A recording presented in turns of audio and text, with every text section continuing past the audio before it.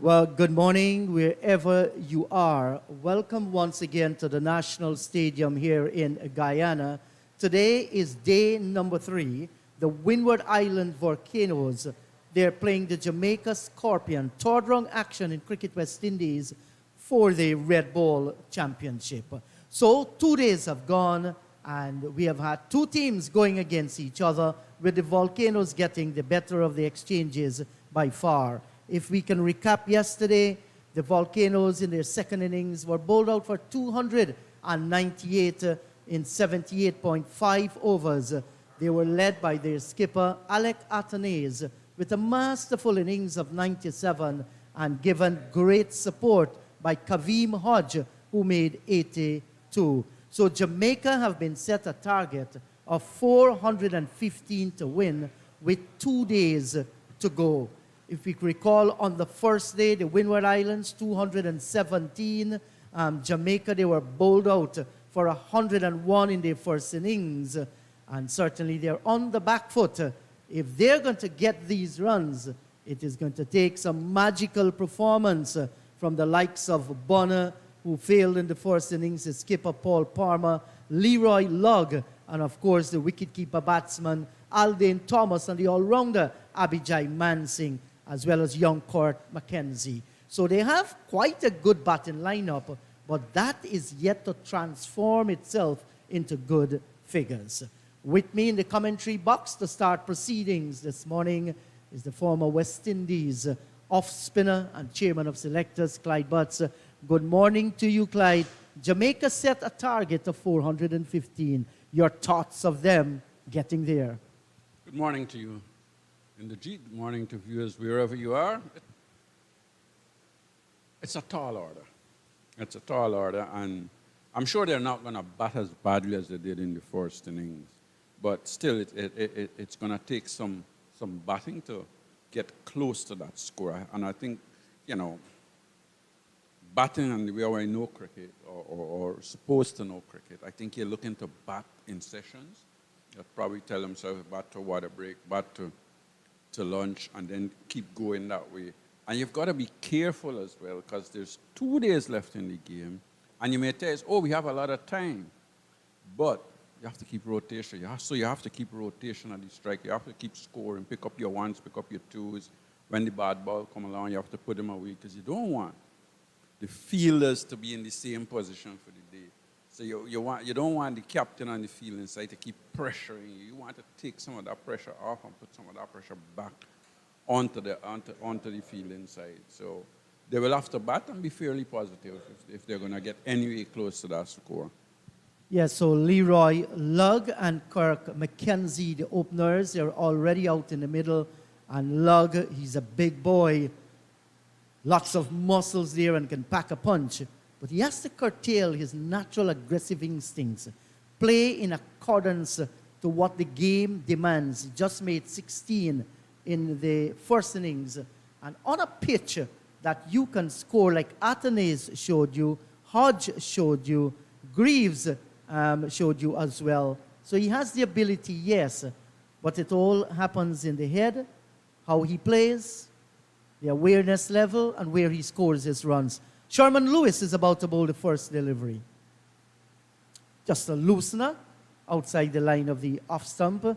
Lewis in the first inning, 7 overs, 1 maiden, 2 for 29. He'll be definitely looking to add more scalps under that fourth column. Yeah, and he's a young man that has some talent.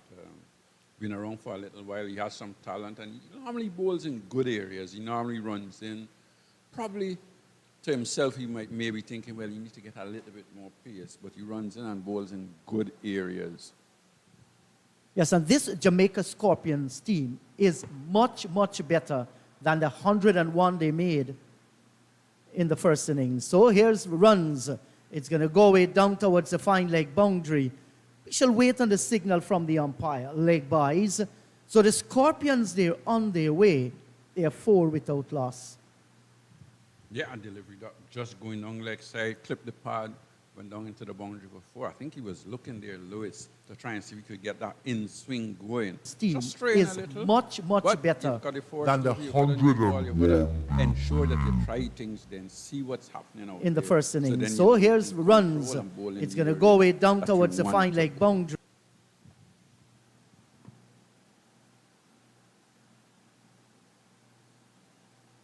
A good single here, playing with soft hands. And this is what they need to do. You do not want to be bogged down, looking for 415. Did you see the field just now? Tell Yeah. me about it, Well, Clyde. there was three slips. There's a man on the point boundary. There's an extra cover. There's a mid-off. And then there was a long on. Long A off. long on. They didn't have a long off. They have a Long mid-off. on. Long on. There's a man at a mid wicket, and then there was a fine leg. So the plan obviously is to ensure that Jamaica Scorpions does not get off to a flyer. Probably they know about Lug more, and they've studied him. He loves to hit the ball over mid-on and so on. But at the same time, you're starting an innings, you want to see him go there and do what he or do what the bowlers want him to do, not what he wants to do. That was a sharp delivery by Sherman Lewis there, Clyde, using up some energy on this third morning. Yeah, and I think over the past day or two, the pitch has actually dried out and the ball is coming on a little bit more than we saw in the first day. And obviously, Lewis is going to try and bend his back and see as much pace as possible as he could generate from this pitch. Yes, and Mackenzie is still a young fella. He's only 22 years old.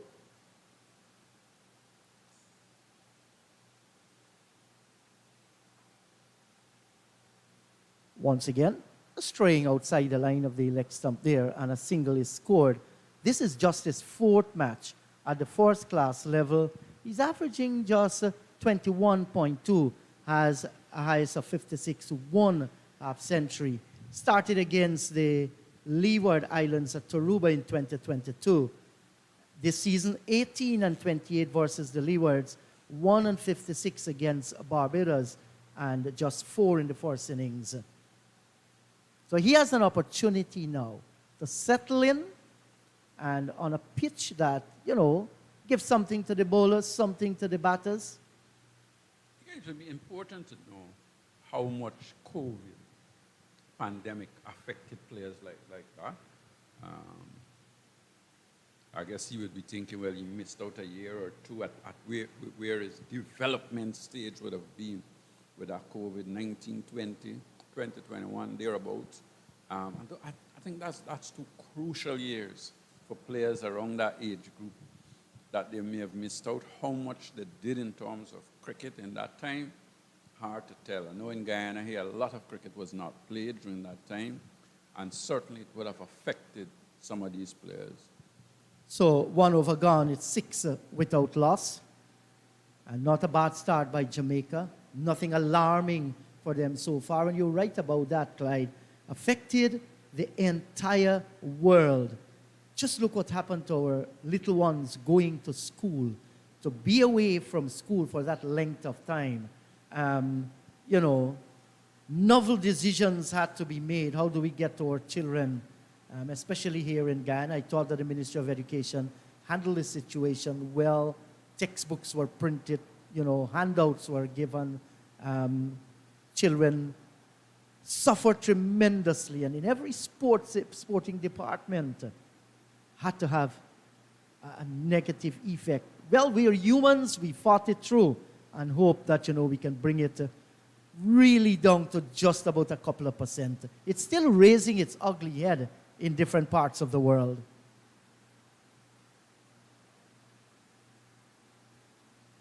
We were asked to wear masks. Some people suffered under it. Then you had to isolate yourself from friends and even loved ones who contracted the pandemic, the COVID-19. Those were difficult periods. So nice to see cricket back out in the middle. Absolutely so. And you're able to move around, probably still not as freely as we would like, but we're able to move around.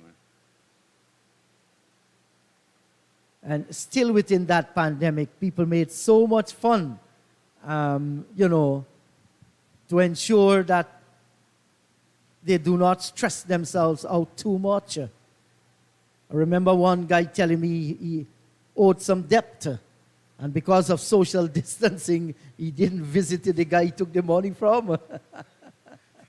Understood. I think generally, though, even the banks and so on Yes. relax things Exactly. a lot for people around the world. So, we're catching up back and so on. So, one hopes that we never see something like that again. Never thought in our lifetime we would have faced something like that. We heard about the Spanish flu way back in, I think it was 1918, when that took millions and millions of life around the world. Let's hope there's an end to this thing. So there's some action going on at Queen's Park Oval in Trinidad and Tobago, where Barbados, they're battling the Leeward Islands there. Pass on some overnight scores. That match is being streamed live on Cricket 360 and can be viewed on Cricket West Indies YouTube channel as well. Rakeem Cornwall and Devon Thomas cleaned up Barbados' pride in their second innings for 78. At one time, the Pride 59 for the loss of 1. They lost 10 wickets for 19 runs. Wow. Thomas 5 for 22 from 9 overs. Cornwall 5 for 79. 5 for 19 rather from 7.2. Destroyed Barbados for 78, Clyde? But Barbados had a lead, didn't they? Yes, So- they had a lead. And the Leeward Islands, they have been set a target of 247. Overnight, they were 13 without loss. A further, how much? 234 to win the game. Yeah. So it could be a good game at Queen's Park Oval today. Yes. I'm not going to say anything about low scores. Played right back to the bowler. The over's been completed, 2 gone. 6 without loss, Jamaica. That was fairly decent over from John, bowling straight, making the batsman play. And Mackenzie in that over looked to play very straight up mid-on, mid, and just mid-wicket area, but looked to play as straight as he possibly could. That's a good sign of a young man batting and using nice high elbow and look to play straight. Bowler's got a new ball. That's the best way. If it's not on the stumps and you can avoid playing at it, don't play at it. Exactly. Put a premium on your wicket. You do not want to give Jamaica added advantage by losing early wickets. That could really put you under pressure. And these two, they have an opportunity. Mind you, their next game is against Guyana, right here at the National Stadium. So you want to play for some pride. Get some time out in the middle. Interesting to see how this goes. Denver is at long on to Lug when Lug is batting. Interesting to see where it's going to be. That Lug is going to accept the challenge and look to go over the top. Well, he will be well advised. If you can avoid going over the top early in your innings, do that. Hit the ball along the ground. When you get your eyes set in, understand the pitch, why not? Showing good sense of judgment. That field could work two ways. It can make the batsman decide, look, so they have tried to set a trap for me out and long, and I'm going to bat. And so that takes away a little bit from the bowling side of one of the ways that Lug is going to get out by looking to go after the bowling. So I should think that you should bring the mid on and see whether he accepts the challenge once they go over the top. And that would, I'm sure, that will encourage you to pitch the ball up, get the ball to swing. You've got 3 slip in the area. If he's looking to hit you over the top, you've got a chance of getting him out. And that should be, it's always strange to see opening the bowling with your fast bowlers and you're having mid-on, long on or a long off. I mean, what message are you sending? And getting back to that match at the Queen's Park Oval, Rakeem Cornwall continued to be a thorn in the flesh of Caribbean batters. Match figures of 11 for 72 from 33 overs. Well, if you're playing cricket, that's what you need to do, perform.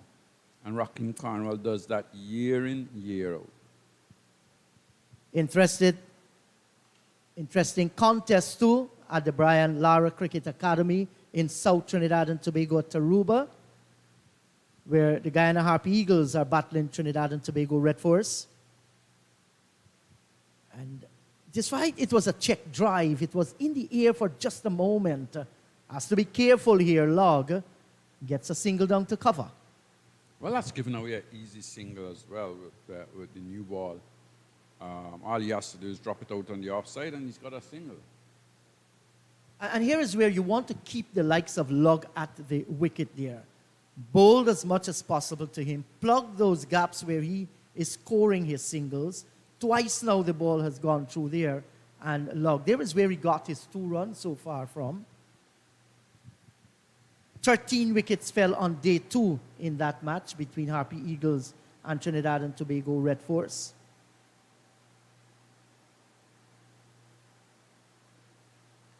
Red Force yesterday bowled out for 160, giving the Harpy Eagles a lead of 164. At the close of play, the Harpy Eagles, in their second innings, they were 96 for the loss of 3 wickets.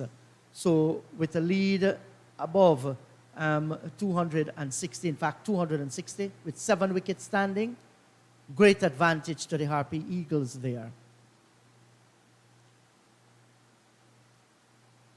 Beaten 4 for 31 yesterday, Clyde.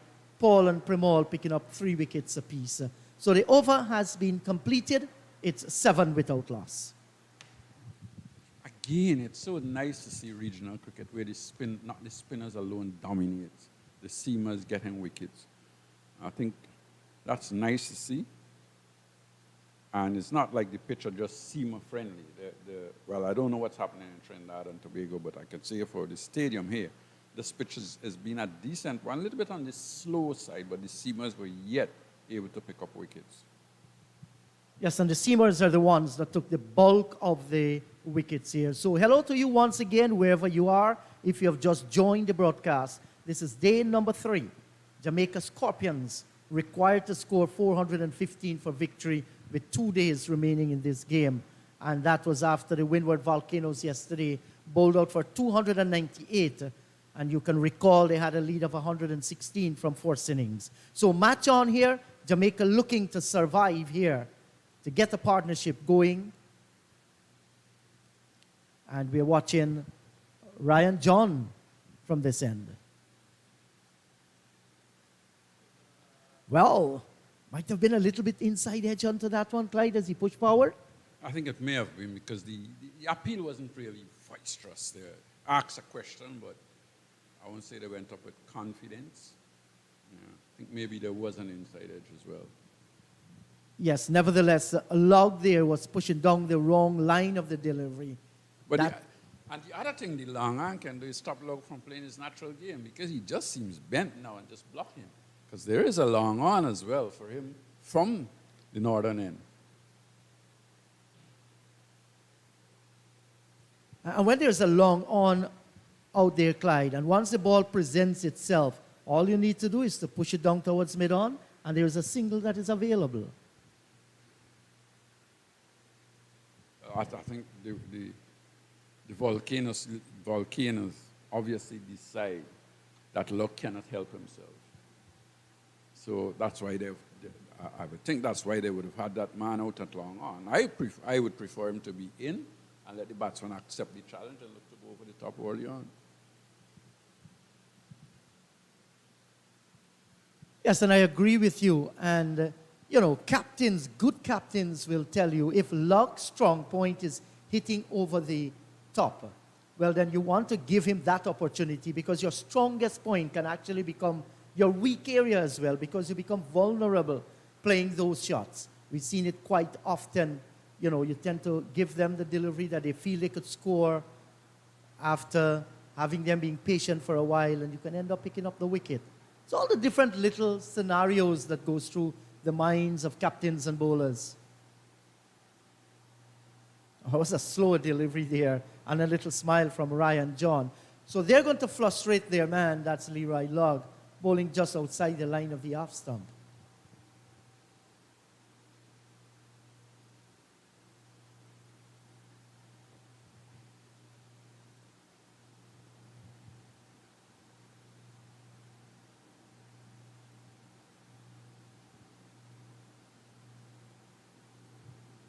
So another lovely day here for cricket at the National Stadium in Providence.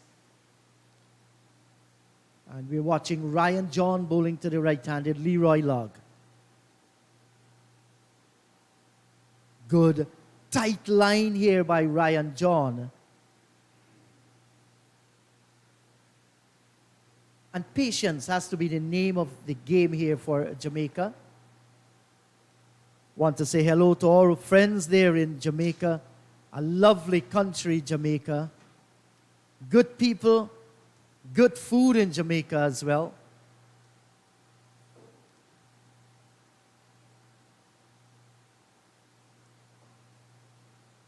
Oh, and that one came back from outside the line of the off stump. 4 overs gone, 7 without loss. More from you, Clyde. And then it's going to be the voice of Naeem Chan. Yeah, I think that's a forced, positive-looking shot from Leroy Logg, looking to punch it on the offside, got the inside edge, and went on to his pads. But good areas that the bowlers are bowling. They're bowling fairly straight. The ball is not really doing a lot at the moment, not getting it to swing, but they're hitting the pitch in good areas and keeping the batsmen, making the batsmen play. Morning to you. Naeem? Hello, morning, Clyde. Nice morning outside. And there are just a few clouds decorating the atmosphere up there. So we're very, very high. Weather forecast is we should continue to get good weather. Lewis, operating from the southern end of the ground. Long haul for the Scorpions. I was talking with someone out in Jamaica this morning, and he was so disappointed at how the Scorpions have been going about this 4-day game and the traumatic experience that he's been having with the score, first innings score of 101. But brand new innings, 7 without loss, looking for a mighty score here of over 400.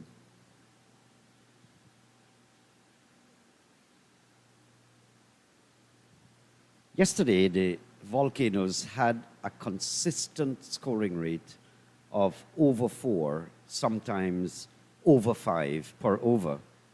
Super. The Jamaicans know that they have a lot of time to bat, so 1.68, as you see on your scoreboard there. Somebody's got to make a big innings here, inroad into the Volcanoes bowling. It will be in anxious expectations who are the batsmen for the Scorpions that will come good in this innings.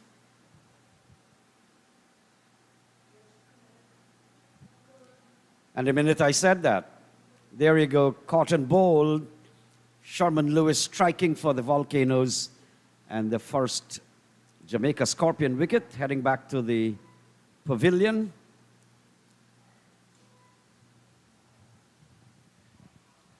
Good catch, actually. That was a delivery, was just short of a length. The batsman was going on the back foot, looking to punch it. Hit it nicely, but hit it straight back to the bowler. Didn't control it, didn't keep it down. Hit it straight back to the bowler, and the bowler took a good catch. It's moving back, looking to punch it off the back foot. It bounced probably a little higher than he expected, but he needed to control that. That's too easy because the ball didn't actually do nothing. That it stopped in the pitch, it came on. He was looking to punch it off the back foot straight, but he punched it in the air. That's too easy. Yes, it made appreciable height as well, just about halfway of the body climbing higher. Maybe not the appropriate one to punch back.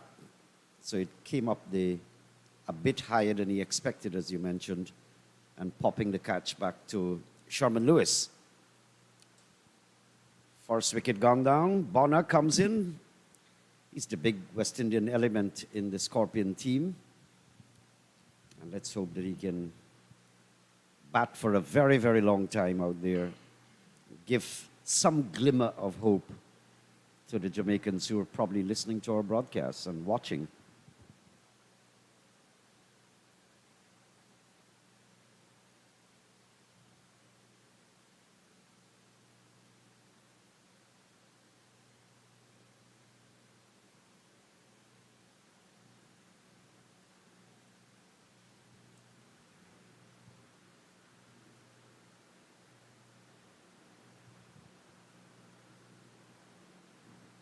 Lewis with his tail up.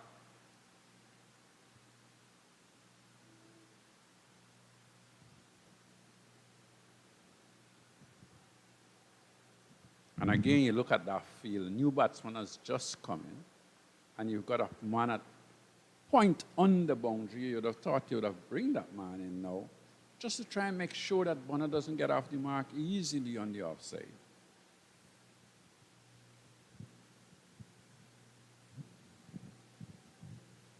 Would you have gone maybe for a gully as well?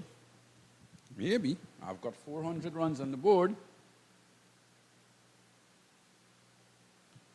I have 400 plus runs on the board. My bowler's just taken a wicket. I need to give him that sort of support. Having said that, Athanaze is a young captain. I guess he's learning on the job. But he's got two other captains out there with him in the slip that has actually captained his Windwards team before. Hodge and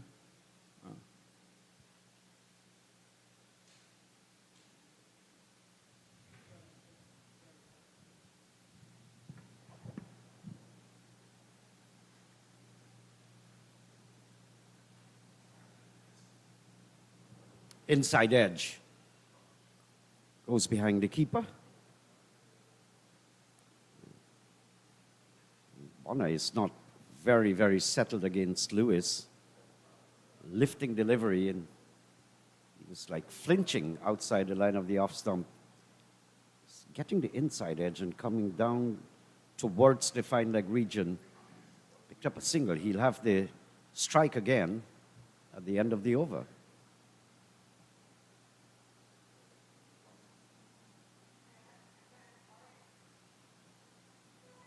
So Sherman Lewis off to a very nice start. The airspace pretty busy these days in Guyana with all the oil and gas activities. These little aircraft are going in and out. Helicopters, busy, lots of activities. And Sunil Ambris was the other name I was looking for just now. And he has been around for a little while. He's played for West Indies as well, so he's got a little bit more experience. But I guess he's learning on the job, and I'm sure he would improve as time goes by. He's now got that fourth slip in against the new batsman. But he's still got that man at a wideish third man on the boundary. Backward point, so he's not taking any chances. He's not giving any runs away. And this is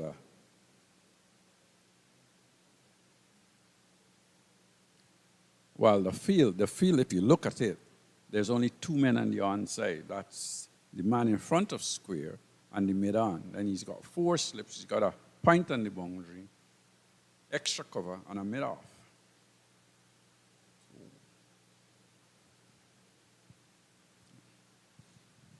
So then he knows that he has to just lean towards the offside, the off stump. I wouldn't say I'm a fan of this type of feel. I'm not. I think it takes away a little from the bowler because the bowler has to be very careful now. He'll have to really be concentrating on off stump and going wider.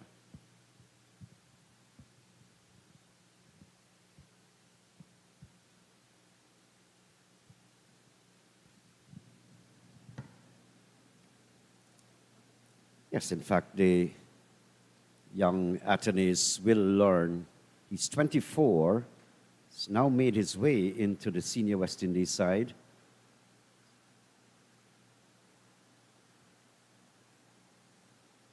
So he's in this kind of leadership role now. And as you said, it will be a learning process. And of course, too, as you travel, you intermingle, you hear, you learn with opposing captains. I guess there's always a friendly camaraderie atmosphere, well, in most cases, and you'd learn as you go.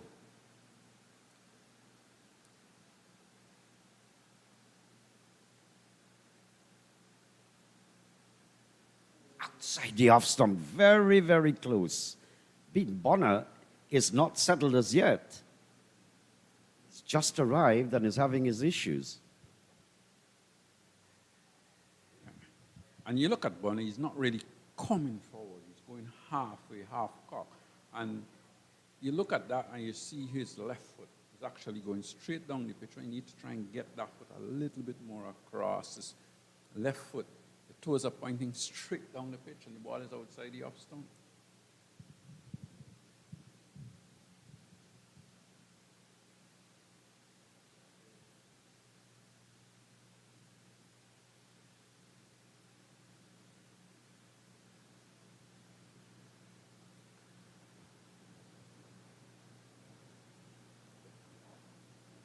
But I don't know if this happens, but when you have expertise at your disposal, for example, Sir Clive Lloyd, Sir Vivian Richards, who have led the West Indies, even Roger Harper, if they have tactical sessions with the regional captains, just rap session, techniques and ideas, if they share this.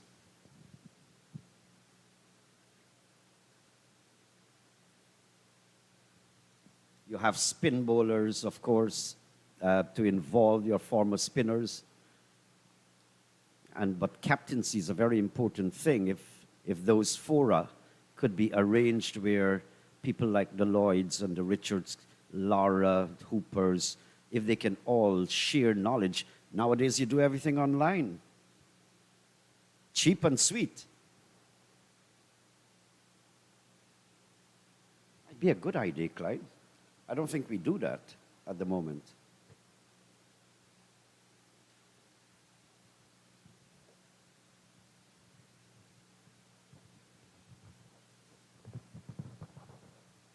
Now online, you're having Zoom meetings with people in India, one in Africa, one in China, but you're all appearing on one screen and having discussions, interviews on politics, on sports, whatever.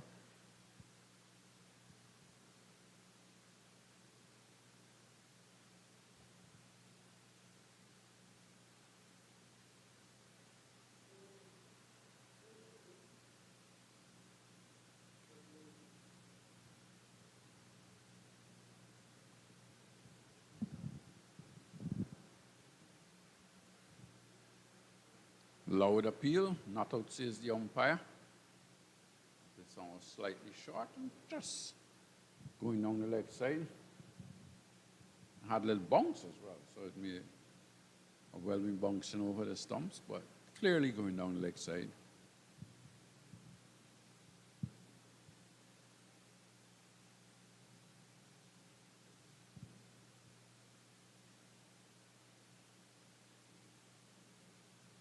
But it can't be the actual pitch. Is it the energy put in here by Lewis and company?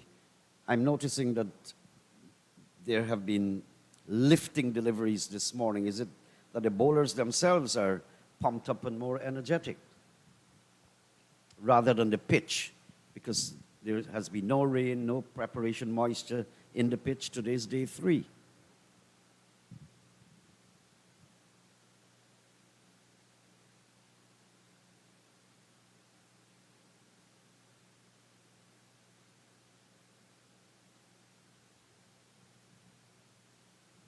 I think there's no doubt that the Windward Island bowlers are a bit taller. They hit the deck a little harder. And I think the pitch has dried out nicely over the past couple of days, so the ball is carrying a little bit more to the wicketkeeper than we saw on the first day. A little bit more bounce in the pitch as well.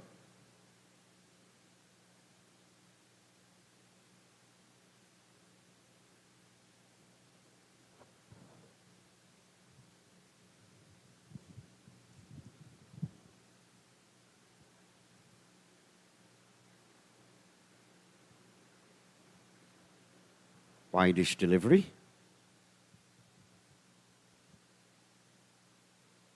And just coming back to the issue of exchanges with our former legends, sometimes our youngsters also need to approach these legends, if they're available, maybe at the same cricket ground and venue that you're there, have a little chat. I was chatting with one of our former legend or legendary fast bowler on behalf of a Guyanese young pace bowler. And he said, but the guy is not coming to me. I wouldn't go to him. So maybe these can be arranged at a West Indian board level. So you're actually coaching and imparting knowledge and sharing. Lewis, that last delivery, looking for that extra effort, you could see that he bent his back and charging, and the umpire just telling him, you're getting close to that front line, but he's really running in now. He's really coming in to bowl to the batsman, trying to put in some pressure on him. Obviously wants to get this wicket as quickly as possible. They're thinking that Bonner could be the danger man. Bonner does like to bat long.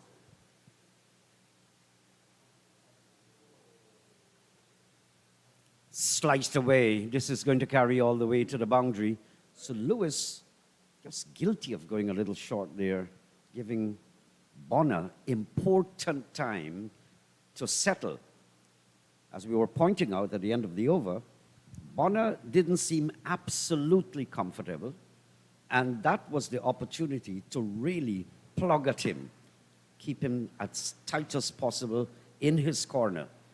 The minute you go too short, you're giving him time to settle, time to have an idea of what's going on with the pitch and his surroundings. He shouldn't have the luxury of that.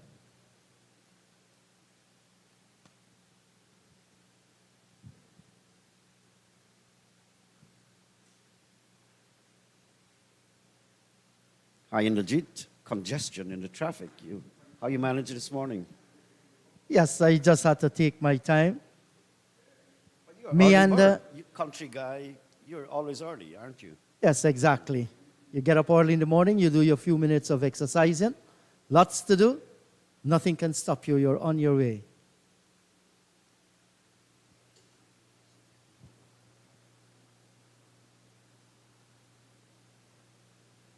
Both Volcano's bowlers have been, as Clyde pointed out too, they're taller in contrast to the Scorpions, pace bowlers. And so they're getting the ball to lift appreciably, because I was wondering whether the pitch was offering something this morning. The pitch is all dried out now, but these guys are putting a lot of energy also into their bowling.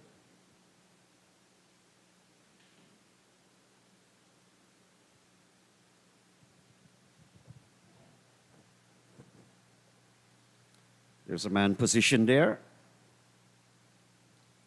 And I think you are right about that Naeem. These are different fast bowlers in the sense of their height. They're much more taller than the Jamaican fast bowlers. They're hitting the deck a little bit harder. And of course, this wicket now is bone dry. So you expect you're going to get more bounce on it.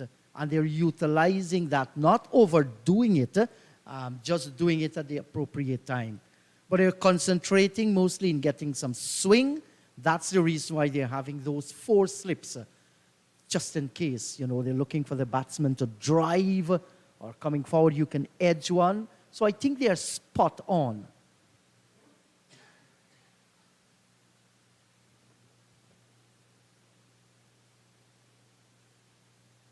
So it makes a nice battle out there because the Scorpions, every time they look at the scoreboard, they need 400 plus runs more. Okay, you've got a day and 3/4 to go. And you know that you have time, but can you occupy that crease? So the pressure, the mental strain is on them. Then every time they look backwards, they're looking at 4 men in the slips, and behind is a wicket keeper. So that's pressure by itself. And so the battle, the ensuing battle, is a pretty good one to look at. Yes, and you're right about that. But what I will like to see or hear is that Palmer, in discussing the strategies they're going to use out in the middle, is to ensure, listen, put that 415 runs behind the view. You're starting a new innings on a new day. Nothing is wrong with the pitch. Back yourselves. Tell yourselves you want to have a decent score, build partnerships, and then as that begins to blossom, then you can begin to think about that 415. And the conditions are very nice, G. The pitch, I'm surprised, pleasantly surprised, that the pitch has really held up. It's even.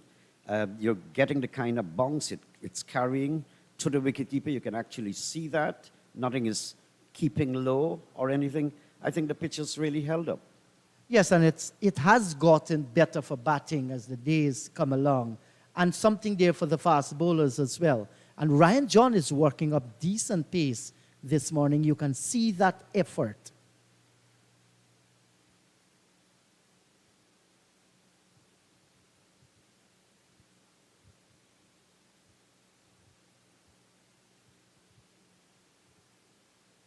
Fourteen for 1, end of the over.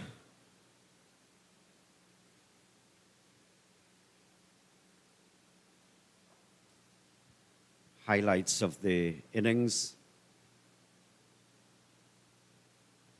Much better performance by the Windward Islands in their second innings, that 298. Of course, with that lead of 116 on first innings. Jamaica, Naeem, they dug themselves in this hole that they are in, and that was because of the 101 they got bowled out for in the first innings. They have to show character, to get back into this game, either to save it or even think about winning the game. To achieve that, I was wondering if you should have banners around the ground, just marked big 4-day, 4-day. So they conceptualize and be reminded it is a 4-day game, the longer version. Some or the other, you get the impression that many of the batters, we've seen this in the domestic tournament, and it's transitioned into the more senior tournament, where batsmen seem to forget it's 4 days. And I have the opportunity to stay there and bat. Punched or stabbed away. This will carry all the way to the boundary. Nice shot there from Lug. Yes, and we shall certainly look at this one on the replay. Sherman Lewis working up some pace as well.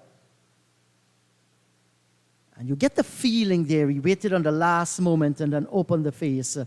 Might have been not all that comfortable, but he got the boundary. The ball didn't get up the way he was expecting it. There's another thought as well, Naeem. While you might understand it's a 4-day cricket match you are playing, the construct of the mind is to play too many attacking shots. And I'm afraid building an innings has its own strategy. So if you do not understand how to build an innings, you could play 3-day, you could play 2-day and 4-day, T20 and 1-day, and play the same kinds of shots. It's important that they understand how to construct an innings. And here is where I always say awareness level is of vital importance as a batsman. You have to be smart.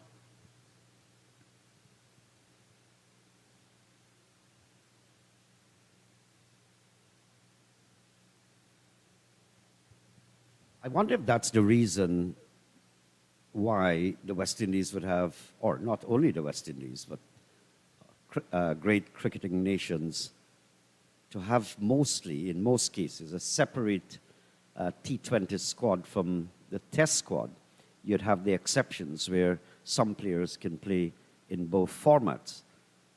But it's an interesting analysis because the mind is getting confused. You're thinking you're playing 4 days or 5 days cricket, but the batters, some of them seem to think it's IPL, T20.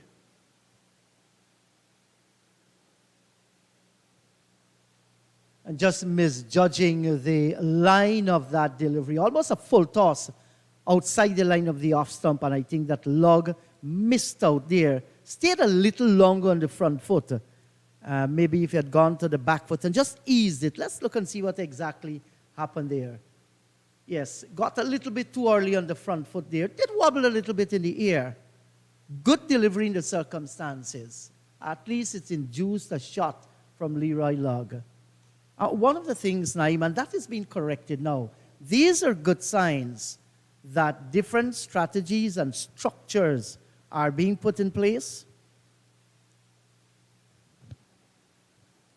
Eased into the offside.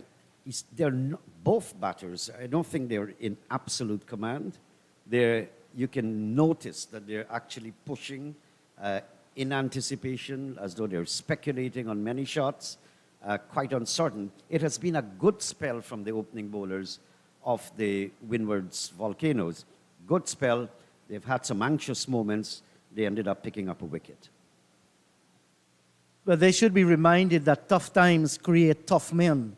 And they're facing a tough situation out in the middle. And this is going to test everything. It's going to test their character, their physical fitness, their ability to read the game, and counter-attack. Counter-attack does not only mean hitting the ball all over the place. Counter-attack can simply mean you score singles, play sensible cricket, and you cause the opposition to think differently rather than doing the same thing all over and you are confused out in the middle. Just do it a little bit different. Show your character. You have the ability to stay there and bat for long periods.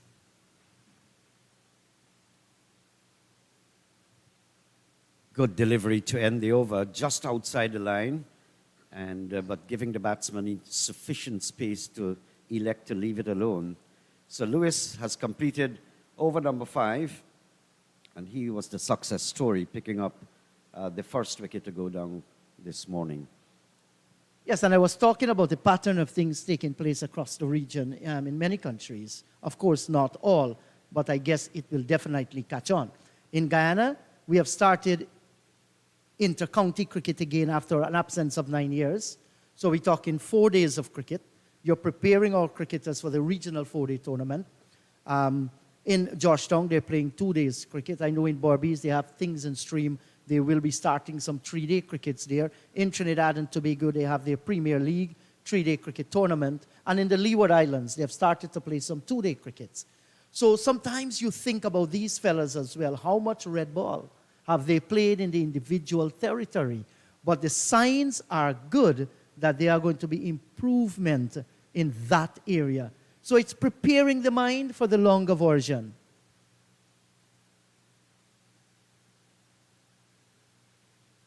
And to prepare the mind, you have to have them indulge in it. Important point. Yes, because you look at the T20 format of the cricket, you know exactly that in the first 6 overs, there are going to be fielding restrictions. You can take your chances there.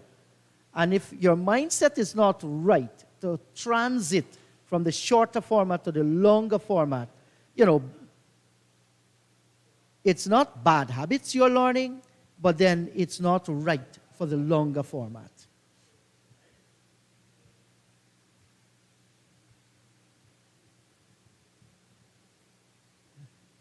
But way back in the days, well, I guess cricket has transformed itself and moved from one level to the other. Perhaps a little more confusing now because of various formats, but long ago, the same test team played the one-day internationals, but they wanted to be specialized so much that they're developing more than one team. They're going to pick up an easy single here. So the Scorpions in no high rush. They're just moving along gradually as the morning unfolds. Yes, and the game has evolved. The game has changed according, the formats have changed. And we must ensure that we are part of that change and restructure. Cricket West Indies, they're putting measures in place. Soon they will be advertising for special coaches for the T20, the one-day internationals, and the test team as well. So these are all in the right direction, and we cannot leave out the sciences as well. Technology has come a long way. Gone are the days, when you hadn't anything to really study how batsmen are playing, what are their weak points, what you can do with the ball as a bowler. Now you're having everything. You're having them on videos. You could walk around with your laptop. You could walk around with your phone, and you can look at good areas and weak areas and plan appropriately for different opponents.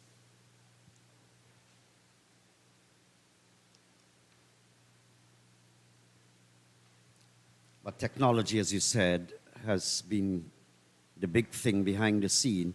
Even Guyana, we had Mr. Robin, I think his name is Robin Singh. In the late 90s, he was recruited by the local board, and I think he went on with the West Indies board.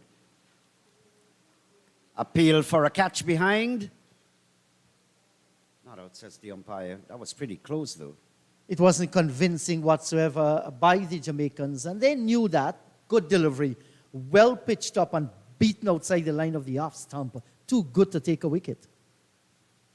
So he was mustering information on players, but Caribbean players at that time, assessing you with all your offside shots as compared to your onside, lining them up.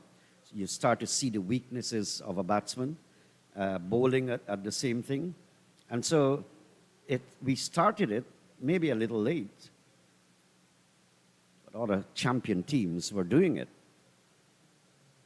That one had some pace and carry too, going by into the gloves of the keeper.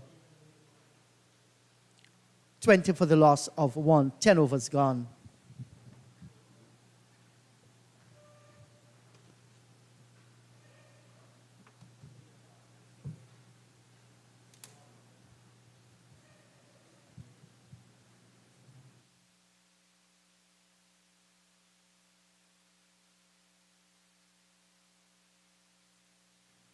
So 20 for the loss of 1, 10 overs gone.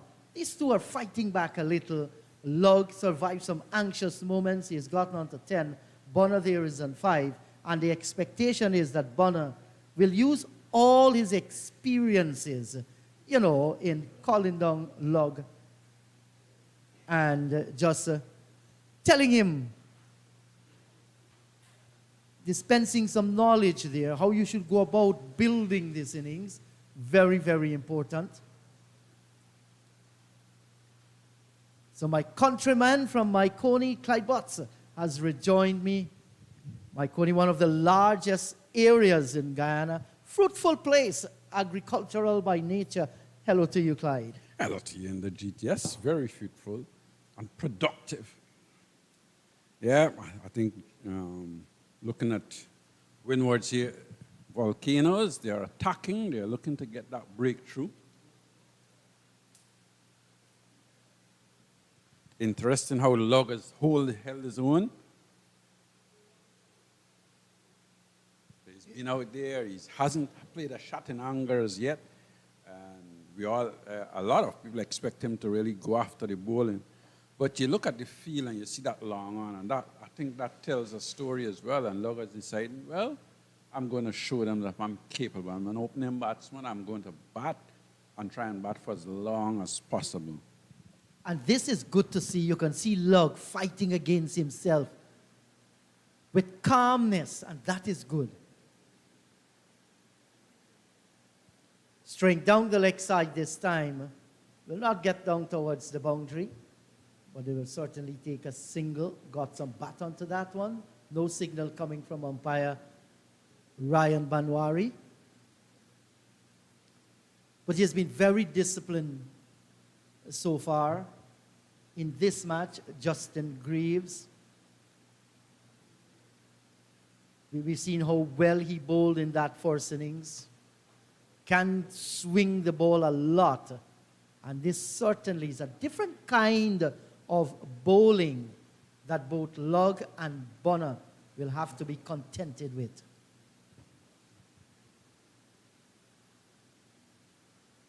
And that's beautifully flicked away down through the backward square region. And they will pick up a single. Good timing by Bonner. Greaves has just come on, and he's obviously looking to see if there's any swing around, like he did in the first innings. He got the ball to swing away from the right-handed batsman and then straightened quite a few. So obviously he's testing the air, see what's in there for him, looking to see if there's going to be any swing again this time around. That ball just going down the leg side and worked off the pads for a single.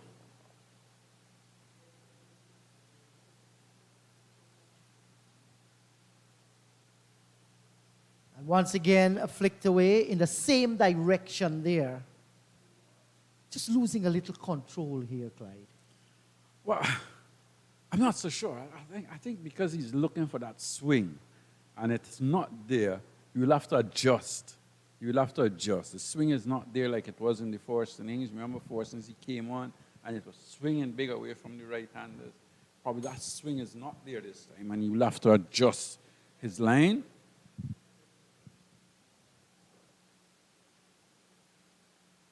Picked up 6 for 34 in the first innings. His fourth 5-wicket haul. A little bit of swing this time, not too much big whatsoever, but a far better line. He was previously outside the line of the leg stump. And just coming back with that one, he will feel much more comfortable there. Clyde, when he was getting these huge swingers in the first innings, how is the batsmen adapt to that kind of bowling? Do they bat deeper in the crease, or they'll take a few inches outside of that batting crease? I think most batsmen would take a few inches outside the batting crease, try and get as close as possible to the ball. And there's that other theory that you can go as far back as possible as well and allow the ball to swing away from you. Don't play, you know. So lots of theory about those things, right? I think you get closer to the ball, you can see where it's going and then line it up and allow it to go. And what you do when you bat out as well, the time for the ball to swing is less. And the bowler has to adjust his length as well, which is shorter, which does not give that ball the chance to do as much. Yes, 24 for the loss of 1, 11 overs gone. I ask you that because I was thinking, you know, with the wicketkeeper standing back, it gives the batters an opportunity to bat a few inches outside of that. It depends on how fast the bowler is bowling too. Exactly. Because you don't want to be rushing forward and getting too close to deliveries. That's right. So it's all in the state of mind, all different little strategies that you can use. Bonner has been very patient here. He's the ace batter in this team. 23 balls he has faced so far. He's on 7.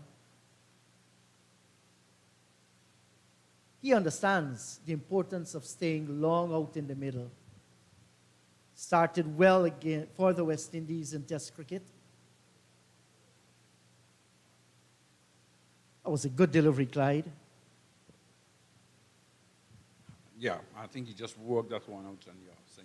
I would love to see Athanaze just bring that man in from the cover point boundary. Just bring him in for a few overs. Try and say, look, I'm not giving away any run. I'm going to make the bowler has to bowl at 2 different batsmen. Keep one man as an end so that he can have an over, a full over, instead of just giving that easy single way out on the offside. And especially when you have 414 runs on the board, you don't mind, let's say you bring the man in and he goes over the top, you get a boundary here and there. You can have leverage with that. I think that was one of the things that I noticed when they played Guyana in that first game in Grenada, when like, Guyana was ended up hold out for a draw.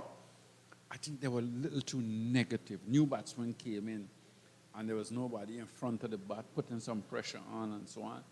And Guyana actually got away with it.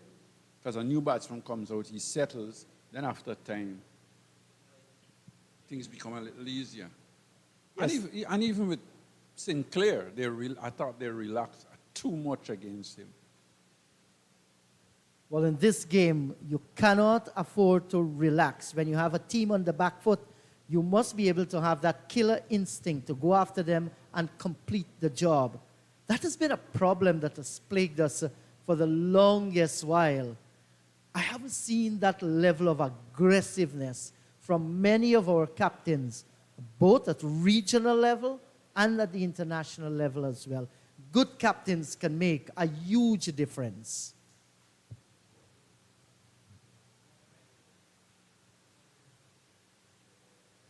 And sometimes field placing may look stupid, but it puts a little bit of doubt in the batsman's mind. What is he planning? What's he thinking make he put that field in that position? And that can play in a batsman's mind as well.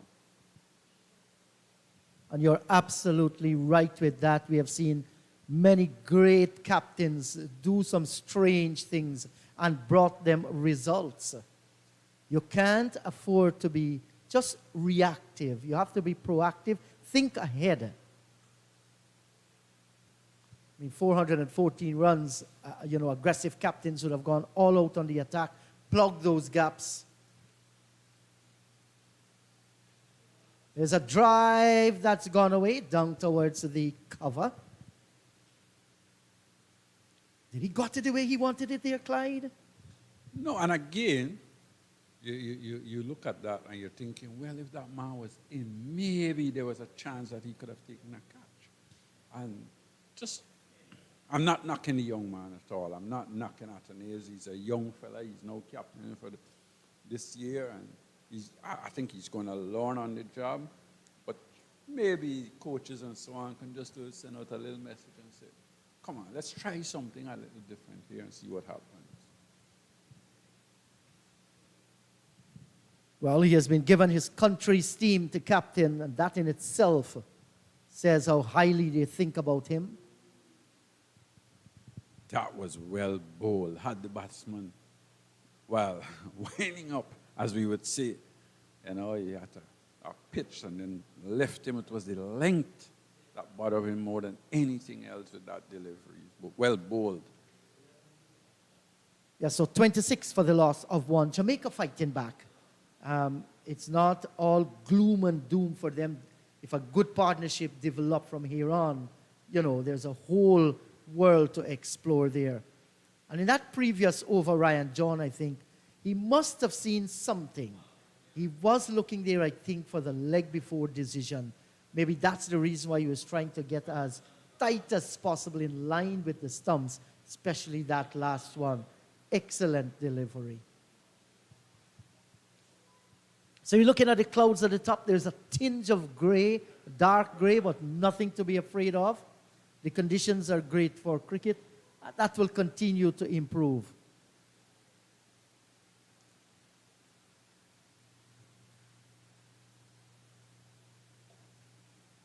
The cricket is going to be tight. It's going to be gripping.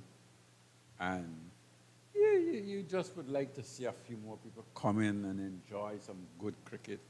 Some youngsters who play the game, and they can come into the ground and actually learn from these guys.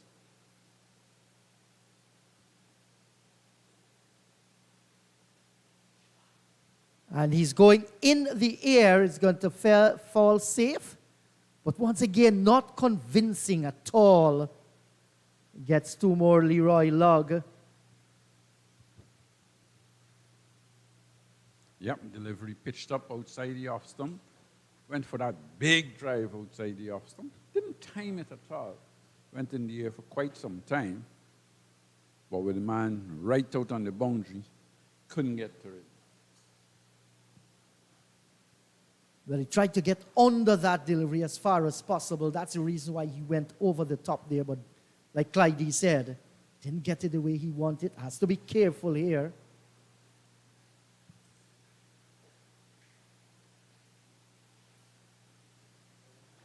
Oh, that's a good delivery there. A little shout coming from the bowler. Well, not a little one, a vociferous one, but there was no backing up in the slip cordon. Yeah, I think that length again, where Graves is bowling that length, fairly straight. Batsman coming on the front foot. May have even gotten a little inside edge, but certainly it was a good shout. I think it would have been hit him just outside the off stump as well. But that's good bowling. That's the sort of line you need to bowl, that tight off stump line. Yes, you bowl a few more like that to Leroy Logg. Just make him think. So consistently, Justin Graves have been hitting the right lines, the right lengths. He understands his role as a medium-fast bowler in this Windwards Volcano setup. Thing about Justin Graves, he's got experience. He's been around for a little while. So he's got a little bit of experience. And he's not a tear-away fast bowler by any means, but he knows the area. He loves when the ball is swinging and bowls within himself.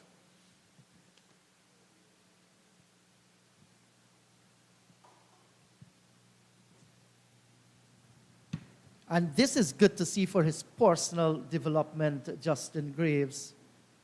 He has worked hard on his game, been given the responsibility here by the skipper to prove his worth, and he has done it so far in this year's competition.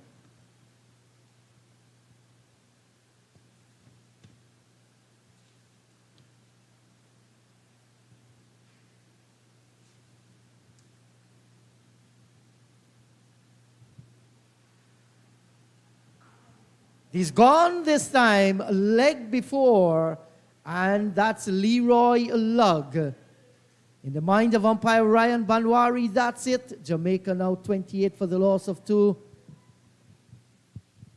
Well, this one was much straighter than the previous one.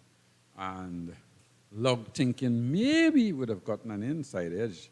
He was looking to play that on the onside. Whether he thought it was going down because he was going down the leg side. He was looking to play it on the onside. We'll see the replay. Maybe he'll say, I'm a little unlucky to be given out in that area. That was pitched much straighter and may just be drifting down a little. But the umpire thought it was going to hit the stump. And maybe it would have hit leg stump as well. I'm not going to say that wouldn't have hit leg stump. It's whether the batsman got an inside edge. But Lugg looked very disappointing indeed. So 28 for the loss of 2 as the players will take some refreshment. We'll take a little break and we'll be right back.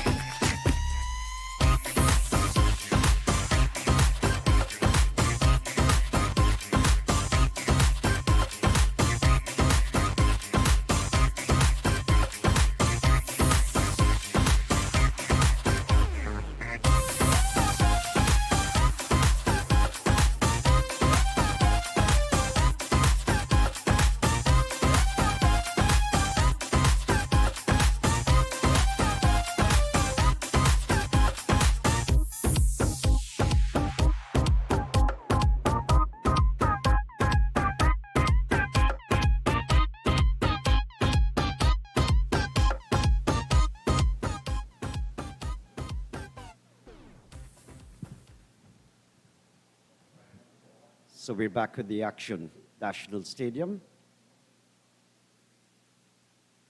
Intense session this morning.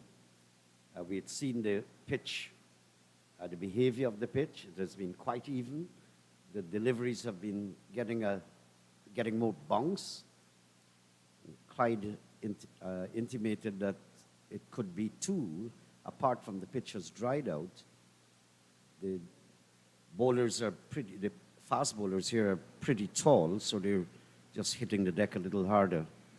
So even Stevens, the pitch, it's all about application on the part of the Scorpions. But they've already lost 2 wickets. There's a little bit of chat with the umpire, and I think Anthony is the captain on the field. Not sure what has happened, but seems to be a little discussion. Maybe somebody would probably have mentioned something, but it started out, and we're going on with play. Play is resumed. I like the camaraderie between the teams. I've been looking at their body language and behavior off the field, and they were all exchanging and grinning and making jokes with each other. Nice atmosphere to be in, because later on they all reach on the same West Indian team if and when selected. So we're still with 4 slips. Clyde, they have not eased the aggression. I don't think Athenaeus has any reason to. He's got a lot of runs ahead in front of the Scorpions. Turned away. Anything at this ground will go a very far way. The batsman will come back for 2.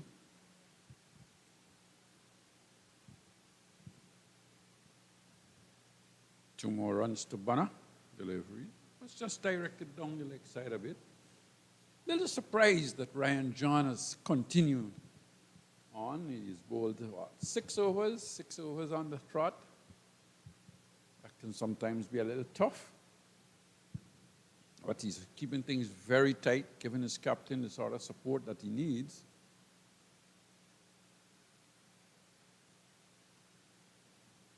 He's in his 7th over. It's a fairly warm day, isn't it? Maybe it's because they got a wicket in that with that last delivery in the last over, and he's decided, look, I'm going to give you one more. Try and get a wicket for me. Yes, you want to utilize them, spacing them out, because it's the longer version 2 format. You don't want to overwork a bowler. You prefer to have them in shorter spurts. I'll give you a little rest. You come back. But there's no doubt about it. They have both been effective, the 2 opening bowlers, Lewis and John, and now Greaves has been introduced from the southern end. Good delivery, rising, pretty close to the off stick.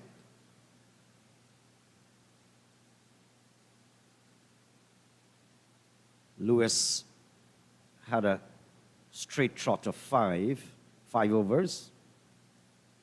He himself has picked up a wicket and Greaves the other. So John is working towards achieving one.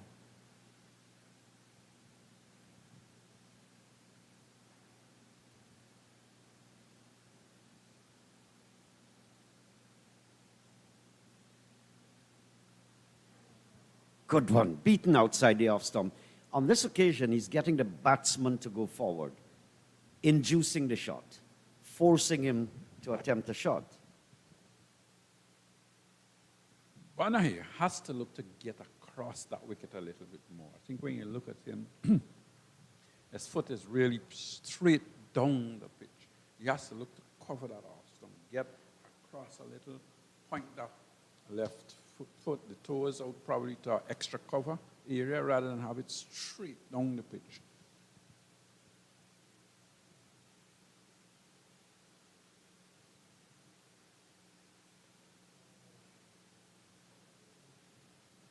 But what was learning like many years ago? Is it when you actually reached the highest point, a West Indian selection, that you got most of the wisdom, or did you, these mechanical instructions and knowledge, did you get them as at the Guyana level? But I guess learning is a process that goes all the way at the top too. From the time you start learning. Learning is Gathering much information. And learning is something that you do from the time you start playing. It's not a case where you can just turn up and say you're going to learn overnight. You do that from the time you start your school cricket, your club level, wherever you go. And you got to remember, in my day, there wasn't a lot of coaches around. Nice shot through the covers there. He's going to pick up 2 runs. So Bonner is beginning to find his groove at the end of the over, 30 for the loss of 2. But that's exactly what I meant, that the availability of good advice was not, in your time, was probably That's not available. True. I never said there weren't people that you taught. I said there weren't coaches. So we got to be very careful with that, because you got to remember that the senior players at club levels was our leaders, and they were the ones who actually taught you the game. They may not have been trained as coaches, but they knew the game. And they knew the game, and they helped you along the way. When I started playing for Guyana, the captain was virtually the leader, or the manager would come and have a few words, but they were the ones who guided you and helped you along.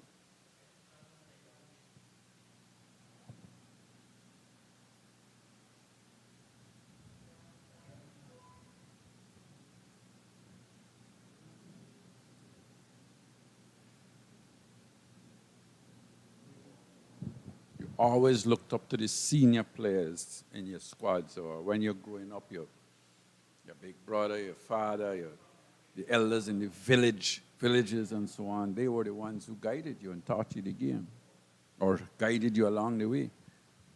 But is there any former cricketer ahead of your time that probably you can single out who was always willing and made an effort to impart knowledge to people like you who were up-and-coming cricketers?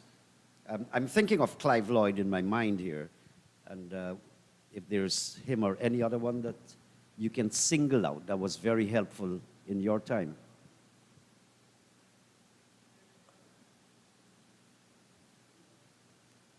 He's just going to get a single. He's opening the face of the bat. There's nothing extraordinary from the Jamaican Scorpions, and that's because what you're seeing on the scoreboard. 2 wickets gone, looking for 415. Now, I'm not going to single out anyone, because I thought that you launched your game as you went along, and all the senior players, I think, were willing to and able to help you along the way. Of course, playing with Clive Lloyd made a lot of difference. He was West Indies captain at the time, and that certainly made a lot of difference. But I think all of those former players, Fredericks, and whosoever were around, the Joe Solomons, the Basil Butcher, and those guys would have had a word in your ear at some time, somewhere along the way.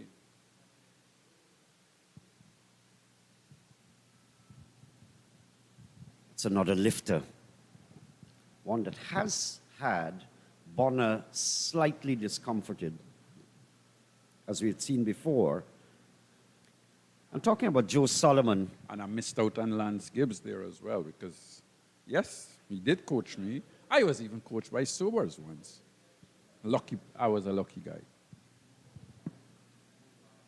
Coming back to Joe Solomon, there's a book that has been written. I received a copy yesterday by historian Clem Sitcharan on Joe Solomon. So Clem Sitcharan will be in the country in April for the launching of the book. I think it's going to be done at Border, GCC Ground Border.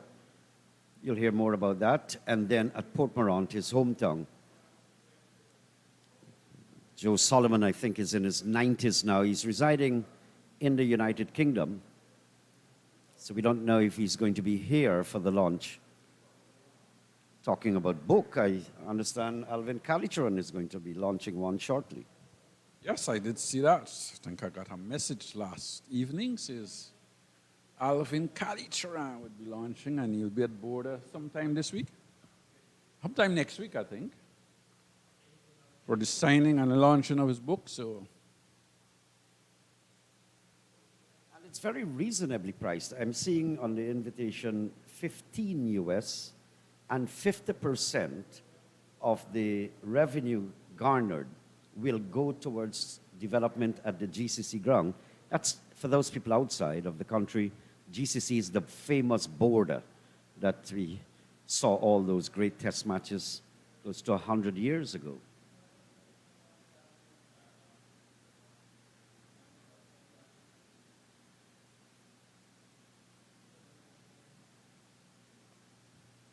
Through the onside, good shot. This is going to go a far way. There you go, over the boundary ropes now. Palmer into the pads there and rolled the wrist and swatted it away down to the boundary for 4. I was hearing from some people that had an encounter with Alvin Kalicharan. I think it could have been a couple of years ago. And they were all telling me about the humor, the kind of rollicking, jocular disposition of Alvin Kalicharan. He was sharing some instances in his career, dressing room instances, all that had a lot of fun inside. There are some cricketers who are pretty funny, and they can be very jokey, and you enjoy their company.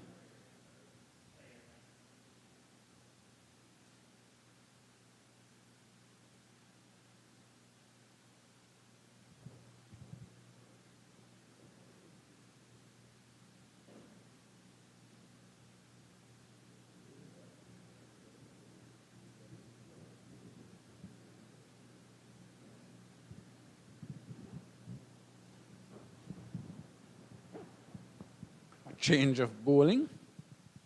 Laurie Edwards now comes into the attack. Left arm orthodox. Flighted, squared up on the offside. A diving backward point, can't get there. 4 runs, nice shot. A loose delivery to start. Pitched up wide outside the off. The batsman didn't try and hit it hard. Just more or less caressed it past a backward point and was able to get 4 runs. Well, I just confirmed the Alvin Kalicharan thing is next week, Thursday, at the GCC ground. So he'll be there to autograph that book. And I'll tell you during the course of the day also the Clem Seacharan book on Joe Solomon. That's a confident appeal.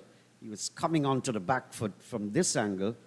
Hard to make a judgment, but quite vociferous appeal there from the fielders, and the umpire is uninterested.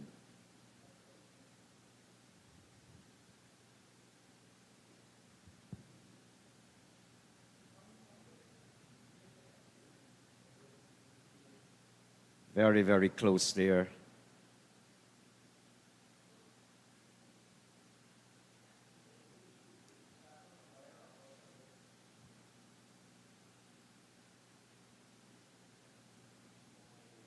In the block hole, quite a tidy over in the making.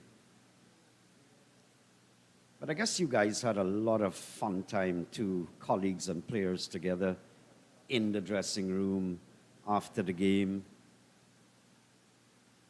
That's the nice part of growing up in cricket. And you develop false names. I don't know what was Clyde Butts' false name. But you call each other by nicknames and all of that. Lots of fun.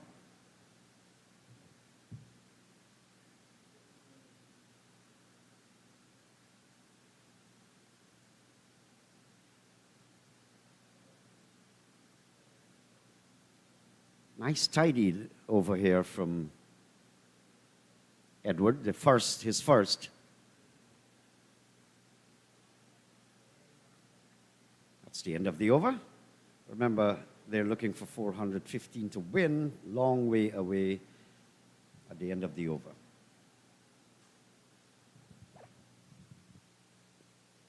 Yeah, fairly good over from Larry Edwards, first over. Apart from that first delivery, that was full outside.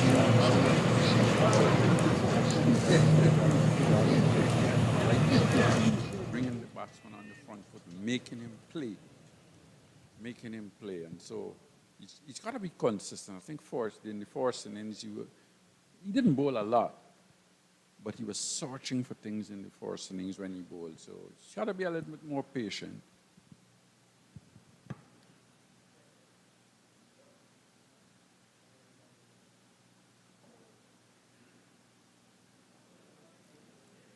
Justin Greaves gives a lot of his energy and put it into defending his side. He had a 50 in the first innings. He had a big haul of wickets, 6 wickets. Now he's coming back. Has picked up 1 so far in this innings.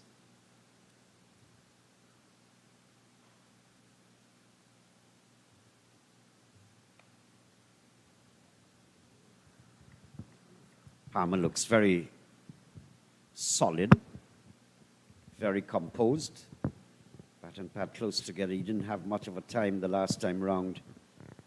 Well, this is the innings that we all will be looking forward to see what Palmer and Bonner, the 2 leading batsmen from the Scorpion side. I'd like to see a big, long innings. Get 100, Palmer. Or Mr. Bonner. Even bounce from the pitch. I think that what they need to do is put a partnership together. These 2 out in the middle. Need to try and put that partnership together to put some pressure back onto the Volcanoes. And they need a big partnership as well. Not just a partnership of 50 or 60. They need a partnership 200 or thereabouts if they want to really stay in this context, in this game.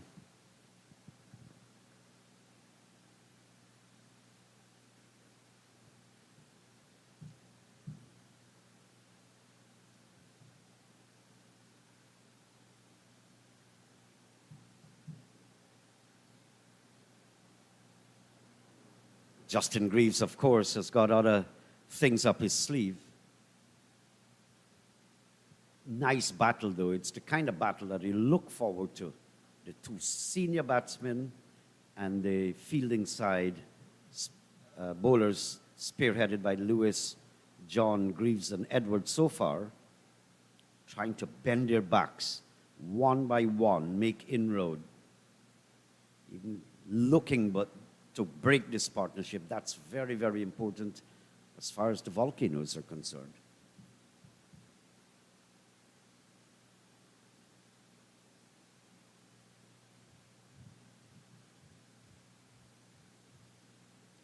Just a single.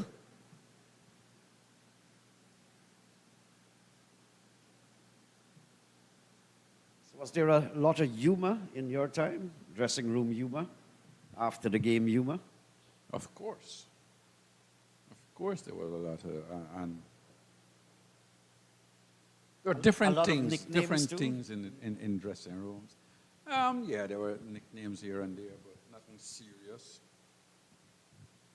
More or less a lot of tantalize and so on in dressing rooms, but certainly it was good. It was good. I've played with some good teammates, and we've had some good times. Of course, there's always the odd one, like myself, who would probably stay by myself a lot, but... By chance, the odd one was not Clyde Butts. Could have been. You never know.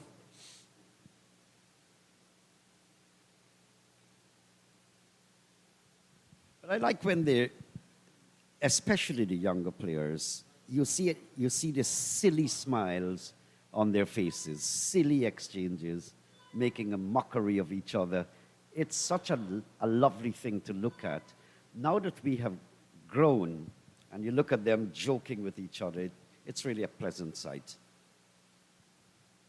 I think one of the things that we did more together was line together than the younger players today. There was always somebody having a little lime, or even in you're back at the hotel, you'll be playing cards or dominoes or something like that. So you stick around a lot more than the guys today. And I think there's more distractions out there today. Social media.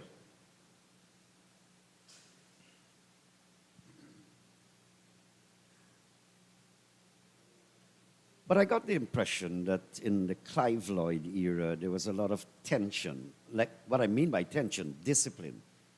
Where You'll have to explain that one for me as well. out of respect, I think, that there was fear for the captain and the leadership. Fear. We seem to get that impression.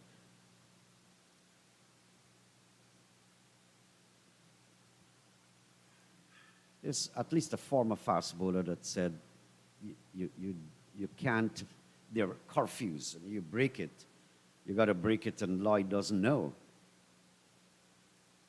I won't call that fear. I thought there was respect. Fear is it's a tough word to say that those big men were afraid. I think they had that respect and they know what they had to do. They know their job, and they know they were there to play cricket.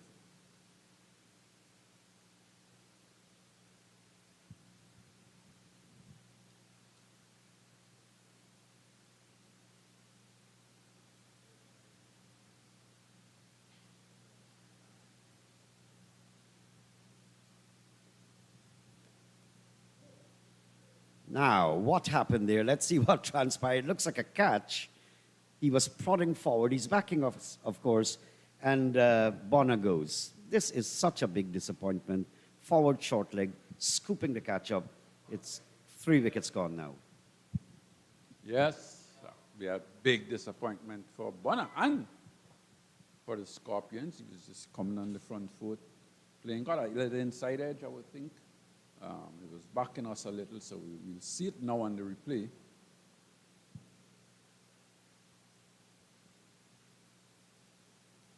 Edwards would be a happy man that he's taking that wicket. Yes, coming forward, got the inside edge, went onto the pads, and then went out on the offside, and he's out caught at bat pad. And he goes. That's a crucial wicket. And the Scorpions certainly struggling at the moment. They've lost their test player in Bonner.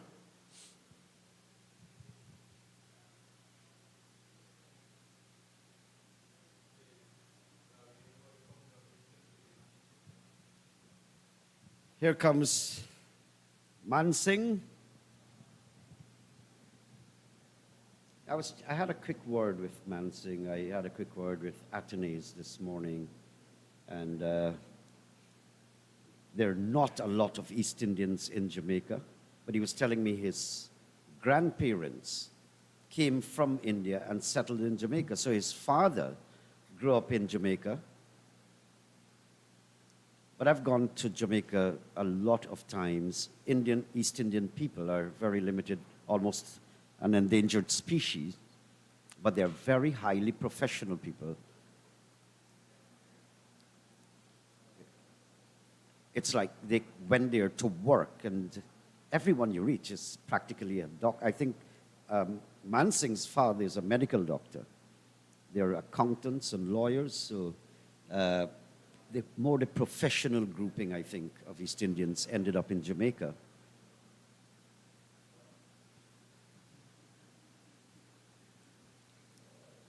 You had a lot of nice times in Jamaica, I guess, Clyde. Would Jamaica be the most fun country? I seem to like there as a priority to go. I don't know if because I had the comfort of my brother living there. I was there to play cricket, not really have fun. So when I go to Jamaica, I mean, I've been about a little, but not a lot.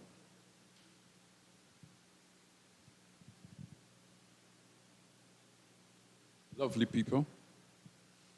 Love playing cricket in Jamaica. Love going out in the countryside, Ochurio side. I like the openness of them. You get the impression like they're very open and fair-minded. That's the impression I got about Jamaicans. They will defend what is right. I had a great privilege of traveling, look at seeing the Bob Marley statue. I had the privilege of going through Trenchtown. I wanted to because of Bob Marley. His music referred to Trenchtown a lot. Good morning, Jamaica.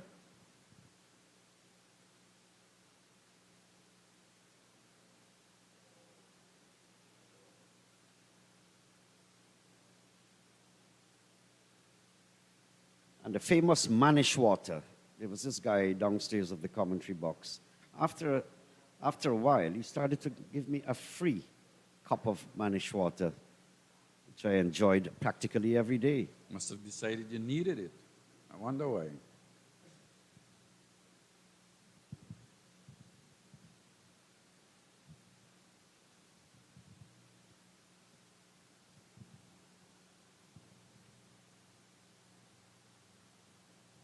Good delivery. Well Sorry. bowled. Well bowled. That was just outside the off stump. It straight in nicely. Right arm, medium pace of bowling over the wicket. Pitched just outside the off stump. It's come back a little, but not enough. Straightened a little, not enough. But well bowled and well judged by Palmer.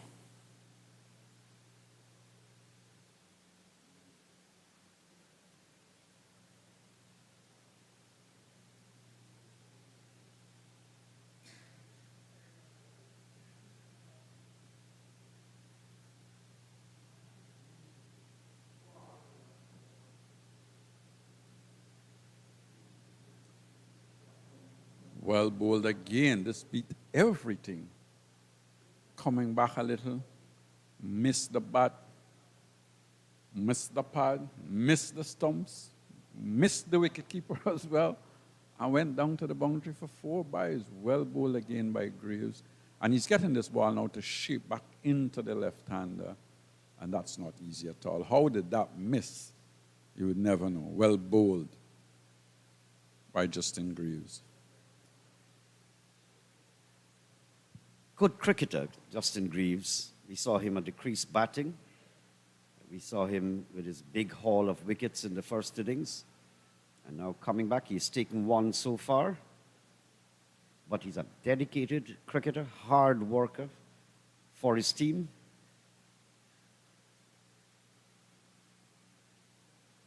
Not a good delivery on target. Palmer is very watchful. Well, what he's done here now in this over is put a lot of doubt in Palmer's mind. Because you're bowling right arm over, Palmer would expect those deliveries to go across him. And we have seen the 3 last deliveries actually coming back into him. So what has happened now, Palmer has to play at those deliveries because he doesn't know whether it's going to go or whether it's going to come back at him.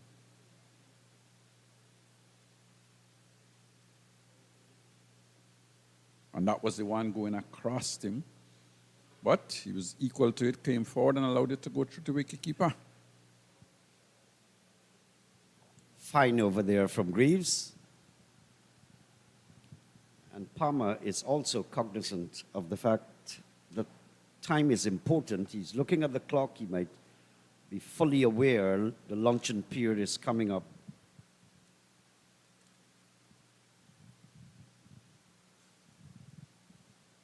It's our old scoreboard. Nostalgia bills. We had one like this at the famous Border Ground. It was taken down after they lost the international opportunities to have cricket there. Hi, Jeet. Hello to you, Naeem. And in this little period, the Volcanoes, they have done well. They've picked up that scalp of Bonner. That's a telling blow.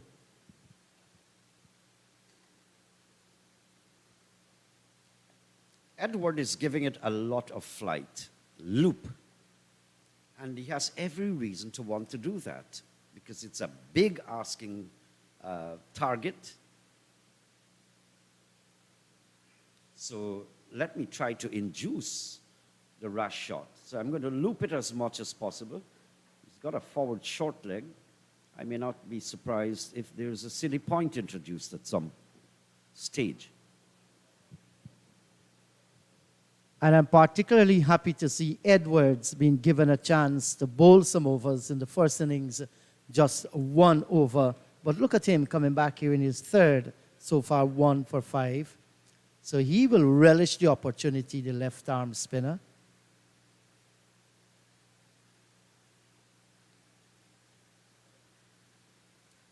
It's a faster one. Mansingh spotting it. Bat and pad close together.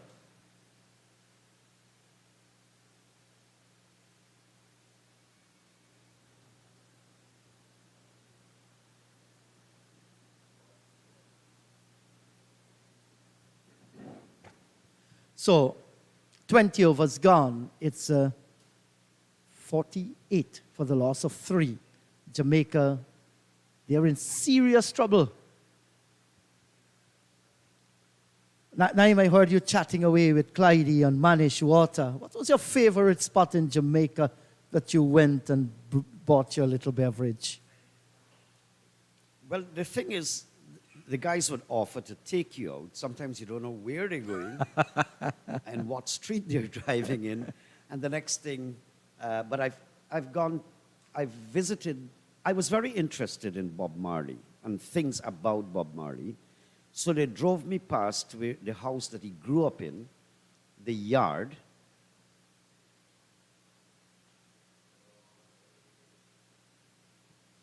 That's another fine delivery. And he has maintained this nagging line and length. He's on an excellent spell, 1 for 13. He's in his 6th over. I'm very impressed with him.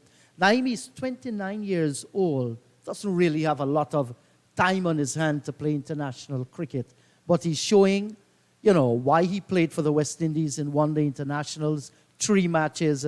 That was in 2022 last year against the Netherlands.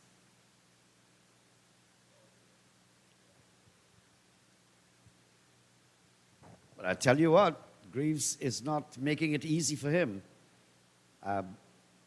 Both the opening bowlers didn't make it easy for Bonner either. Yeah, not at all. And Justin Greaves, we can't help but very impressed. Bowled well on this pitch, well within his limitations. And they say in Jamaica, you just can't leave the Manish Water out without reminding people of ram goat liver. We had exchanges, ended up arguments sometimes, whether it's goat curry or curry goat.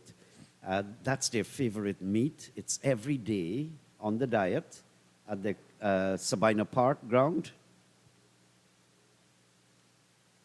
And there was a fascinating incident. Tell you about it. Shot but can get past mid-off. In Guyana, we call ground provisions, we call it provision. In Jamaica, if you provision, basically they call it food. So I want to serve enough food. I asked them what food they have. They said food. So I didn't know this boiled provision, the edu or yam and so on, that was actually called food. So when I asked what food you have, they said food. Struck on the pad. This may have been going down the leg side. The umpire had a look at it. I actually share that experience as well at Mandeview Inn. Let's look at this one here. Well, in the mind of the umpire, it did look as though it was going down the leg side. He's the boss out there. We stopped at Mandeview Inn on our way to Al Park, the Bauxite community in Jamaica. And I had the encounter there with the receptionist. And she realized, you know, something was wrong here. Because when I inquired of her, she asked me, what are you going to have for dinner? I asked her, what food you have? And she said to me in no uncertain term, we have food. I just can't remember her name, but she was so pleasant. And then I realized that the ground provision, the boiled yam, the boiled plantain, the sweet potato, and the edo and the yam, they consider that provision. Yeah, different culture. And I was surprised at their curry. You seem to think that East Indians and curry are synonymous. But actually, the curry goat ate exceptionally nice. Yes, I did enjoy it a lot in Jamaica.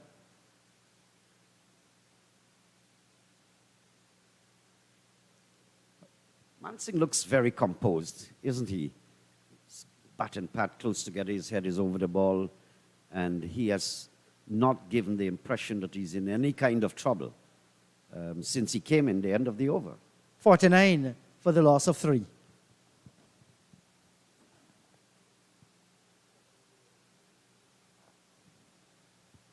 And there's another famous dish in Jamaica, and I guess you would have indulged as well, outside of their ackee and saltfish and their jerk chicken, which we all enjoy. They normally barbecue breadfruit. I remember one of my school teachers, Dwarka Pasat, took me and introduced me to the barbecue breadfruit. Man, it was real good.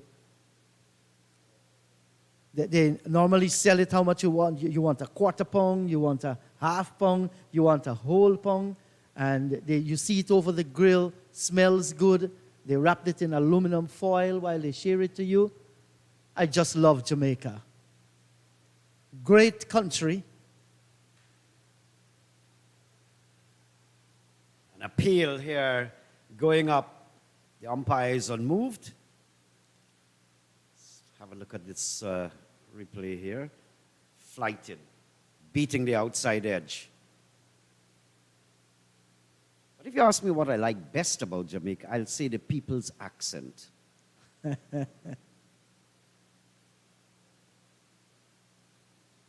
You mean they normally say, Naim Chan, how am doing, boy? What a man say. I love their accent, even if I encounter them in the United States. Well, they say not only the land of ackee and saltfish and wood and water, the land of speed.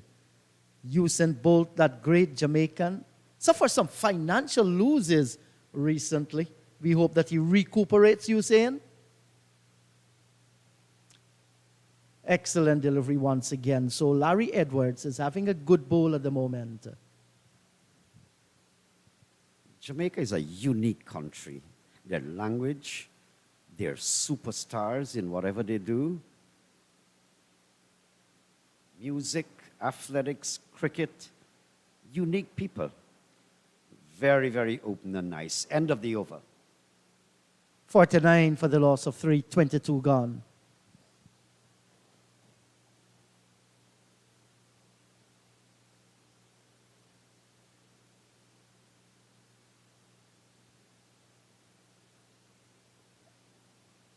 I remember, Naim, when I visited Jamaica for the first time, of course I knew about Bob Marley, but I wanted to see foremost, other than the cricket, the Blue Mountains. While we went to secondary school, we read The Young Warriors. That's a beautiful literature book. Tells the story of the Maroons. And as little boys, we were fascinated with the likes of, you hear about Charlie and Uriah, and you hear about them up in the Blue Mountains, the Maroons in Nannytown. And I wanted to see if this mountain was really blue. So we were outside of Mandeview early in the morning with some Barbadian friends who were on the trip as well.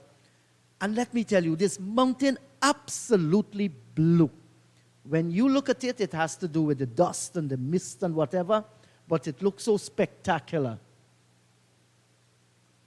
And then I realized, you know what? This thing is for real. Imagine the Maroons getting away from the Redcoats, using the Blue Mountains as a safe haven for them. So they've come from a history of struggle like so many others. And today, that's a proud nation. I wonder if that's why they're so inclined to athletics, because they had to run. Well, you ask Usain Bolt, he attributed his speed to eating yam.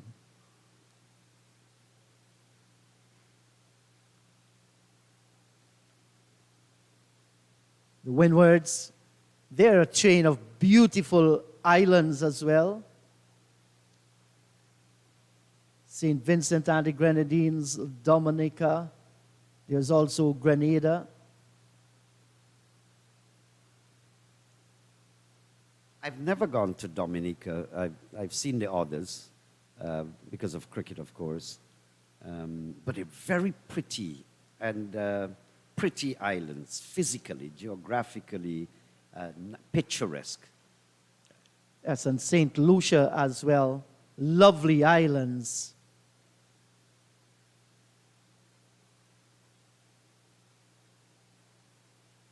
The beauty with sand and beaches and five-star hotels, the general layout of the islands. They have produced some of the best cricketers for West Indies across the Leewards and the Windwards. Sometimes it makes a lot of people wonder, how is it? You know, they're small, their populations aren't huge, but yet they make themselves count. They have placed their names on the map of the world.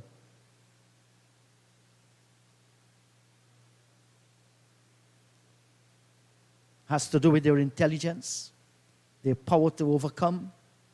Well, look at it, what sports can do. Huh? You ask somebody in Australia, where is Trinidad and Tobago? They don't know. Ask them if they know Brian Lara. Yes. I may not know where Jamaica is, but I know Usain Bolt is from Jamaica. Yes, and I heard also in Alaska, they're talking about Canadian sobers.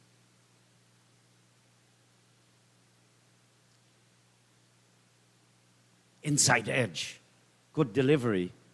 Mansing head was looking towards extra cover. Took the inside edge, little escape, good over. 49 for the loss of 3, 23 overs gone.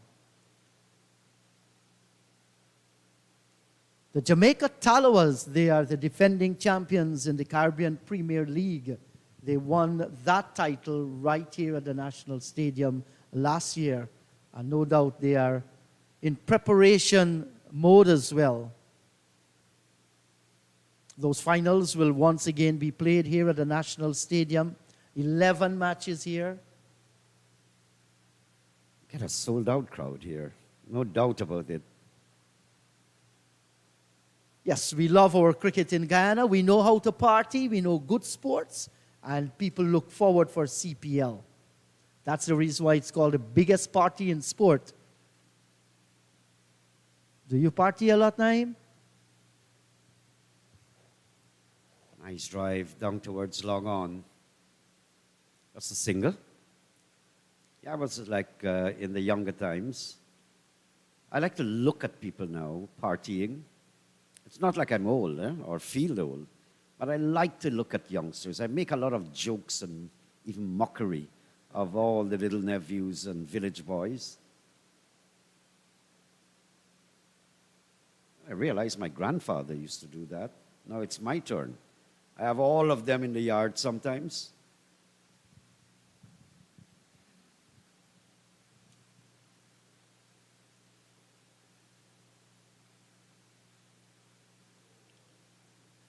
You know, I've listened to some good old-time cricket gaffes, and I was told by some fellas that because of the Caribbean sun, the eyes of Caribbean cricketers were unique. They were better than many others in the world. And that was one of the reasons why that we produced so many outstanding batters. They were able to pick the ball up because their vision was excellent. And they attributed that to the brilliance of the sunshine in the region.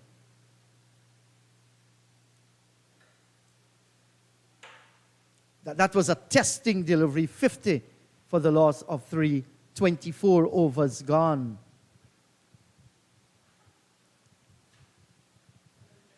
So, Naeem has just departed. Hello to you, Clyde. 50 for the loss of 3.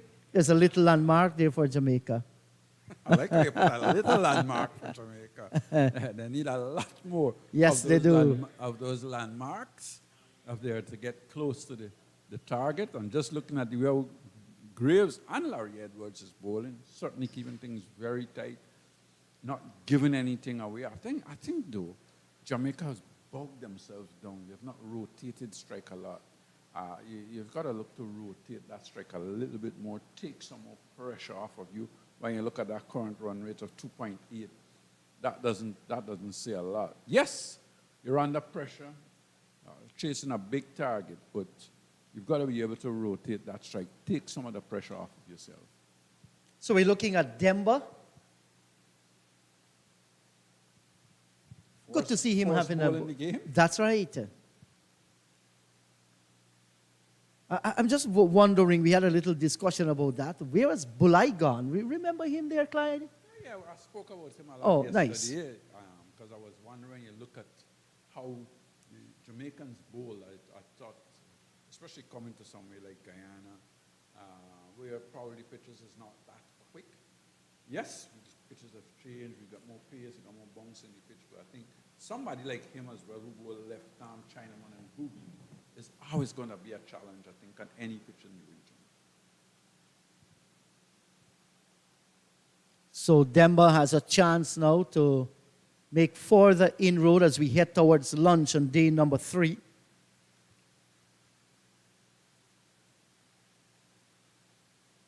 And there's now a mid-off in place.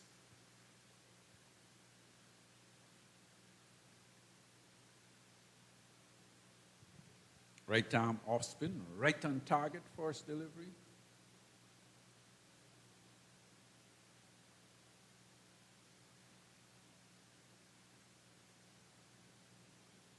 To the left-hander, that is. And there's a slip on a forward short leg as well. There's a drive. It has gone through the offside field. There's protection out on the boundary. And Palmer will get a single. He moves into double figures. Lots of burden on the shoulders of Palmer. He's a captain, and he has been captain for a couple of years. Had that break, of course, for the COVID-19, but he's got the responsibility of being the leader of his team, and he certainly, they need him out there to play a very long innings for them. Yes, and Abhijay Mansingh, he's faced 21 deliveries so far. He's yet to score a runs. So he's looking to preserve his wicket there. There's always a good feeling when you get off the mark. Of course.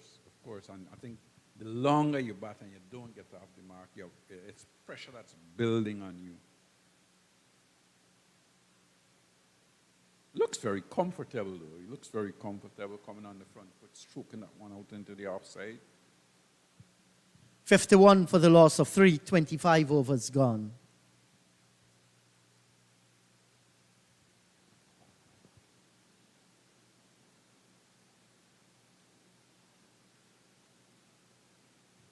I'll take a little look at some local cricket coming up here in Guyana.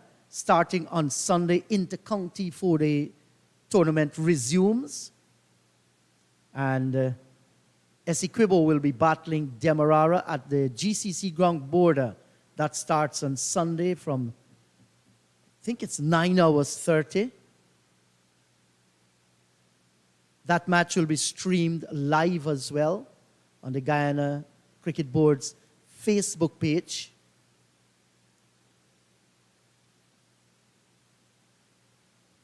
While we will be preparing at the same time to host Jamaica here with the Harpy Eagles returning from Trinidad and Tobago. This is very, very tight bowling by Larry Edward.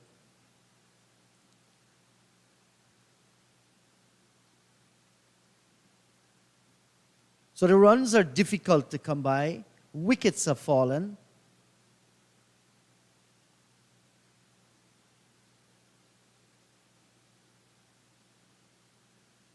And how things are going, if Jamaica lose another wicket here, this match might very well end inside of 3 days. Of course, they do not want that to happen.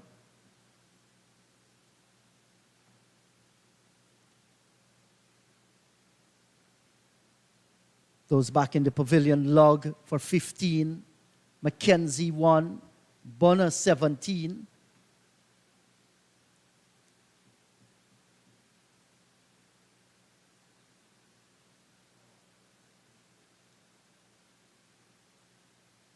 And the struggle here for Jamaica continues. Windwards, Volcano, they have never really let up the pressure. Maybe that little period of play when they could have done a little better with their field placing and give Log an opportunity to go over the top. Nevertheless, that's history. He's gone. Popped up in the air a question ask, but no bat whatsoever on that one.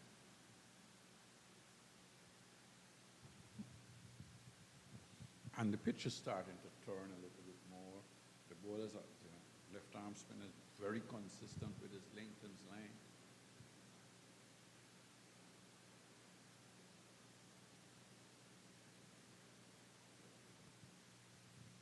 So 51 for the loss of 3, 26 overs gone, and we will very well get in one more over before the lunch session. And with the other rounds coming up, Clyde, we might very well see the like of Tej Narain Chandapal back in the Harpy Eagle setup. I'm sure we would.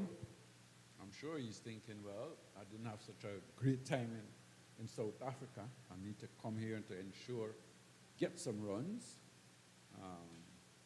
ensure that the selectors know that I'm around. Gorekesh Moti, he's neither in the one-day team nor the T20 team. I'm just wondering to know how is he doing with the back, whether he's going to be playing here or not, or given some time to recuperate fully with the back injury. Well, one hopes that he's able to play. I hope that he's able to Yeah, play. yes, you called it right. Sometimes you want to get out in the middle and play. You don't like those little niggles and injuries to keep you out of cricket.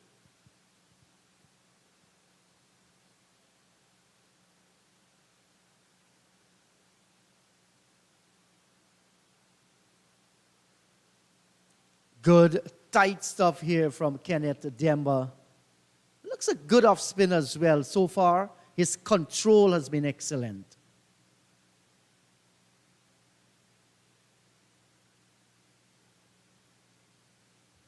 I'm just wondering if it was a choice that the players had to play or to get some rest.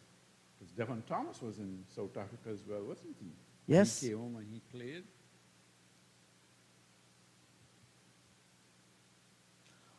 Get some rest. That's a no ball, and Mansingh should have done better with that one as well, because it was a full toss outside the leg stump that he was defending. Yeah, so you want to ensure that you make use of those loose deliveries. Sometimes when your mindset is on defense and defense, well, then you put the pressure right back on yourself.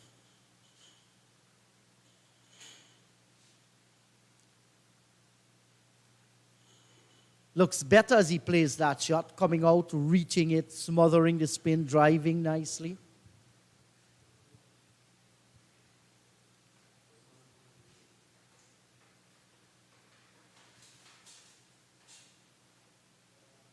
Oh, that one was a little bit in the air to the left of the fielder there. And I think the umpire will take the bails off. Yes, that's lunch. On day number 3, as the score 415 for victory. Jamaica in their second innings at lunch. 27 overs gone, 52 for the loss of 3. And the Windwards Volcanoes not letting up at all in this game. Yes, the first day they didn't start too well. They only got 200 runs. But you look at it from since then, they've certainly dominated this game. And they came this morning, bowled well, catch whatever delivery was there to be taken. And they have kept the pressure on the Scorpions. So the Scorpions are in even deeper trouble at lunchtime today. Yes, so like I said, Luck 15, Mackenzie 1, Bonner 17, Palmer not out on 10 at lunch, Mansingh not out yet to score. So 363 more needed by the Jamaicans with 7 wickets standing. We are going to have our lunch. Goodbye, and we'll see you in another 40 minutes.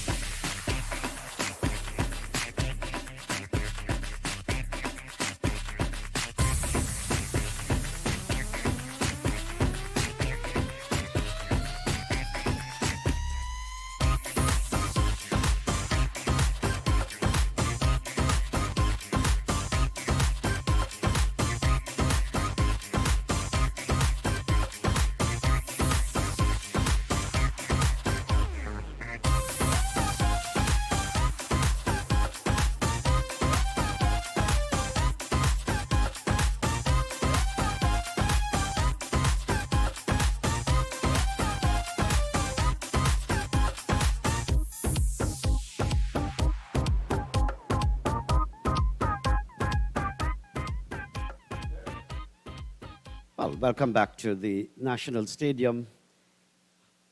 I don't need to greet you and tell you what the weather conditions are like. You're seeing it there. Nice, bright atmosphere. It has been like this over the past 3 days. And before the match started between the Scorpions here and the Windwards Volcanoes. So it has been dry over the past 2 weeks. Prior to that, we had some showers, hazy conditions, but it's getting brighter and brighter as we enter the season of sunshine in our beautiful country, Guyana. So the stands, as you can see, are pretty bare. Earlier we were checking around, had a sprinkling of persons. Yesterday we had a faithful police officer, I understand, who was in the stand. Well, he's very easy to spot. You can actually get him from a distance. He's not here today with us as yet. Then there's a juiceman that sells juice. Very vociferous guy. He's lecturing the cricketers out there exactly what they need to do. I didn't see him over the past 2 days as well. So you're ready for the start of post-lunch with the Jamaica Scorpions steering at not necessarily an impossible task, but very, very highly improbable. We were hoping that Bonner would have teamed up with Palmer and give us a very long showing. That was not to be. Bonner has gone back to the pavilion for 17.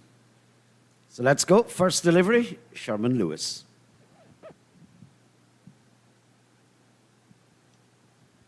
Palmer continues to be very watchful. He knows exactly what is required of him as the captain, as a major pillar in the batting order. So he knows exactly, and he's showing that temperament. It has not always been comfortable out there. Himself and Bonner were uncomfortable, especially when the innings started with the opening bowlers.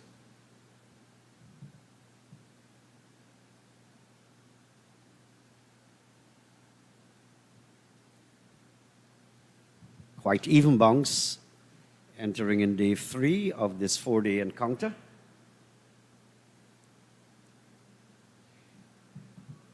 So we all had quite a nice filling lunch. Thank you. Clyde Butsu is beside me as well. We feasted together, so he's all relaxed and ready to go after lunch. That one kept a little bit low there, Clyde, outside the off stump. Good, nice, aggressive approach here from Sherman Lewis. Charging in, trying to keep it just outside the off stump, that last delivery. Palmer looking to be a little bit more positive. They've kept a little low, went through to the wicketkeeper, just outside off stump. And I guess Palmer will be thinking, well, this is another session, 2-hour session. Jamaica Scorpions has to look to rotate this strike a little better than they did in that 4th session. When you look at the 52 for 3 in 27 overs in that session, I think they allowed the Volcanoes to really take control of the game. Yes, the Volcanoes bowled fairly well, fairly tight, but you've got to find ways of scoring, of rotating strike.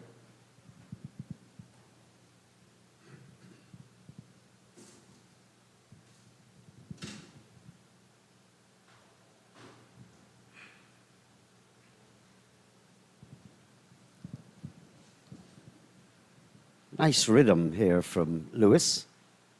Nice, easy approach, rhythmic. So Palmer in absolute intense concentration. Here's where the discussions will focus around Mansing's role as well, to give a lot of support. Palmer has got to take the lead. End of the first over, maiden, sent down by Lewis. So the Volcanoes off to a pretty good start. First over, steamy kind of nice, genuine pace.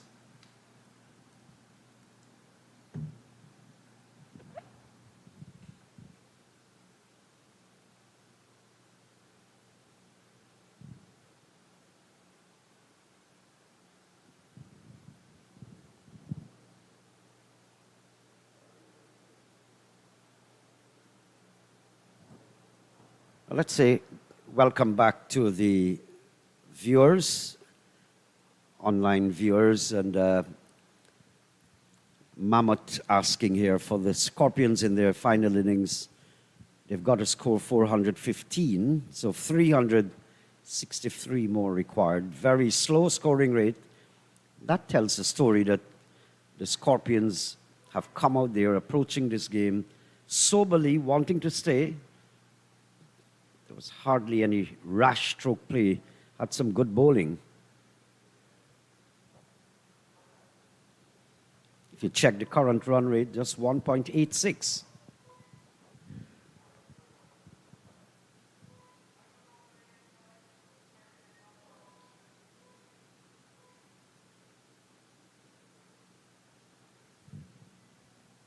Edward is giving a nice little loop,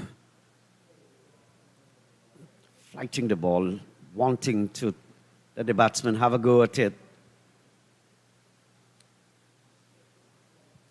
Well taken run, safely. That was a quick run. Mansingh getting off the mark after 33 deliveries. Now off the mark, I'm sure that would be a relief for him.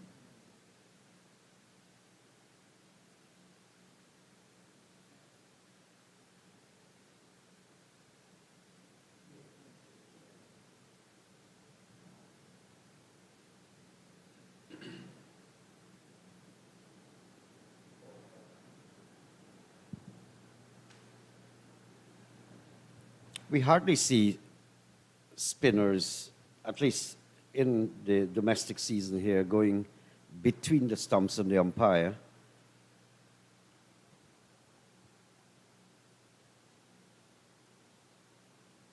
Edward electing to go over.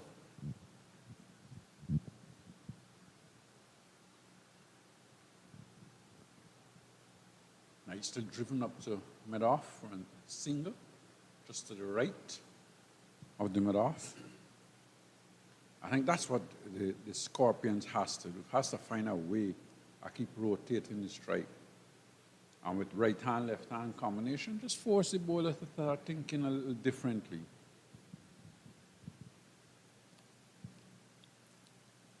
End of over number 2 after the luncheon break. Long haul, as we cannot regurgitate enough for the Scorpions, who have found themselves in a very troubling situation after having scored just 101 in their first innings. Low score, while the Volcanoes kept piling on the pressure. 298 second innings, and the first innings also over the 200 mark, 217.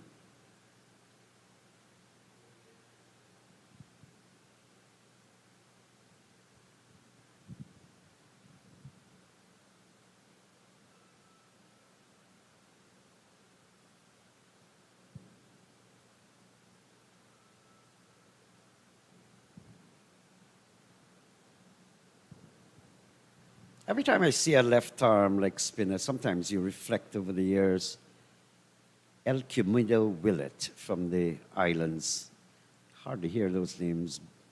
Bernard Julian, just about medium pace. But as little boys, he was also left-handed. I recall looking at them. And El Cumido Willett, if I recall right, used to like coming between the stumps and the umpire. Left arm leg spin.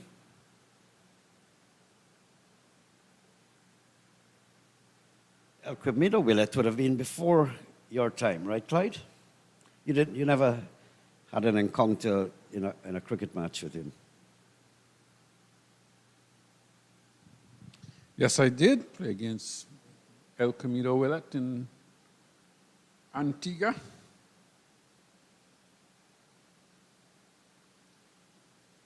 Very good left arm orthodox spinner. Played for the West Indies in the 70s, I think.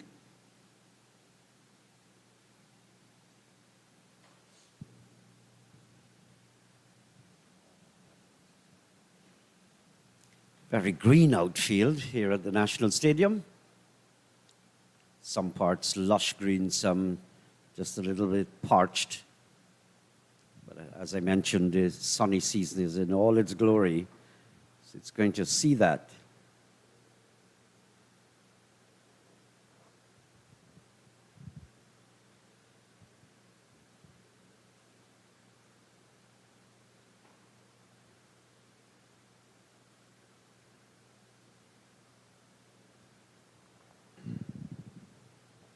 That's the Demerara River, one of the tugs which would escort or help to lead, bring out cargo, whether it's bauxite or sugar or whatever it might be.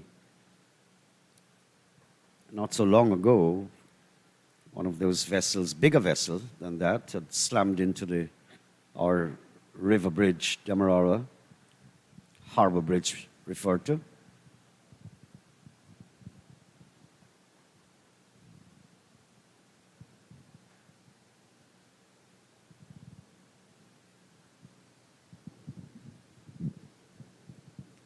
Palmer, judging the length and line of Lewis, allowing most of those deliveries to go by outside the off stump, not having to play.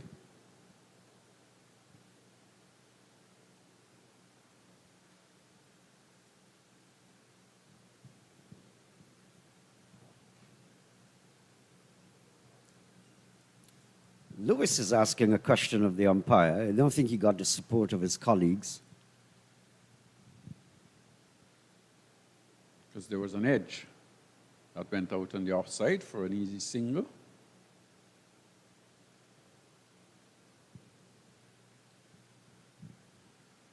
End of the over. So small partnerships. First wicket falling at 7, second 28, third 44. So no troubling partnership or worrying on the part of the Volcanoes. Batsmen have been coming in, small scores, staying for a while, getting out back there. May I say, Palmer looks pretty comfortable now.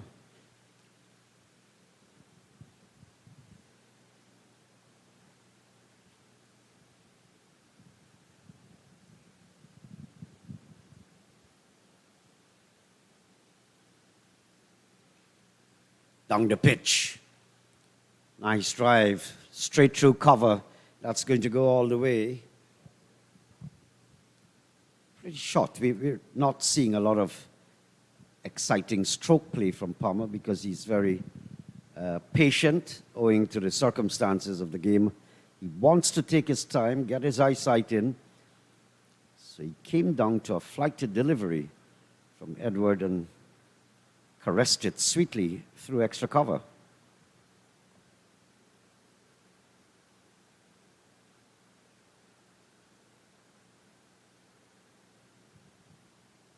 And that's going down the leg side, tickled away. This ground is so mightily fast, over the ropes.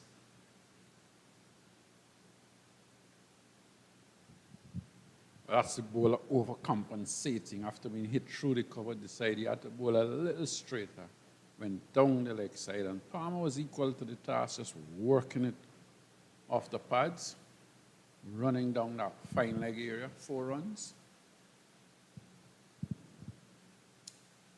But I think that was a very deliberate shot. It was short enough, could have been pulled away, but there's a man down at the square leg boundary, and then there's a short backward square. So he just came inside of it and tickled it around.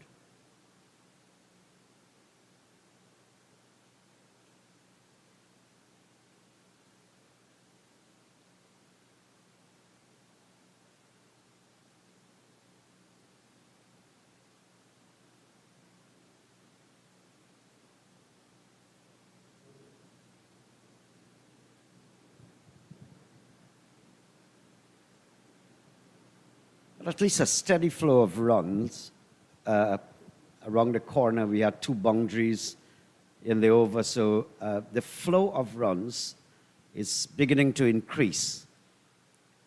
And with 3 wickets down, I know too that Palmer will be saying to himself, as well as Mansing, well, we shouldn't necessarily get bogged down. We can keep the scoreboard ticking gently and nicely.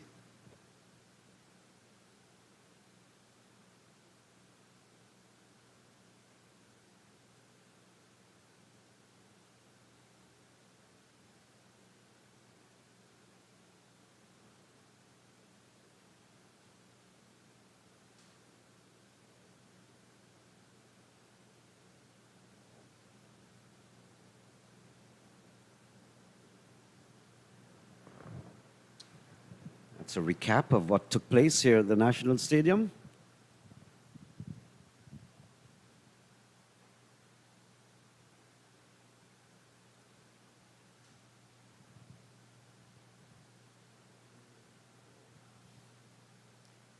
It has been very quiet over the past, well, at least since morning's play.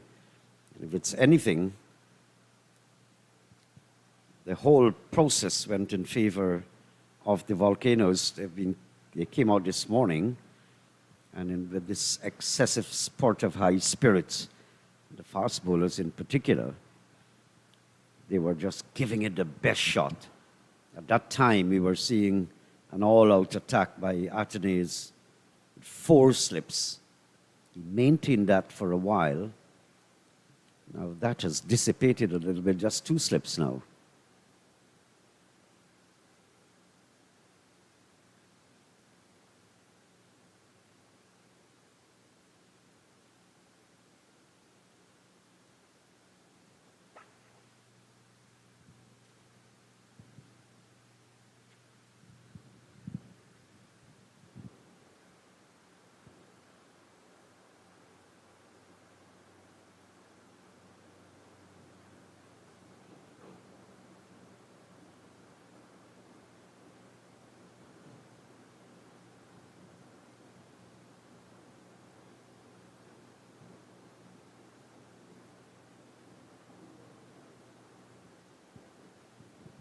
Got banged into the ground, got banged into the pitch, got up very slowly indeed.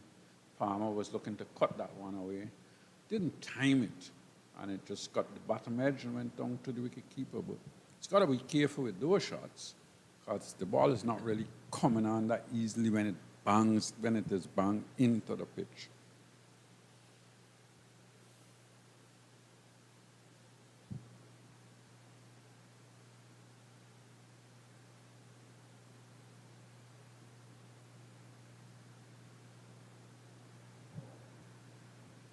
Well bowled. This one is full. Going for that Yorker Lewis. Batsman had to come down on it. Well bowled. Short delivery. Next one followed up with a Yorker. Keeping Palmer on his toes. Not giving him any kind of loose deliveries really to score off of.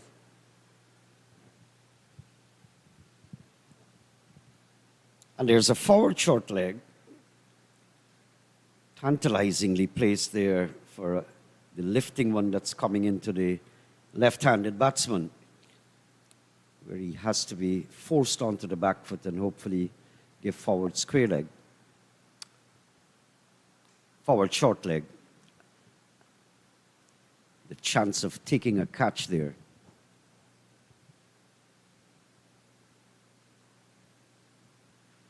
That back defensive shot, when the forward short leg is up in front of the batsman, I used to really admire the way Sudesh Daniram handled lifting delivery with right down in front of him. A lot of control, lifting delivery, even against the pacers.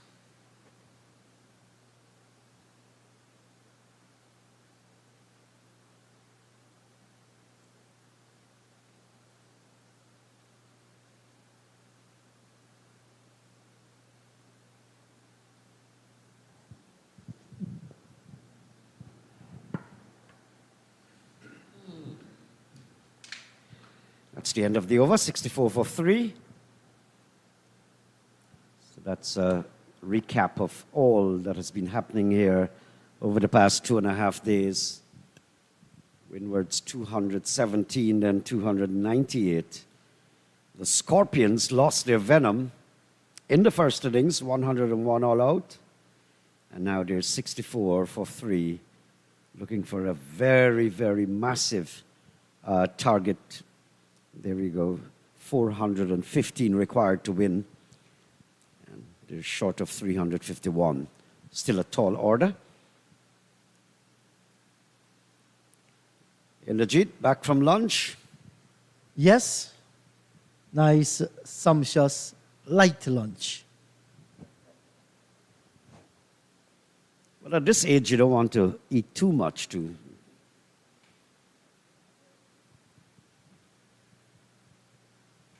I'm just in my 40s, Naeem. Quite possibly, you didn't add in Saturdays and Sundays.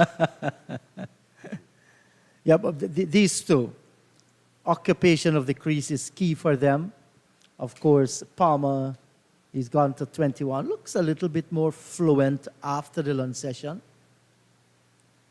Mansing, that's the 38th delivery that he has faced. He is on 1. But he's doing the job, staying with his captain.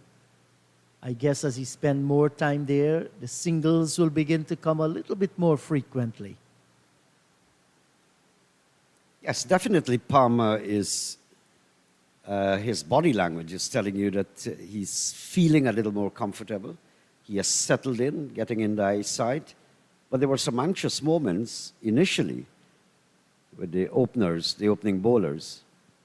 For him and John in the air, but this is well calculated, straight over the top of the bowler and into the boundary for 4. So he had to pick that gap. I think he did extremely well to get it straight over the bowler's head and not giving a chance either to, well, there's no mid-on, but a long mid-off. Now that's a brave shot by Abhijay Mansing. We haven't seen him look to go over the top. And good calculated shot. He realized the man was in. He was up to the challenge. The delivery floated up nicely for him. And I like the response from Larry Edward. Almost the same delivery that was hit for 4. He sent down there to bring the over to an end. 68 for the loss of 3. He's not afraid to flight the ball. He's really giving it a big loop. And although he was struck for 4, as you said in the previous delivery, that did not stop him from flighting it up again. It's like a nice serving of ice cream and jello, perhaps. You go for it. I'm just trying to treat you nicely. Have another lollipop.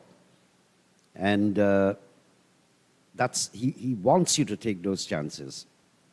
Because they can afford to buy a wicket if possible. Yes, they won't mind that at all.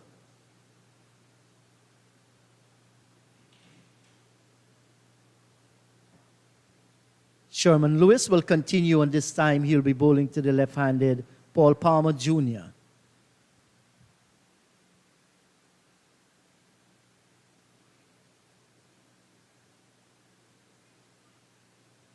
Sherman Lewis is running in gingerly and exerting a lot of energy. He's really putting a lot into his bowling because, as you notice, the pitch has really dried off.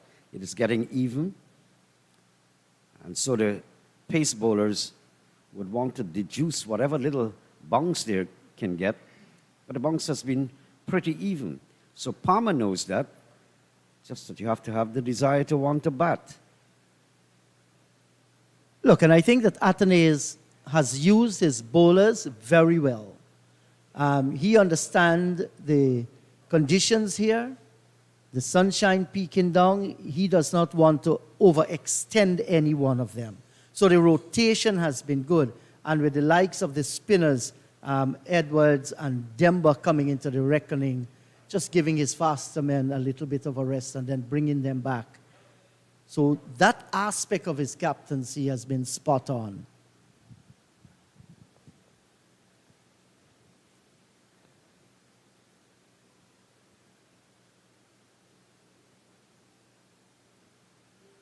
beating the outside edge. Good delivery. This youngster is working. He's into his 9th over. The other faster stuff had 7 overs, Greaves and John. Yes, Naeem, and he should take a lot of credit for that delivery. Give himself full marks. As a fast bowler, when you can draw the batting to the defensive shot and then leave the outside edge of the bat like that, you consider that to be an excellent delivery. Well bowled, Sherman Lewis.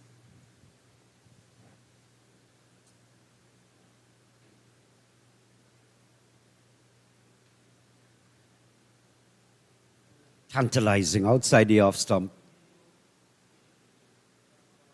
But it's such a wonderful battle unfolding before us. Huge target, good advantage for the fielding side. And the battle comes with the batsmen, whether they can stand up there and fight out. Because Palmer knows how strong his batting lineup is. Another wicket goes down in his case. The main pillar will be removed and all sorts of problems can follow. So he needs to stay there. Just spoke about it. Well, that was an excellent delivery there. Beaten all ends up. And it was just, reached the point that something is going to happen. And Sherman Lewis, lovely delivery, right on target. And Palmer missed everything. He was neither forward, he wasn't going back. He was caught in halfway. And he has paid the penalty. He has gone 68 for the loss of 4. And Sherman Lewis gets his man. And this is what consistency is all about. Lewis, very patient, kept a good line and length. And look at this one. Beaten all ends up, touchdown and moved away, had enough to clip the off stump. That's an excellent delivery. If it's one thing that I'm sorry that Palmer had to depart, because it takes away from the battle we were talking about, takes away a very important element. But I am delighted to know that Lewis was rewarded with that wicket. He's now picked up 2. Yes, and this is what relentless pursuit is all about. He understands that Palmer is having trouble just about the line of the off stump. And he didn't look to bowl a lot of different deliveries. He ensured he maintains this, kept the pressure on, and in the end, he was rewarded. That's sweet victory for Sherman Lewis. Sad to see Palmer go on a Jamaican perspective. I'm afraid now that the entire middle order and the lower will be severely tested at 68 for 4, just 33.5 overs, still 347 away. Their back is against the wall. Can they stand and fight? You have a man beaten on the defensive like that. Consider yourself top notch.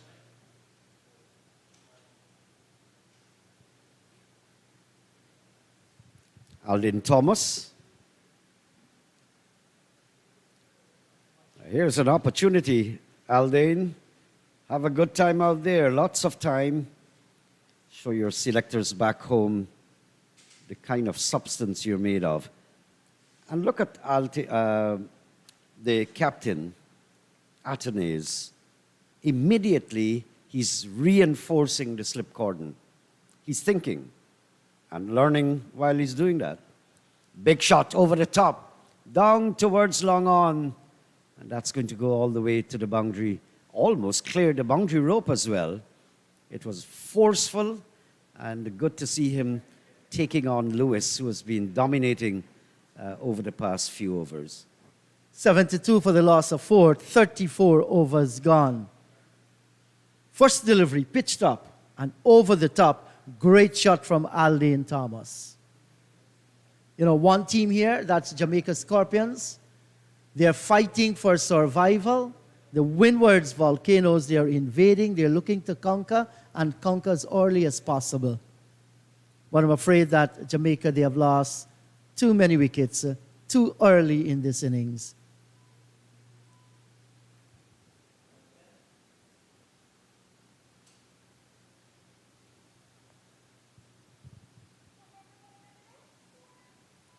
And here is where Athenaeus has seized the opportunity.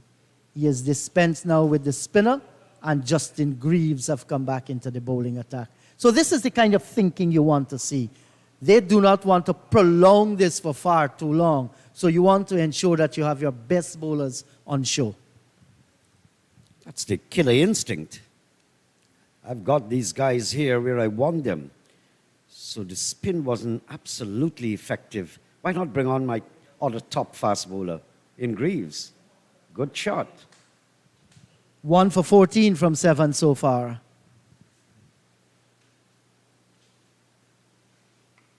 Quick single, safe in the end. There was a little fumble there at mid-off. I would like to see when Thomas is taking strike, if Athenaeus can just put a man up in front or forward short leg, anything that may apply a little pressure. And that was a good single. They had a presence of mind. There was the mid-off there, but he understood the pace of which the ball left the bat, Man Singh, and decided to challenge the arm of the field. A good single.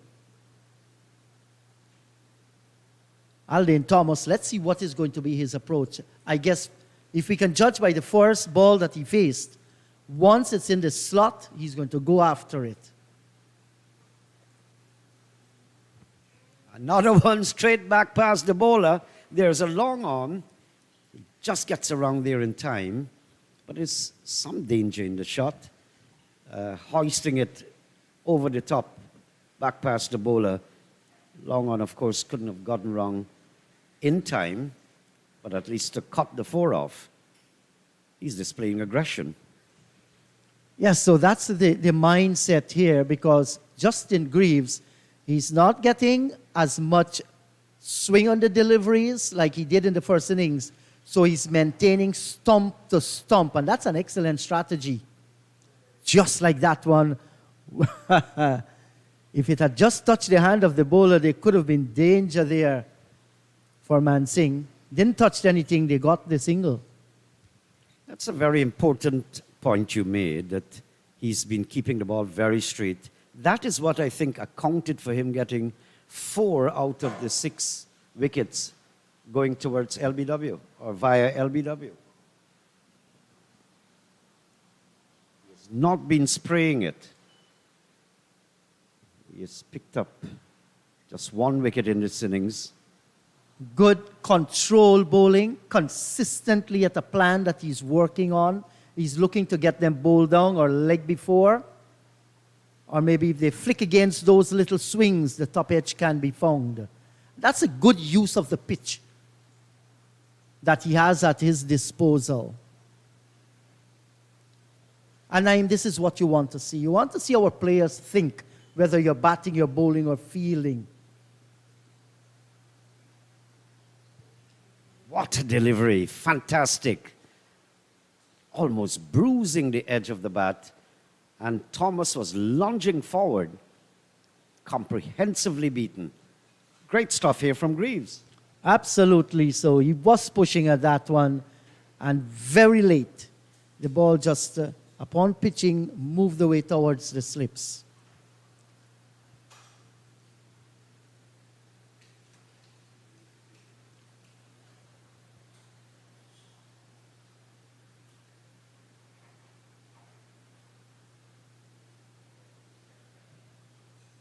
On target, Jeet. We were just talking about that with Greaves.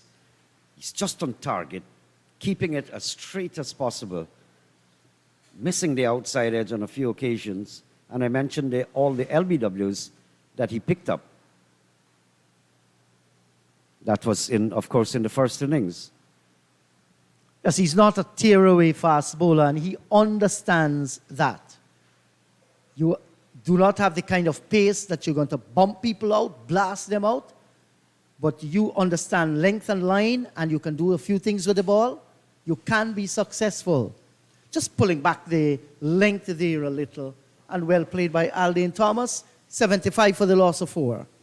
And the single wicket that he picked up in this innings also went via the LBW route. That was the wicket of Log. I'll take my leave for a short while. Here is Clyde Butts.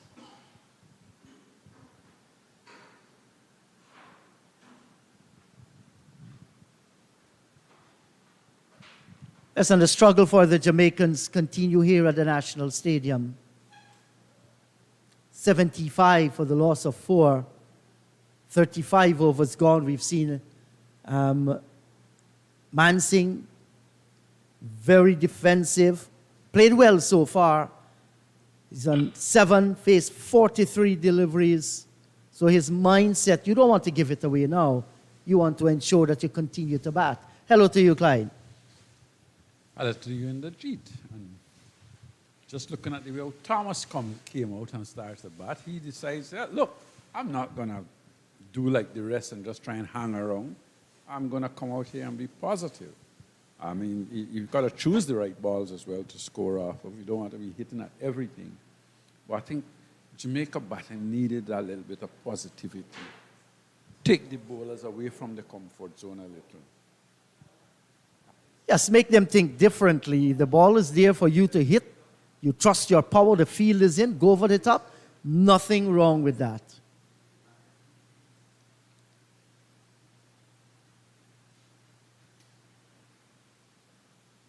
And Mansing there, pushing at that one, got the thick inner portion of the bat. That's the reason why he went back up the track for the bowler himself to field. And Mansing has shown here that he has immense powers of concentration. Just the little things that we would like to see come in play. Maybe a little cheeky single here, a cheeky one there, using the wrist nicely.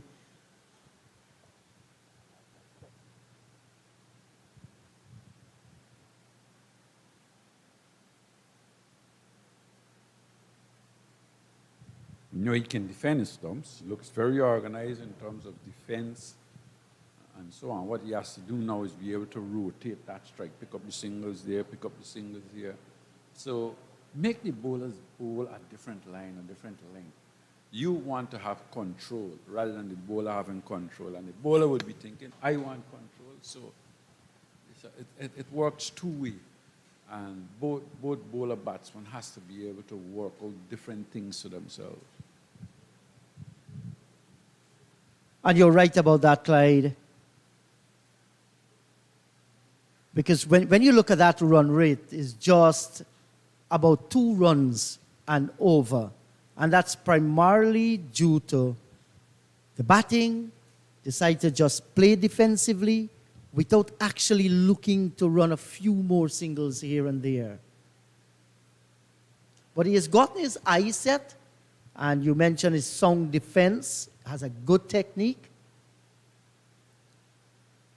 And on the other hand, his team needs him to stay there.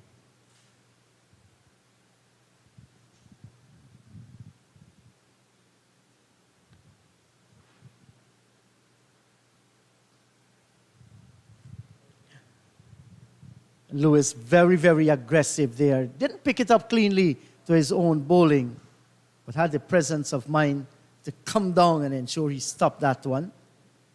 Good straight drive, but back up the pitch. Lewis has actually bowled very well in this spell. He's bowling in good areas, making the batsman play. Yes, at times he's straight outside, yeah, some a little, but generally he's bowling in good areas. He's looked to be aggressive. And keeping the batsman on the front foot, making them look to come on the front foot.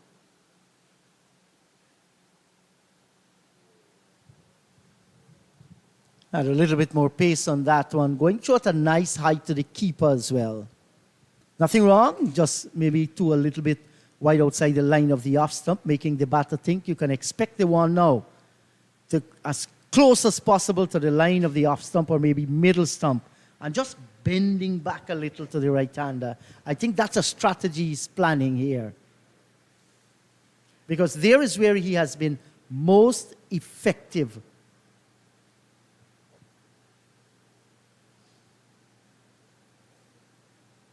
So let's see if he's going to put it straight stump to stump, or he's going to continue to go a little wide of the off stump. Much closer. Good delivery. Testing stuff, 36 overs gone, 75 for the loss of 4. And even that's not a bad line, but it was well played. Mansing just coming across and allowing it to go through just outside the off stump. That's not a bad line at all. And if you can bowl it in that area, at times get a little closer. You do ask question of the batters. So good stuff. And I'm impressed by the way Lewis is actually running and bowl. Today, he's certainly been very aggressive. And, you know, one wishes him well. He's had his little injury problems before. One hopes that he's put that behind him and he's going to come back stronger. Yes, this is his first match for this season, and so far, so good for him. It was a short delivery there, Clyde. Took him up by a little bit surprise there, Aldane Thomas. Look at that good captaincy here as well, because you started with a spin and a pace. You've got a wicket and you've brought back the man who took the wicket, so you're in the first innings. And Justin Greaves, who's bowling his 9th over at the moment, he's got 1 for 17. And he is putting pressure on the batsmen as well, bowling in good areas, making them play. Yes, not letting up the pressure whatsoever. Good-looking shot off the back foot. Protection out on the third man boundary. Will get him a single. But Thomas has to be very careful getting on the back foot with those deliveries. Just nipping back.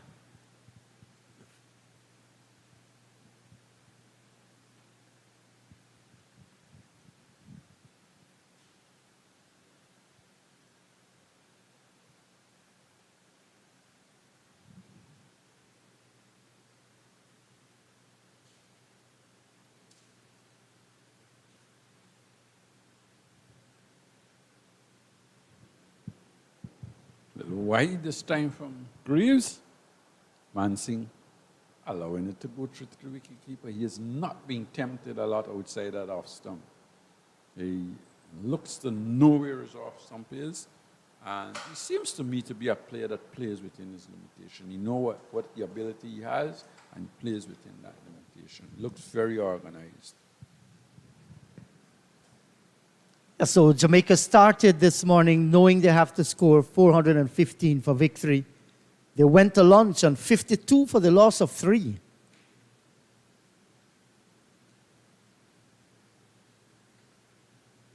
Still 363 run behind with Palmer on 10 and Mansingh yet to score. Since then they have lost their skipper Palmer. He has gone back to the pavilion for 21. Bowled by Lewis. He faced 69 balls at 3 fours in that knock. And now we see that the Volcanoes, they have dispensed with that 3 slips, just having 2.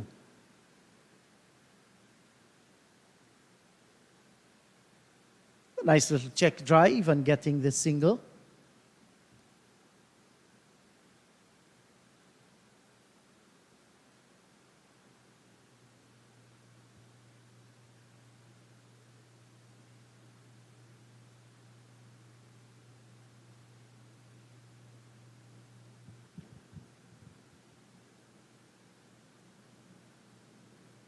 Fourth round action commences on the 22nd of this month.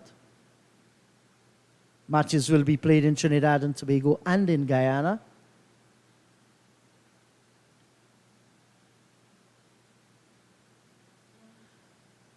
Now that was far too wide outside the line of the off stump to play that kind of shot.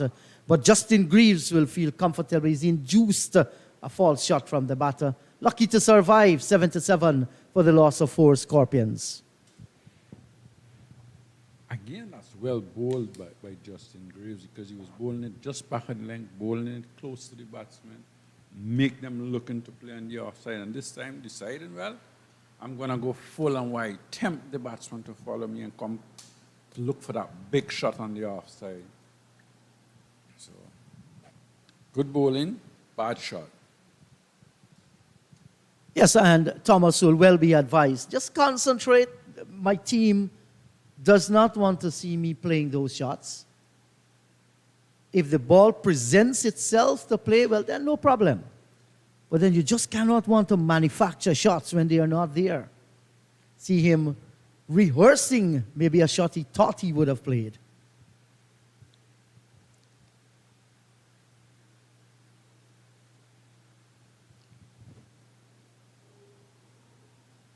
Question asked of the umpire here, but that was another excellent delivery by Sherman Lewis. Yes, it was. It was probably slightly shorter than the rest, and it came back in at Mansing. Didn't bounce either, and it didn't bounce very high. Got the bottom edge of the bat, and it went out on the onside for a single. Now, and that's what we were talking about yesterday, where the Jamaicans were guilty of bowling too wide outside the off stump. And you see the Volcanoes bowlers try and bowl as straight as possible, and with the odd delivery keeping low. If you miss, there's going to be a shout. Exactly. And because of the lines that the Jamaican bowlers bowl, the Volcanoes, wow, beaten again outside the line of the off stump, kept a little bit low. We were able to see Athenaeus and Hodge play through frequently through the offside field, where many of their runs were scored between that extra cover position. When they straight down the leg side, backward square came into play. They got their runs through those areas. So that will tell you the lines that the Jamaican faster men bowled. Yeah, I think there wasn't a lot of runs scored down the ground. More or less the runs were scored square, especially through that offside.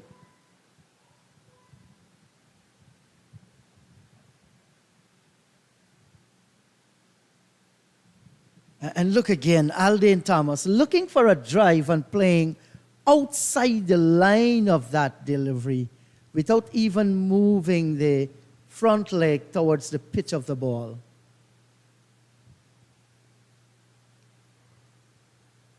Not getting close at all. Does it look like Dr. Kishore Shallow? I want to believe so. Yes, the Vice President of Cricket West Indies. He is in Guyana, was told that he's going to be in this country today. And no doubt, I guess he's here to promote his manifesto, pushing the boundaries.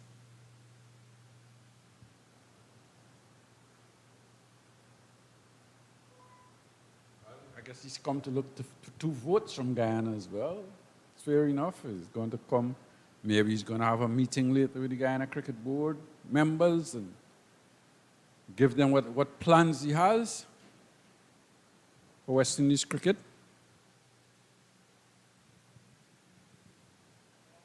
Well, we're still to hear from, I think, Mr. Haven.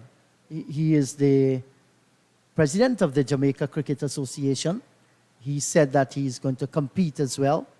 No doubt the gentleman will let the Caribbean people know exactly what his plans are, because that election comes up on the 25th of this month, and not too much time.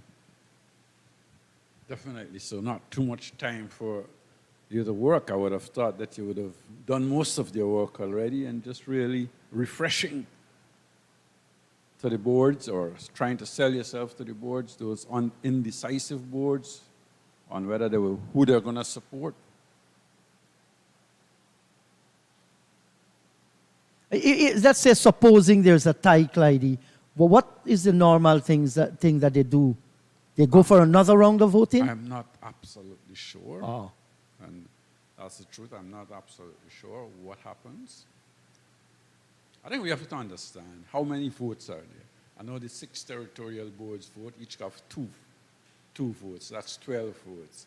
Does the former president vote, or the vice president? I am not certain. I'm not 100% sure.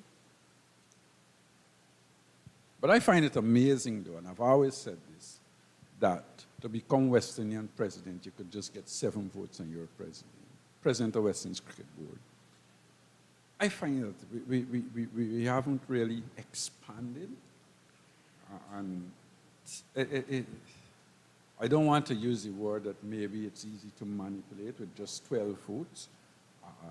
I would love to see it grow a little bit more, have the Umpires Association come into play, and maybe others as well. And just to have that little expansion. We need the board to be stronger, and we need our board to be good. But but the directors don't necessarily have to be 12 directors. I think that's where there is a lot of, and not only 12, I think there's about 15 directors on the board. So that's where I think the problem lies. Yes, I think the system is laid out in such a way that each territory is allowed 2 votes. So we're talking 12 votes there. But what you might find, like what happened in the past, some territories might split those votes. And because of that, But should that be? Shouldn't a territory decide on who they're going to vote for? Shouldn't those 2 ballots go to that board, and then they actually does the signing and say, well, we are supporting Mr. Shallow, or we are supporting the Haven from Jamaica? And I've always wondered about that. I've always had that in me. Why should the Guyana Cricket Board send 2 representatives to vote, and then you don't know who they vote for? It could be easily that on the day they vote for somebody else than you mandated them to. Is that right? I don't think it is. Because you must have gone to the West Indies Cricket Board with a mandate from your board. I think it's done by secret ballot, or is it show of hands still? Secret ballot. It would be secret ballot. So you would know who the persons you sent to vote for. Is that fair? Is that how it should be? Or should the ballots come to Guyana, the Guyana Cricket Board, put their X on whosoever they're supporting, seal that ballot, and then send it back to the board? Well, I would love to know how it is done. Yeah, those are things that happen. But even though that happens, let's say it's sent by secret ballot, it is still left on 2 humans. No, it shouldn't. So that's what I am saying. It should not be like that. I am saying the ballot should come to the Guyana Cricket Board. The Guyana Cricket Board, whether publicly or not, but they should do it with their executives present, seal the envelope, and then send it on to the West Indies Cricket Board. I don't think it should be left to 2 humans who can easily be swayed on the night or the morning of the votes. Well, that's the political nature of the thing, Clyde. Politicians fight for space. And in fighting for that space, they want to ensure that the secrecy of the ballot is maintained. Secrecy will still be there. It's just that the board of itself would be doing it instead of having 2 individuals go and do it.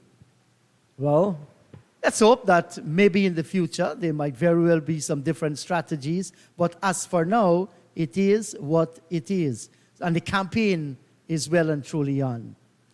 I think Mr. Azim Bassarat from Trinidad and Tobago, we know he's already going to be Vice President of Cricket West Indies because he's going to go there unchallenged. Well, congratulations to him. He has been around cricket for a very long time. He's been an administrator of cricket for a very long time. That's a lovely shot. Ball pitched up and hit straight back past the bowler. The batsman obviously deciding, well, you're running for president, Mr. Shallow. I'm letting you see that I can stroke it straight back up at you. And to impress the president, and say, well, this is it. That was a very good shot. And then poses for the camera too. Judged the line of the delivery well and the length too. Got under it nicely and stroked it. So, Thomas 12 from 15. He's going to take the fight once he feels that the ball is in his corridor.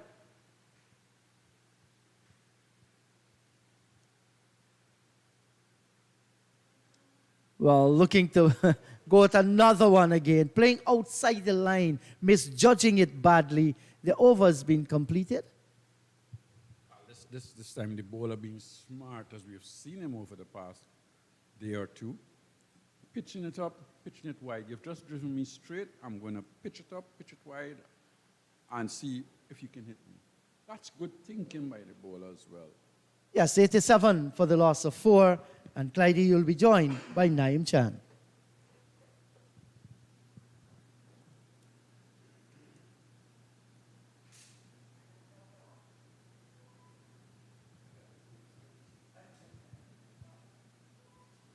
Yeah, so cricket continues out in the middle.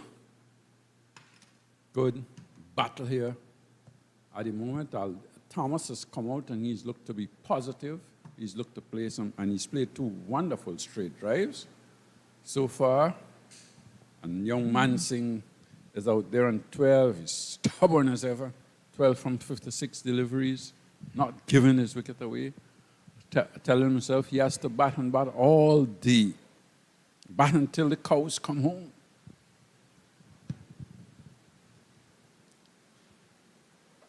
I think the cows may head to another pen, not the usual one that they sleep at.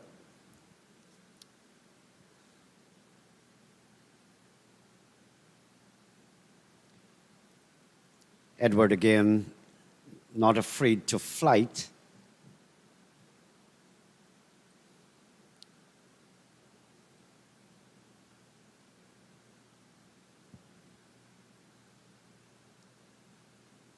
Faster delivery. Mansing has been equal to the task. He's been very watchful. He gives you the impression that he wants to bat for a long time. Only 12.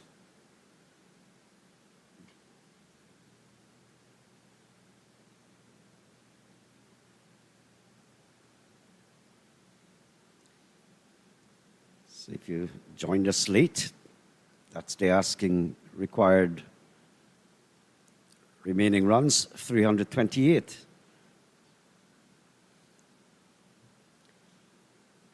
So the battle has been on there since this morning. The volcanoes smelling and scenting victory. And it has not been a walkthrough for them. The Scorpions, they've added, may I say, limited resistance, because they've lost 4 wickets. And one by one, the Volcanoes are clawing their way, one by one wicket.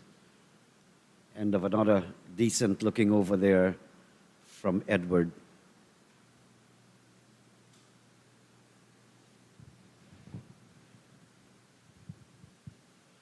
Well, Lewis finished a very good spell again. He's bowled well, he's kept things tight, he's bowled with some aggression. Finishing that spell, and we did see the left-arm spinner.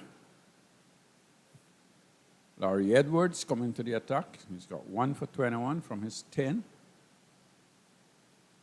And he hasn't bowled badly in the second innings. First innings, I thought, didn't get much of an opportunity, but when he came on, it wasn't really penetrative.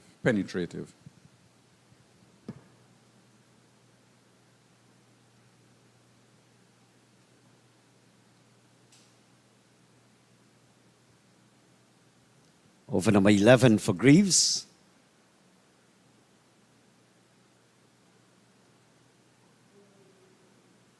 Is that a chance?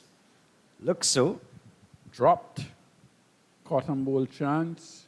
Ball pitched up looking to drive. Back past the bowler. Hit it straight back at him, and he really should have taken that. I know it's difficult sometimes for fast bowlers, but he got both hands to it, and he should have held on to that, Graves. There are some fast bowlers who delight in those things. I recall on more than one occasion Brett Lee, who's, of course, tearaway fast bowler, and has taken some very, very good returns. Guess we'll go down the leg side by signal by the umpire.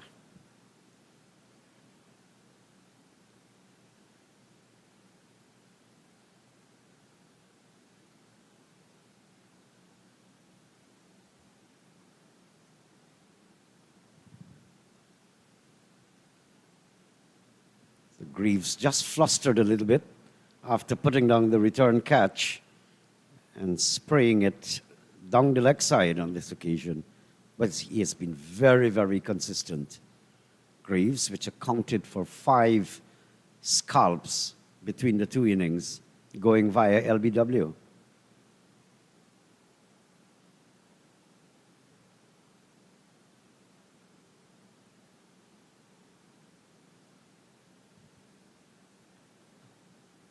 Alden Thomas must be saying, I'm not going to give you another return catch. Thank you very much for that chance.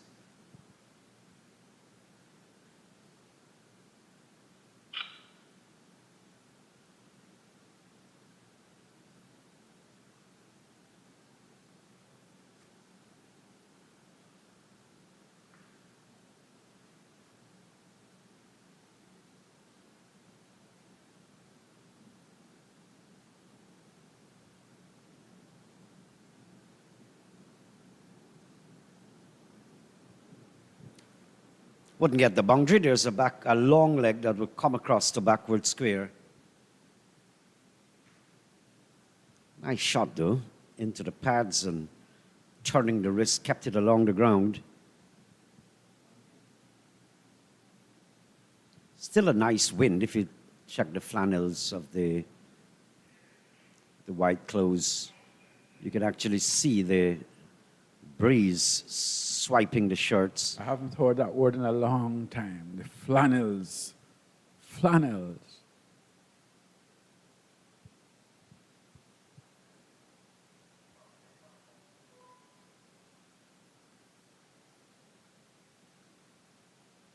Long ago, they used to have a material called shark skin. I think some of the cricketers use that. Never? I don't know. I can't remember that. That's probably before my time. Yeah. High Time, quality. you're around a long, long time. You. Sometimes you felt punches under the belt.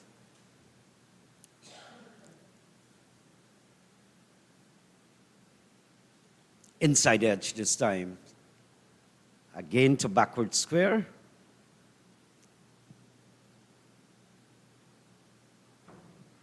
I was fortunate to get one of the, through Sheikh Mohammed, got trousers from Graham Gooch.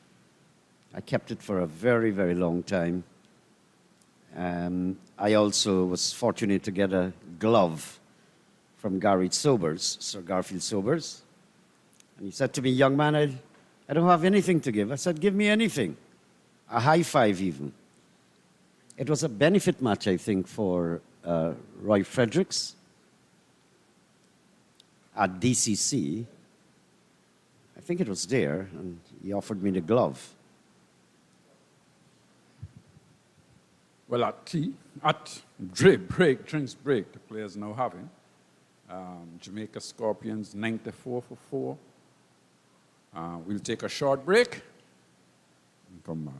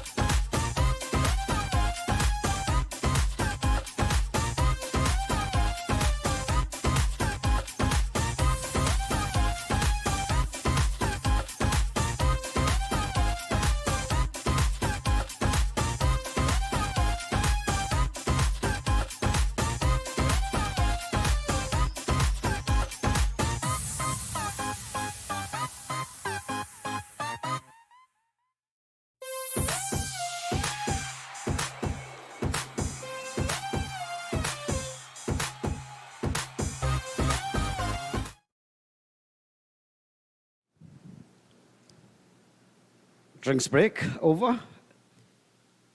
And we're going to go back to the action in the middle. Larry Edwards, 1 for 21. He's, as I said, not been afraid to give it a lot of air.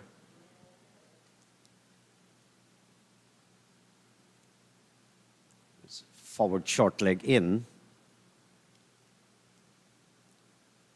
Would you have wanted, with all that runs that you have on your side, maybe a silly point as well? It's a left arm orthodox leg spin.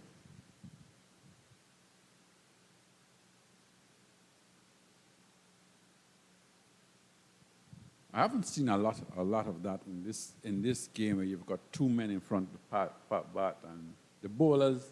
When you think about this game, bowling really has dominated, especially the Volcanoes. And I actually looked at the game with Guyana and the Volcanoes earlier, and I was a little disappointed the way how the Volcanoes approached things on that last day. I don't think they were aggressive enough. I got the impression that they were concerned that they could have lost the game, and I don't think they attacked enough.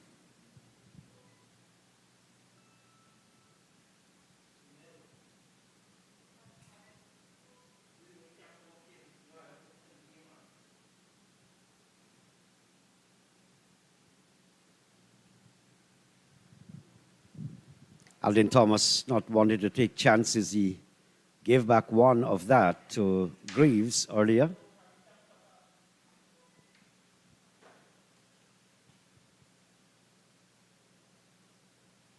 Big shot, straight over the top. That's the mid-on fielder right over his head, all the way in over the boundary rope, 6 runs. Nice brave shot. That was calculated. He wanted to do that. He set out to do it, and he did it. I'm sure being a bowler, he wouldn't mind that because he used his feet. It's slightly across the line of the delivery because it's a left-arm orthodox, turning the ball away from the right-handed batsman. It over mid-on. But the beauty about that is that he used his feet, got very close to the delivery, and then hit it over mid-on. That's a good-looking shot. But if you're a bowler, you would not mind.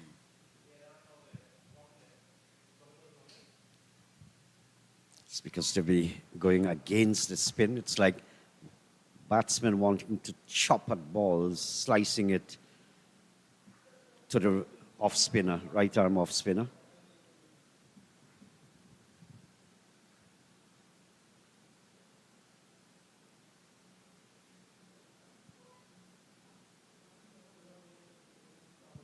So the aggression is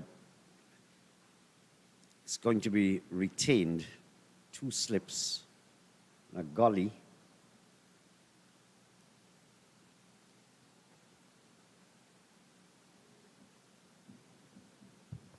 I think this is the first time in this match we're going to see Ryan John bowling from the southern end, going against the breeze.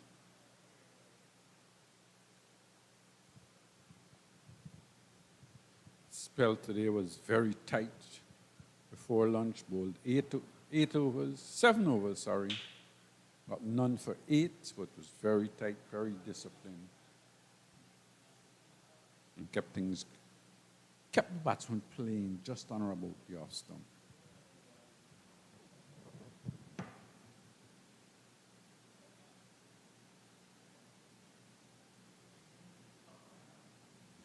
So the 100 is up.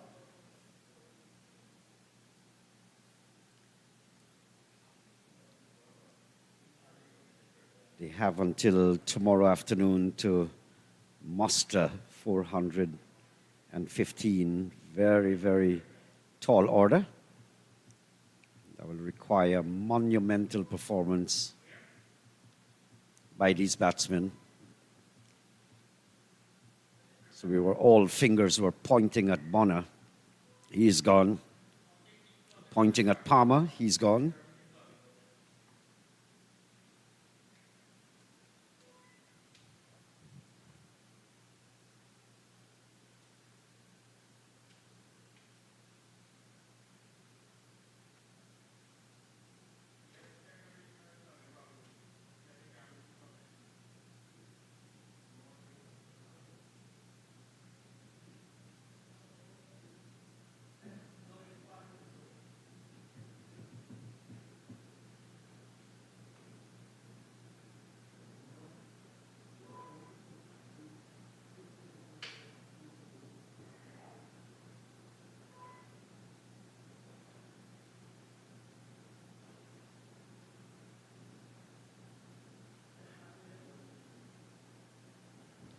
pitched up for the drive, but Mansingh just respectfully coming forward. He hasn't been giving it away at all. I guess you need this. You need them to stay there, but they must rotate the strike and let the singles roll. So gradually the scoreboard is also ticking.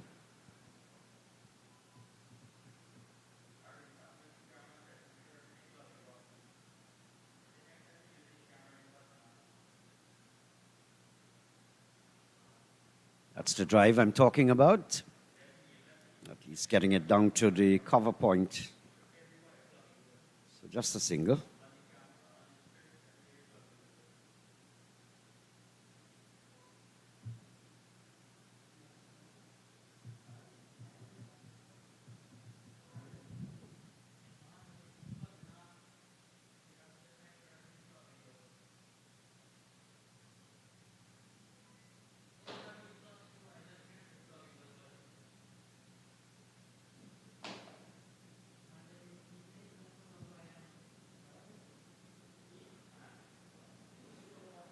It's a slow delivery. Thomas spotted it. Came forward, had to check on the shot. Played it out nicely into the onside. No run. That's the end of the over. Windwards 217, Scorpions 101. Windwards a second time, 298. Jamaica now staring at a huge target of 415.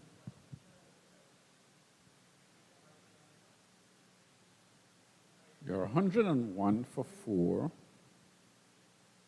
Still what? Some 3 and 4.5 sessions left. How do you approach things from here? Do you decide, well, look, you know, we've got a long, long time still to go. Do we just try and bat on, or do we try and rotate strike? Do we just keep going the way we're going? I think that's the thing that the Scorpions would have to decide. Personally, I think they should just look to keep scoring, look to keep rotating the strike, pick up your runs. If you end this afternoon on 200, you've still got all day tomorrow to bat. But you don't want to be losing any more wickets.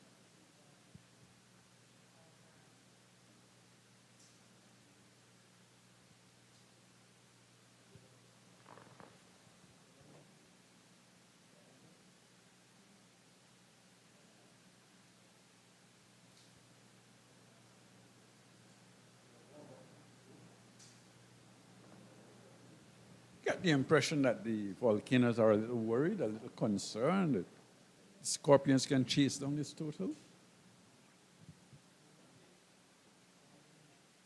I don't think it's being worried. They know how well they're placed.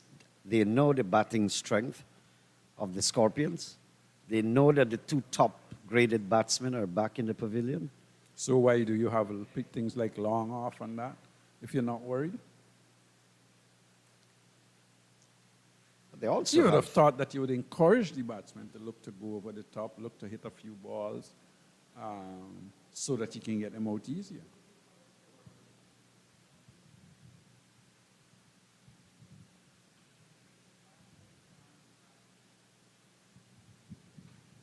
No silly point, just a slip on a forward short leg.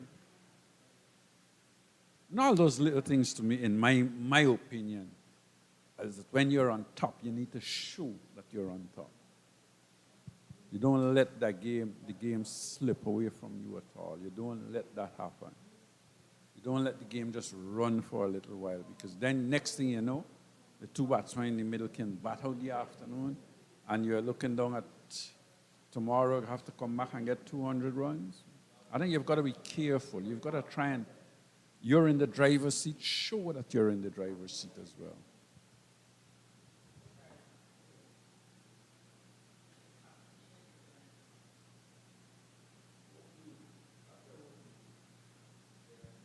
In other words, the attack and the aggression should be relentless or unrelenting.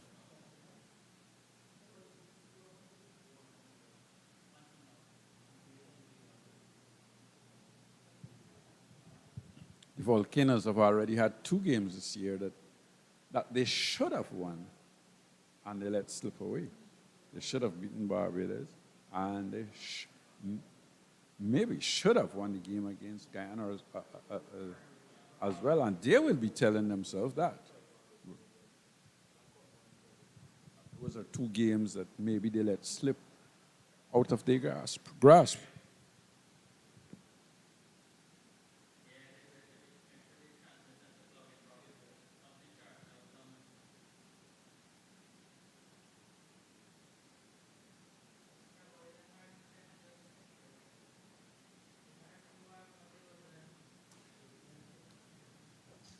There's no question about it that the pitch is not giving the batsman any kind of worry. We have not seen balls scuttling along the ground, flying over the batsmen's heads. It is whether they have the appetite to stay out there. They must want to bat.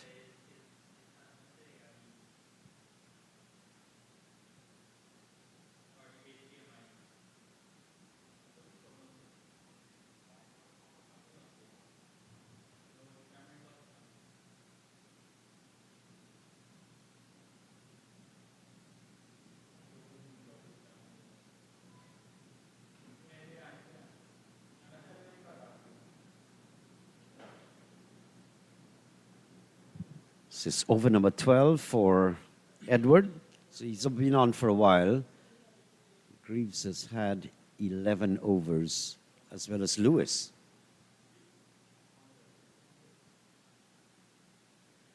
It's not a slower one, but wide-ish of the crease. Thomas spotting it, letting it go.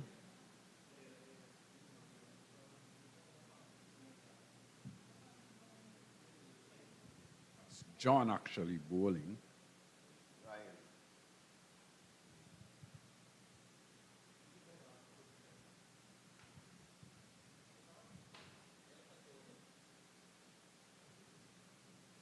He's having some little technical difficulties at the moment.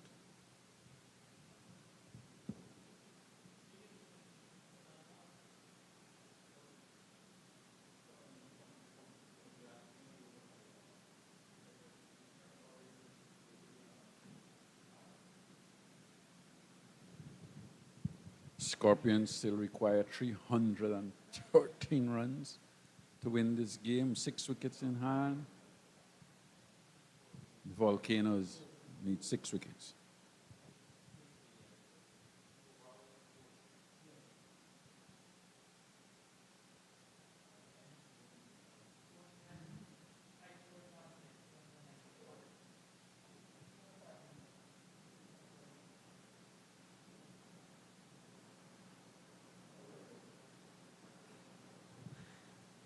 So the match drags on, actually, end of the over. So you feel like it's almost, you're getting the feeling of a stalemate. But there's no stalemate here. You've got a full day tomorrow. It's any one wicket would put so much pressure, so much more pressure. And so Athenaeus must go all out aggressive, attack as much as possible.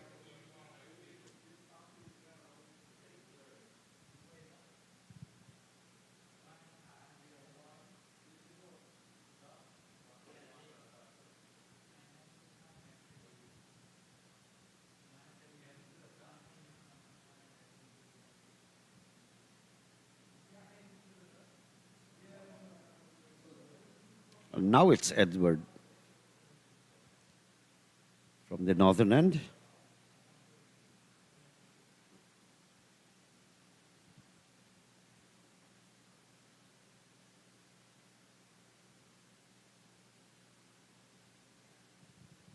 Well bowled, slower, taking the length away.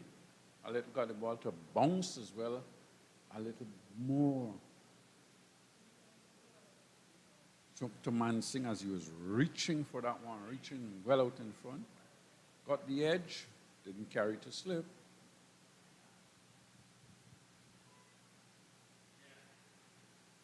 Big question being asked. big, extravagant-looking shot outside the off stump. He was aiming towards extra cover, missed it. Good delivery. And that's what I was saying to you. Why have a long off and not invite the batsman to look to go over the top? As soon as they bring him in, there you see that shot looking to hit over. Long off, missed it completely, didn't move his back foot, and that's what saved him.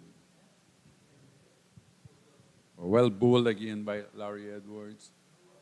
Teasing the batsman, make him look up a little, make him look to hit over the top.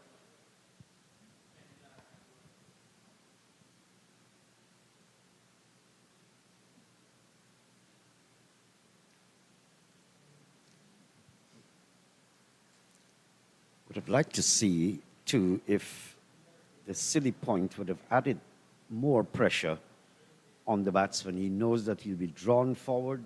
It's orthodox left arm leg spin going away from the right-hander. One might pop, catch the bat, silly point. Solitary slip forward, short leg. End of a good over, 102 for 4.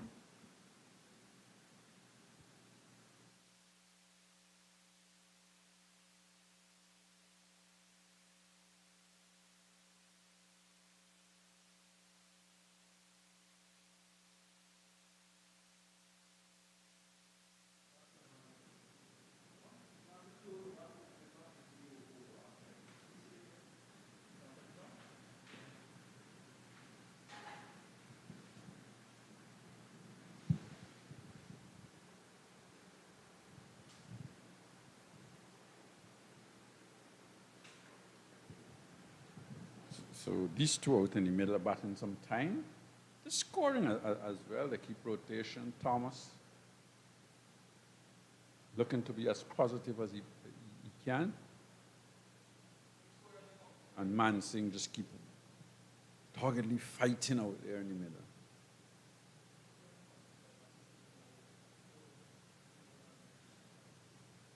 Still not happy with a long on, but fast bowlers bowl and you've got a long on.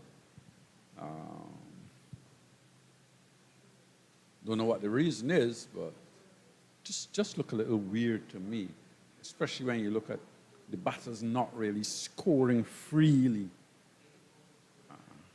Why would you want to stop somebody from looking to hit you over the top? Give yourself that chance of getting them out. You've got the Scorpions are 300 runs behind, away from victory, and they've already lost 4 wickets.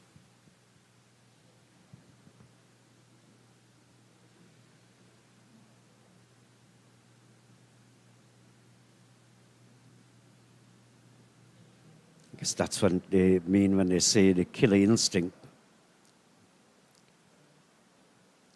It's like not giving you sufficient space to breathe, just tightening the screws.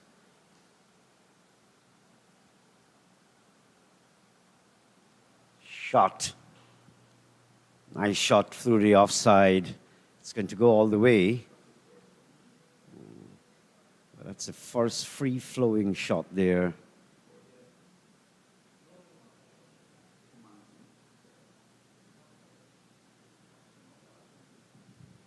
Well, that was a long half volley and got the treatment it deserved. Full outside off stump. Came forward and drove it through the covers, 4 runs. Good looking shot. That's the thing. Once you're out there, you know, you're going to get a few half volleys to score at. You're going to get a few bad balls to put away.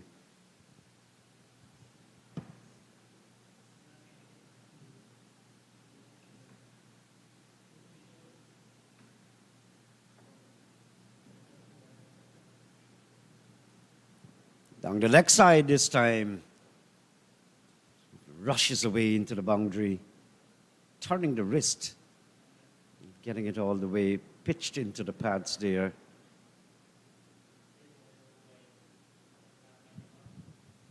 That's what I just said. If you're there, you're going to get bad deliveries. That one was a full one outside leg stump and was easily put away by Mansingh. 4 runs.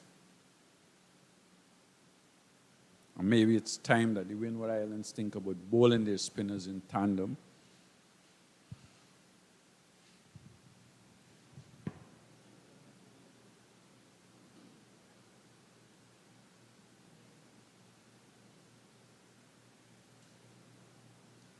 And all of a sudden, Mansingh seems to be freeing up himself.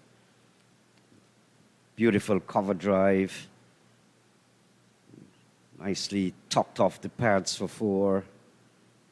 Earlier he had a boundary straight down the pitch, back past the bowler. But all of a sudden, he just seems to be moving or changing gears, which is a sign of confidence.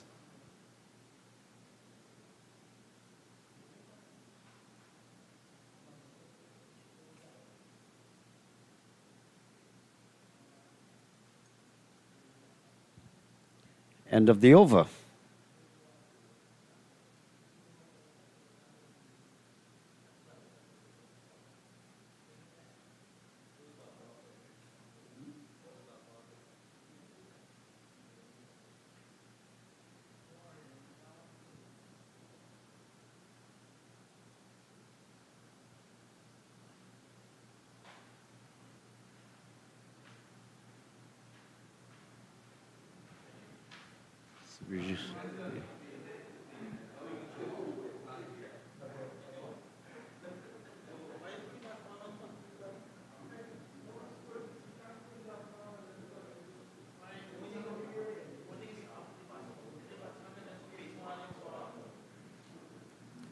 Edward back at the northern end,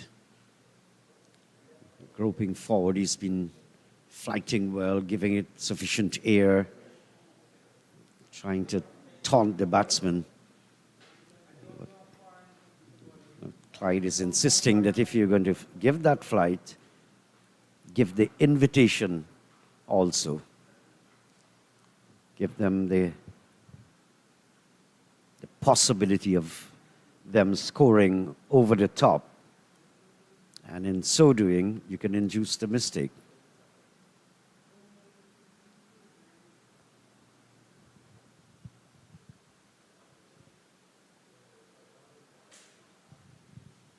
The long off has gone back again, and he's getting an easy single.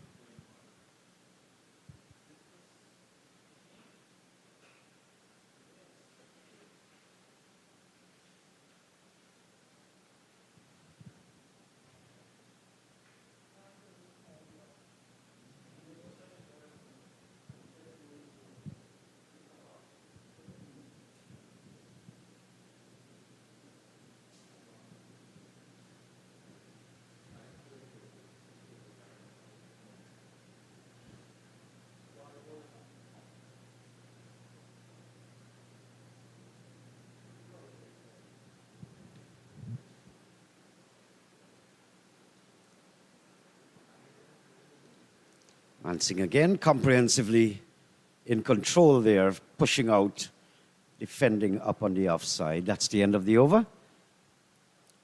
And in just a while, Indrajit Prasad will join Clyde Butts. Yeah. And I think both sides at the moment just seems to be going through the motions. Probably the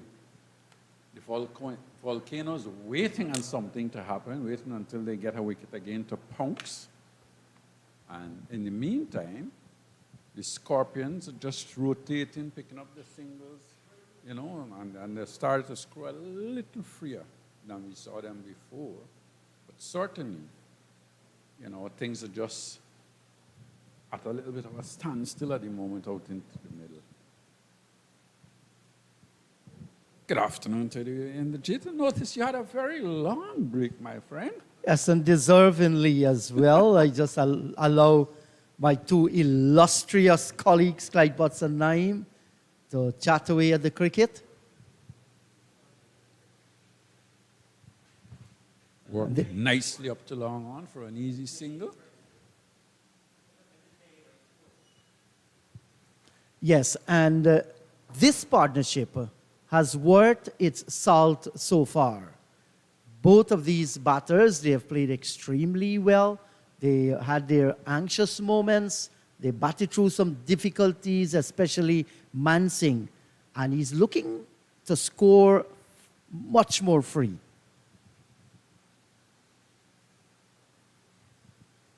Sammy's going back, pushing it out on the offside, doesn't get a run.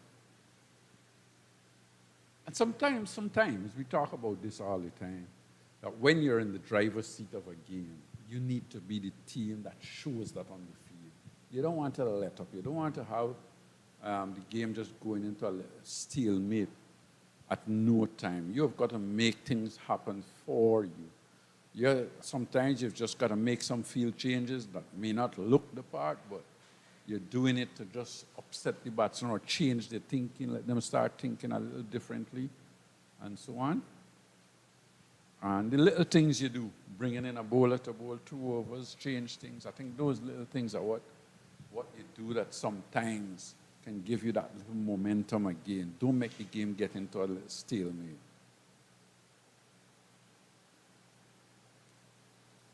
Good-looking drive again here from Mansing and getting a single too. So the rotation of the strike continues to improve between these two.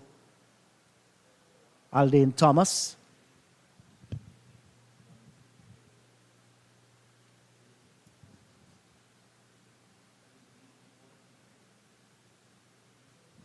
Yes, and there is this feeling both these boys can bat. Mansing has done well so far in this tournament. He started with 2 half-centuries, and he's looking good out in the middle. Very, very impressed. There was a time when runs dried up off his bat, but then he recovered nicely. If I can recall, one lovely cover drive for 4, and another one went through forward square for another boundary. So that is going to ensure that his level of confidence rise. And Thomas has 100 at this level as well. So, so that means he can play as well. He can bat. So if the 2 of them could just try and bat, got about another 30 minutes or so to tea. If these 2 can just take it to tea, it certainly will be putting a little bit more pressure on the Windwards. And I guess the Volcanoes would say when they go to tea, they will regroup and come stronger again. Yes, because you just cannot give up. Here is a fighting partnership. There's a day to go, but these 2 are well set out in the middle. And sometimes those are the little things that can win you game as well. Is when things look like if it's going against you a little, that's the time where you need to encourage your bowlers, encourage the other fielders on the field. I say, come on, guys, let's get going again. Yes, you don't want to relax whatsoever if you're a Jamaican player out in the middle there. You want to maintain that pressure. It's not only when wickets are falling that you want to be alive. More time than not is when things are not happening that you need to have the energy out on the field. Yes, there was a period when Jamaica was all over the Windwards volcanoes. Jamaica? The Windward volcanoes were all over the Jamaican batters out in the middle. It's the other way around. But that pressure has now been relaxed. And when you relax, well, then the other guys are going to capitalize.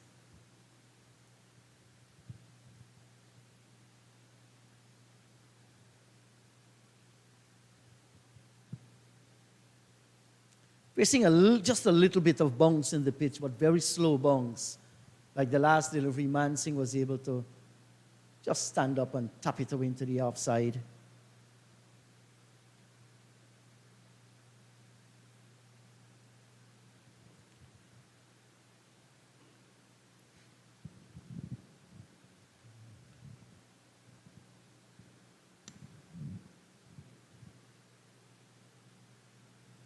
And they're going to get a single here because he played with soft hands down towards backward square. Remind you, their target is that whooping 415 for victory. They're very far away from that.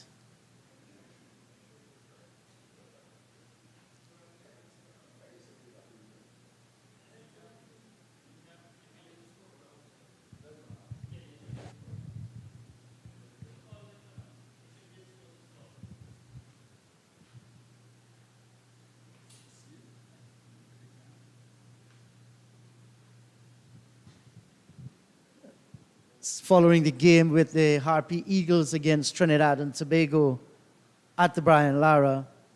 The Harpy Eagles actually declared their second innings, setting Trinidad and Tobago 412 for victory. And I'll tell you the good news. Leon Johnson got 100. That would have even been greater news. Kemal Savory got a century. Congratulations to the Essequibian on the Harpy Eagles team. Congratulations to him as well. Well played.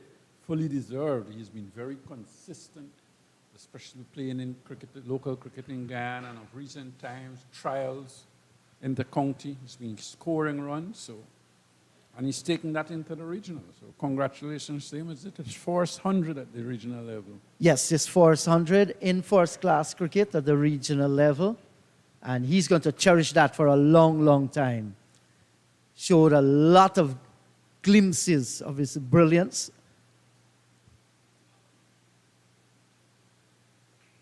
A nice 100 in the trials, a big one too, 170.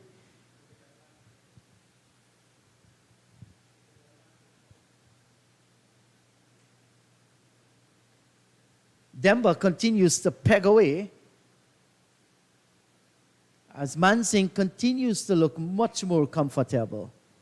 Seems to be very easy pace at the moment. Yes, but now is the time he don't want to relax. He don't want to relax and give his wicket away. He wants to stay there and bat and bat for his team.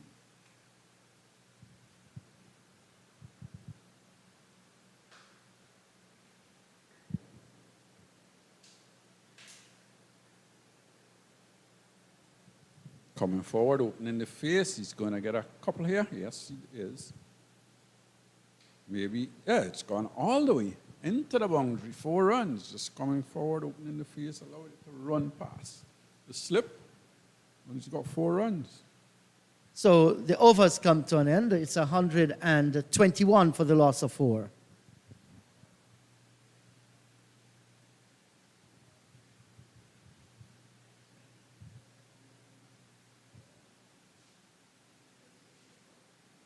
Thought that Greaves could have done a little bit better chasing after that delivery.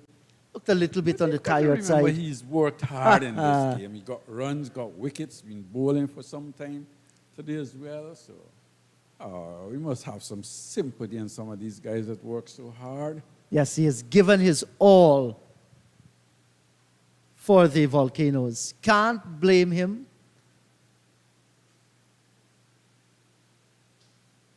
Edwards, the You're a hard taskmaster, you master you.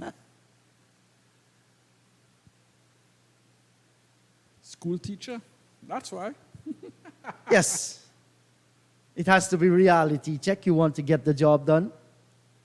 You want to see the effort.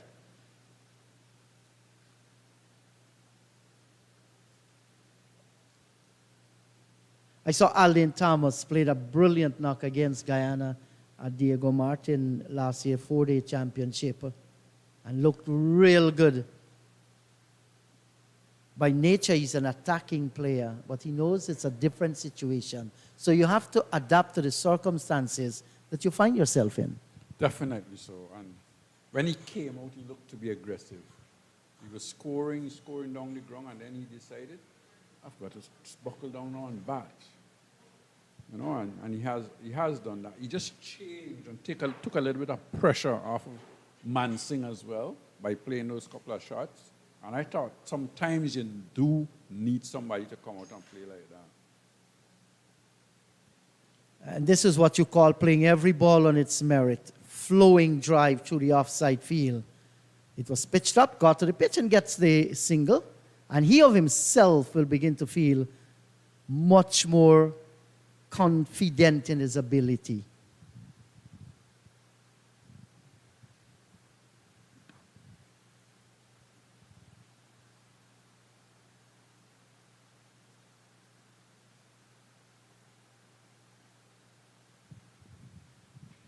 Both batters have grown in confidence. 122 for the loss of 4. I'm building a nice partnership, batting for a little while together. And I'm sure if they could bat to tee, go in to tee, regroup, captain, coach, manager would be saying, well done, guys. Let's keep going. Let's keep going. Don't give it away. It doesn't matter if we only score another 40, 50 runs this afternoon. Let's keep going. That's right, because there's a lot of time to bat, and you're not going to suffer any damage whatsoever to the body. There aren't any expressive fast bowlers. You have the ability of this level. You've got your eyes in, make it count.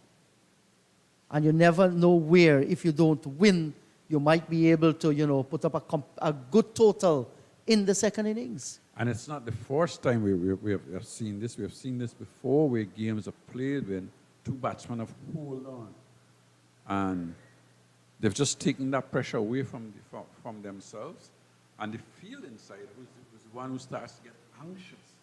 And I remember a game being played at Border years and years ago, and Raw Lewis and Butler, Windward Islands was tumbling, and then Raw Lewis and Butler, who is now an umpire, stood up and bat, and I think they batted 2 sessions. I'm sure they batted 2 sessions. It may have been longer, and Guyana did not get to win that game.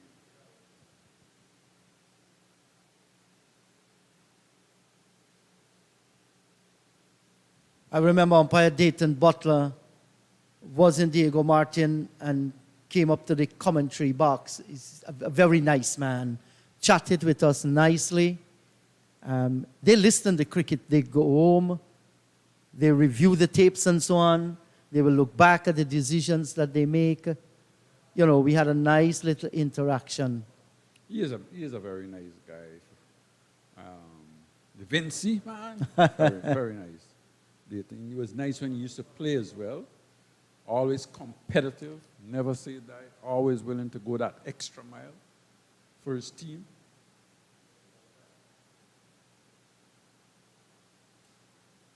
So I've just joined the broadcast. Let me remind you that Jamaica today, they were set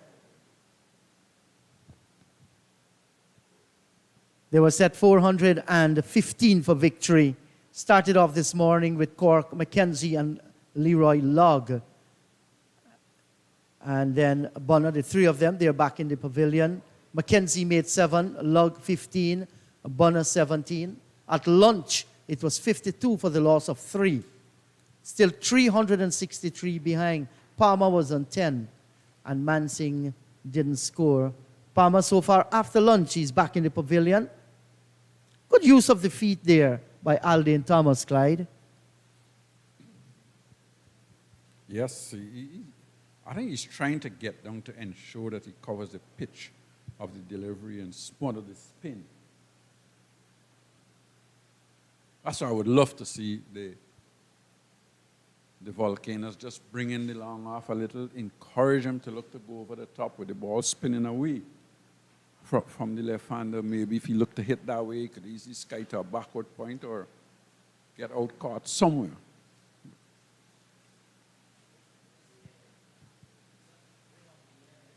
Larry Edwards, so far, 1 for 32. He's in his 17th over. Aldane Thomas has faced 59 deliveries so far. Patience is the key word here, Clyde.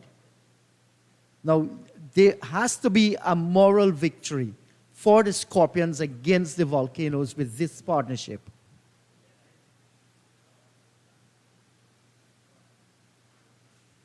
Cover driving this time. And we'll just get the single. Lovely flowing cover drive. Good timing, good placement.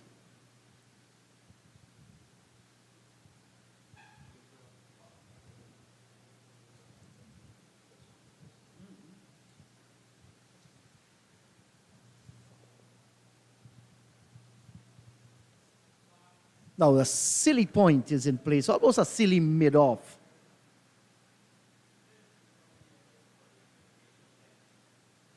I think that's a good move, to just bring the man over a little. Sometimes it's nice to just shift them a little. Silly mid on, silly mid off. Or put 2 men in front of the bat. The plane is just a couple of minutes away from tea. You get a wicket here now, and you're going to be very happy as I feel inside. Yes, 127 for the loss of 4, 54 overs gone. So they've managed to come through these 54 overs, losing 4 wickets. You can actually give away a few runs to get a wicket, to buy a wicket. If that's the case, you would prefer to have a wicket and lose 8 runs, I'm sure. Yes, why not? And look at that. They have runs in the bank, 414. That's a tall order for the Volcanoes to get at this stage. It's not impossible, but it might very well be highly improbable to get there.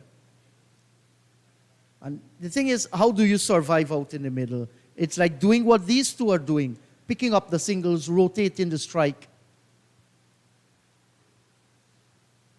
Good-looking shot. That's gone away down towards the boundary for 4. Great timing. Good placement as well from the right-handed Aldane Thomas. Didn't try and hit that too hard or overhit it. He just came forward, worked it away from the man at short mid-wicket, and he found the gap in between the long on and the deep mid-wicket. That was sweetly timed. Timed to perfection. And sandwiched the long on and the mid-wicket on the boundary. They had no chance of cutting that one off.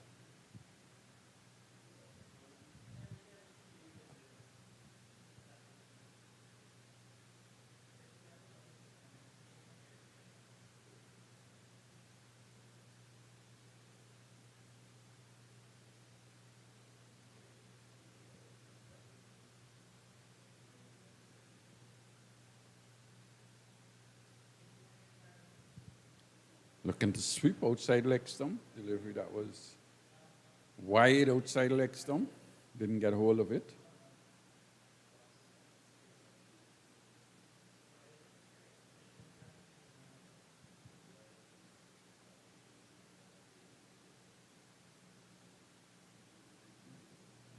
So both these boys, Thomas and Mansing, they're in their 30s.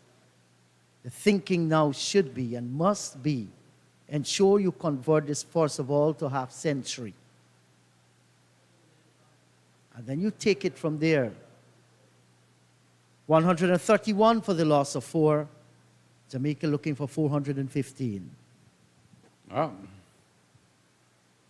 Yes, looking for 415, but right now I think all they're thinking about is try and bat out this session, then come the next session and see how far they can take this game. Because if they could bat out the day without losing a wicket or maybe just losing one, they will be thinking that, look, we've still got a chance in this game. The pitch has no devil in it. We have seen a few deliveries from the seamers that has kept low, got the ball to move a little. But certainly, the pitch has no devil in it. There's still 284 runs with 6 wickets remaining in the back to go. But first of all, get your sight on some simple targets. The target, first of all, your half century, and you begin to count in 10s or maybe 5s. Just a little change here. The bowler decides he's going to go over the wicket to the right-hander, left arm over.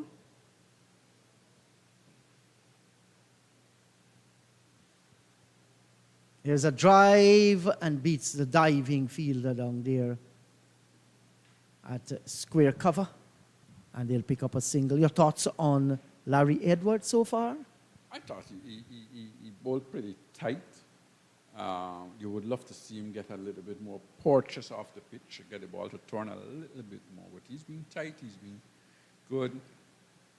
I would love to see him come over the top of the arm a little bit higher, probably a little higher. And it looked to bring batsmen forward, look to make them drive you through the offside.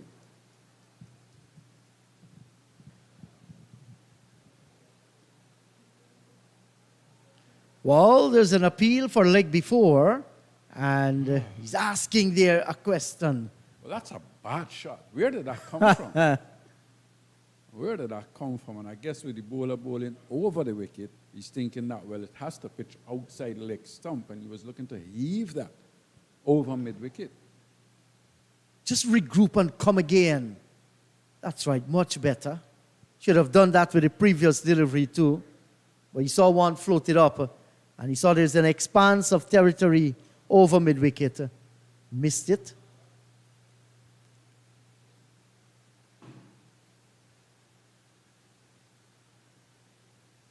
This time he's going for it. He got a hold of it. And it's gone into the stands over mid-wicket. 6 runs. This one actually pitching outside the off stump. Picked it up nicely and hit it over mid-wicket. 6 runs. Yes, when he picked it up, got it in the meat of the bat, and there's the power in his arms, so he got the maximum.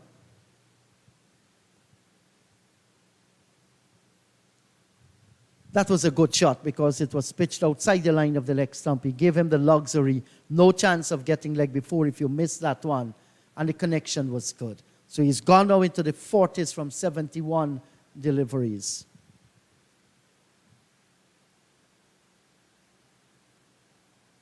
Steered away. 56 overs gone. Jamaica Scorpions, they're 138 for the loss of 4. Scorpions certainly putting up a fight back here, these two. In the middle, Alden Thomas was on 40, and Mansing, 31. And look at Mansing, he's batted for 101 deliveries, and he's been very patient out there. He has played 1 or 2 nice shots as well, but he's been very patient. He's been supporting Thomas, and Thomas has come out, take some of the pressure off of him. And at one time they were scoring just below 2 runs and over. Now they've surpassed that 2 runs and over. It's 2.46. Another flowing drive down towards wide mid-off off the bat of Mansing. And the longer he spends there, we are having a good opportunity to look at him and see what metal this youngster is made of. So far, so good.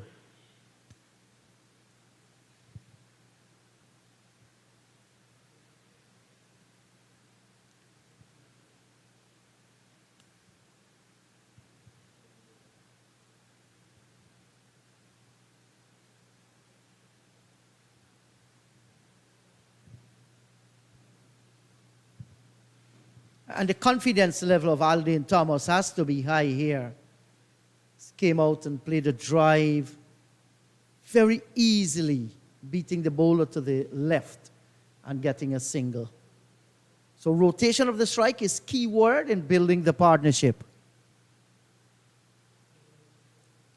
Nice little tickle. He's going to run close towards the boundary. It will get there ahead of Maxwell. Is he substituting for somebody? Byes? Somebody wearing Maxwell t-shirt? Could very well be. That's 4 byes. They all count. They all count. Score goes up to 140 for 4.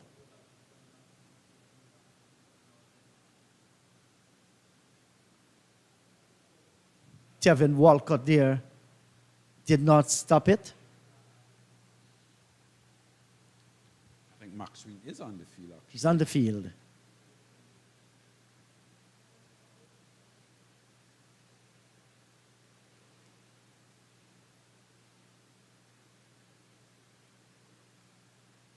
Nicely floated up there, a little bit more flight. But Mansing played well. He's mindful of the forward short leg.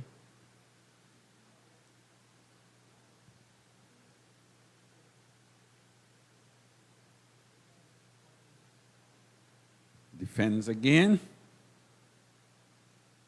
And Kenneth Demba, a little bit stylish as an off spinner. You just look at him. Yes, a little bit of a kick. And then he takes the right leg and touches the knee area as the ball goes down into the outfield. 57 overs gone, 144 for the loss of 4. Yeah, again, doesn't give the ball a great bit of spin, of rev, so that it can get that turn and bounce. or whether this pitch is so slow and that there's not a lot of bounce out there in the middle. As we see Max Sween now coming off the field, and number 18, is that Hodge returning? Yes, that's correct. That's Hodge going out in the middle. And look at our manual scoreboard there and the background. Absolutely splendid. Residential and business around the East Bank area, on the outskirts of the National Stadium here at Providence.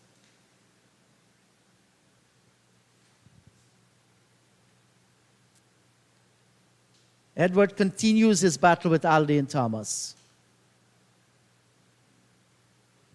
It looked to me like if he came down the track pretty early there with that one. Was giving him the charge when he got there, realizing that the ball wasn't there to hit. Pushed it out on the onside. Was able to get a single. Edwards now gone back around the wicket, left hand round. And this one is much closer to the line of the off stump. Thomas had the luxury of getting on the back foot and forcing it away down towards point.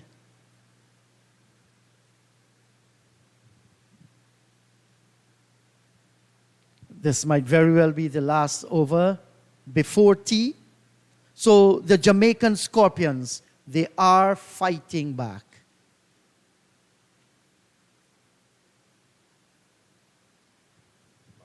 Must have heard you, those two batters out in the middle, because they make sure they went down, had a little chat, trying to draw out the seconds. I was very slow through the air. And hitting the pitch even got slower when it bounces to the right hand. I had no difficulty in defending.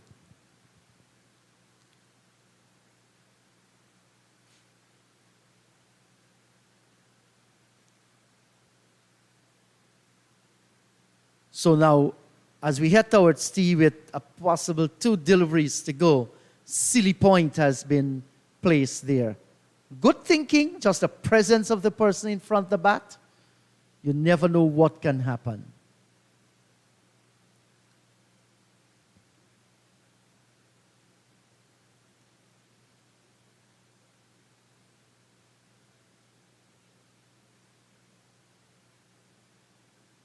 Maybe we might just think about floating this one a little bit further.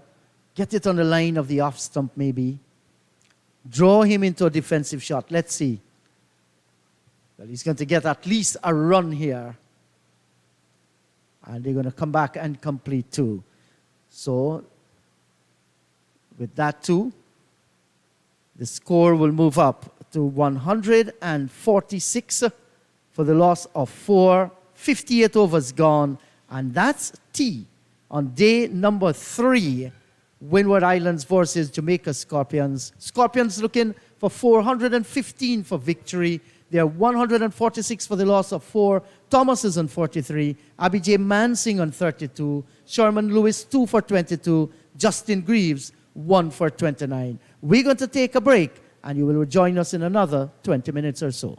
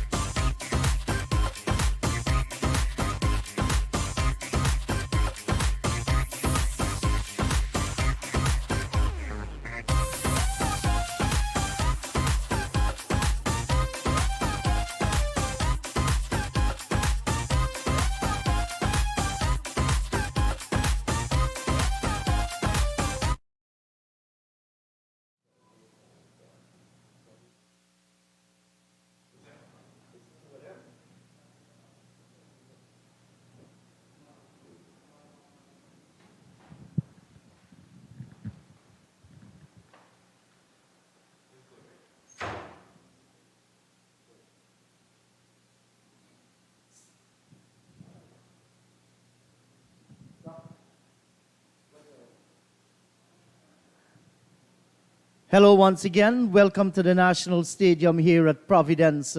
The final session on day number 3 is about to take place with Jamaica Scorpions struggling but fighting back, 146 for the loss of 4. Their target is 415. They're a long way from that, but this partnership is making a fight of this game. So once again, welcome to the National Stadium, and we shall call action from the time the first ball is bowled. With me in the commentary box is once again one of our international cricket commentators in the West Indies, Naeem Chan. Hello to you, Naeem. 146 for the loss of 4. A nice little recovery once they were struggling. Yes, at one time it was getting very pretty slow, like paled, and then I saw Mansingh getting an excellent cover drive, and then one down the leg side, flicking off the pads for 4, picked up the tempo a little bit because the morbidity or the lack of interest was beginning to rub off even on you who were watching. But it's the situation is like that. I think Jamaica can be proud that they went in at tea time losing only 4 wickets. So the partnership so far is worth 78 runs. And mind you, those are valuable runs. So they require 269 runs more for victory. Here is Kaveem Hodge. And having a force bowl in this game, Kaveem Hodge. So they're trying something differently. Not a bad ploy.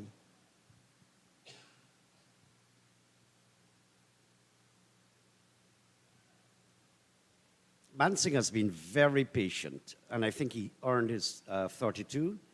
As you can see on the board, even Thomas has overtaken him. But that's not the important factor. The fact is that they stayed there, and they have brought their team from 68, I think it was, at the loss of the 4th wicket, all the way to 146. Excellent.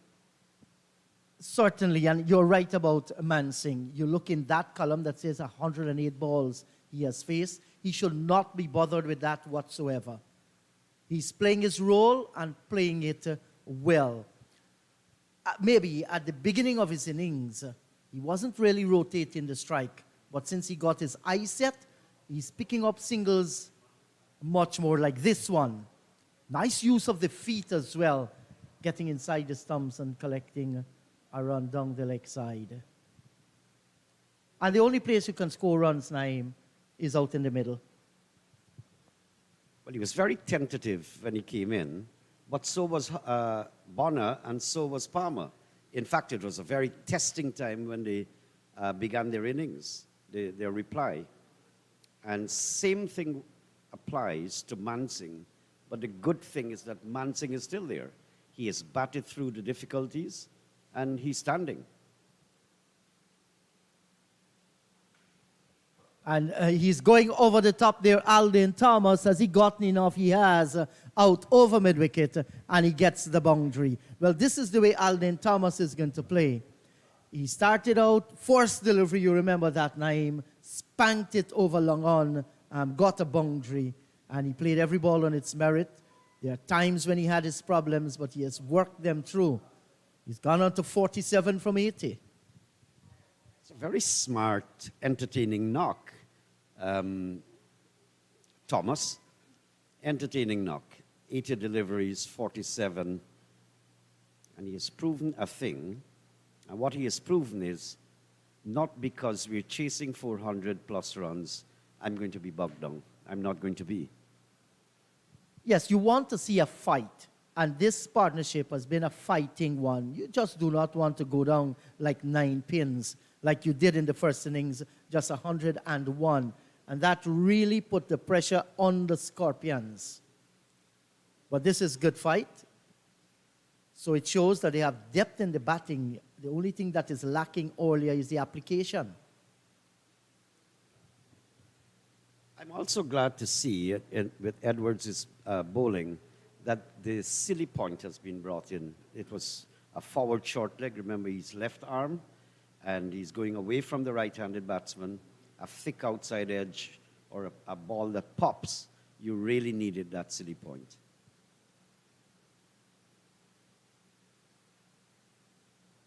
And now what we are seeing here is two left-arm spinners operating for the Volcanoes. Larry Edwards and Hodge having his first over.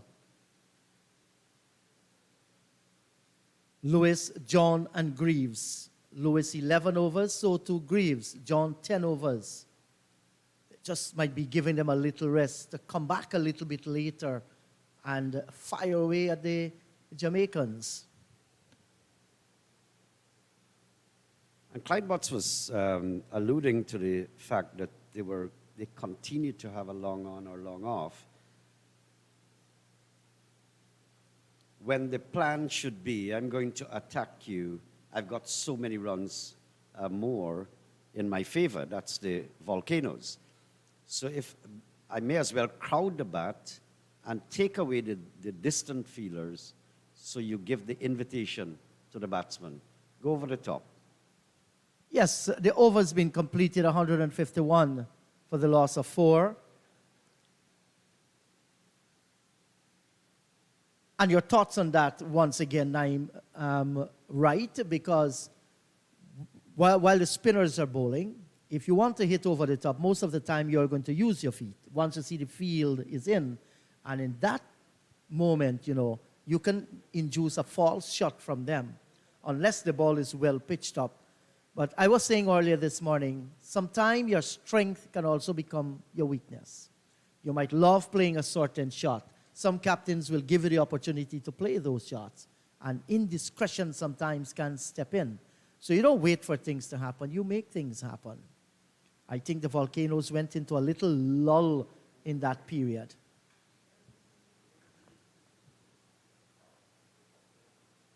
I've seen that on so many occasions. You can play the cover drive good. You like playing it. I'm going to take away the covers, but load up the slips and hope for the outside edge. Especially if I've given you a healthy target to go after. It means I have artillery in my arsenal. I have enough that I can have the luxury of allowing you to get a boundary or two.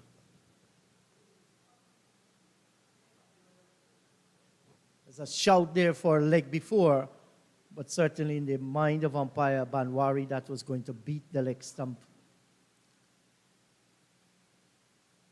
I remember there was a series when West Indies played England in England. Dwayne Bravo loved the flick shot. And the Englishmen worked him out so nice. They went for a few boundaries because they bowled him in that direction, allow him to play the flick shot.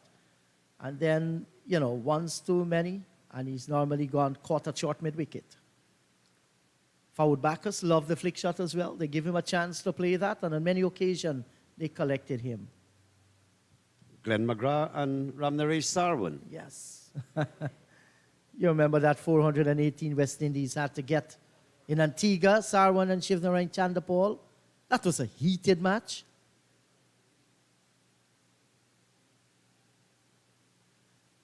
And the thing about Ramnaresh Sarwan, Naeem, he just wasn't this flamboyant cricketer, stroke maker. The man had guts. And he's not going to allow anyone to out-talk him on the field of play. He was a brave guy.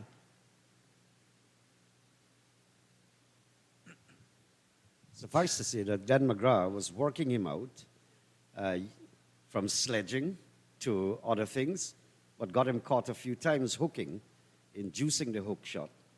End of the over, 151 for 4.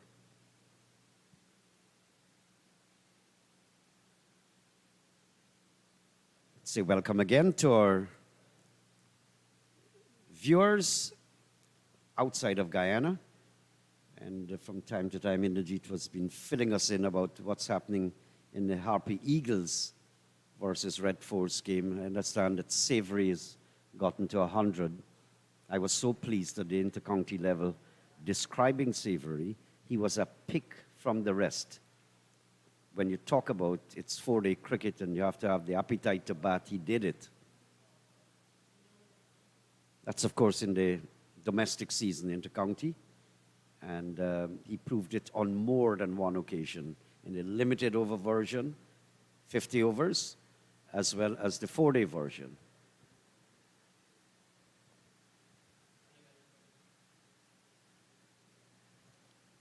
Well, Leon Johnson had the option to declare even before Savory got the 100 because Guyana had quite a good-looking scoreboard with that 164 lead. But he allowed Savory to get to the 100 and then declared the Harpy Eagles, setting them 412. So supported by his skipper as well. Splendid innings from all accounts. Good for him. Good for Essequibo's cricket. There's going to be some party in Essequibo. I guess Leon must have said to him too, well, you don't take the whole day to get to this 100. I'm giving you some time, try and get it. Leon Johnson himself getting 2 half-centuries in that game.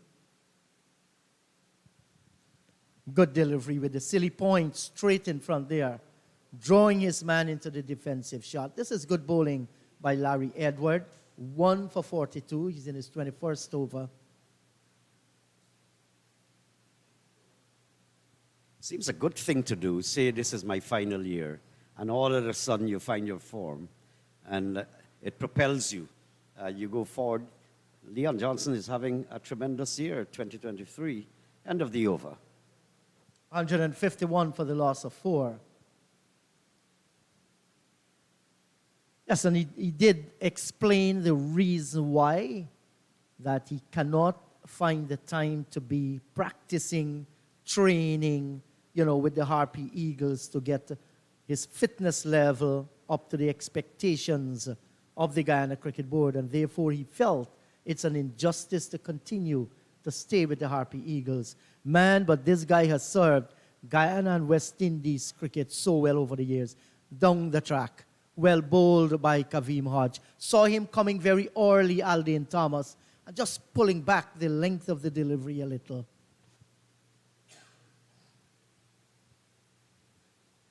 Leon Johnson has got humility to utter those words.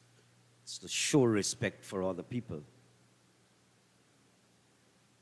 And out of that, a lot of love comes your way, and hefty serving of love, because your country will feel proud of you. Anybody that's humble, Leon Johnson is that. I remember an old man always said to me, humility is the passport to life. We have seen so much arrogance in this world, so much hatred. What it takes to be humble.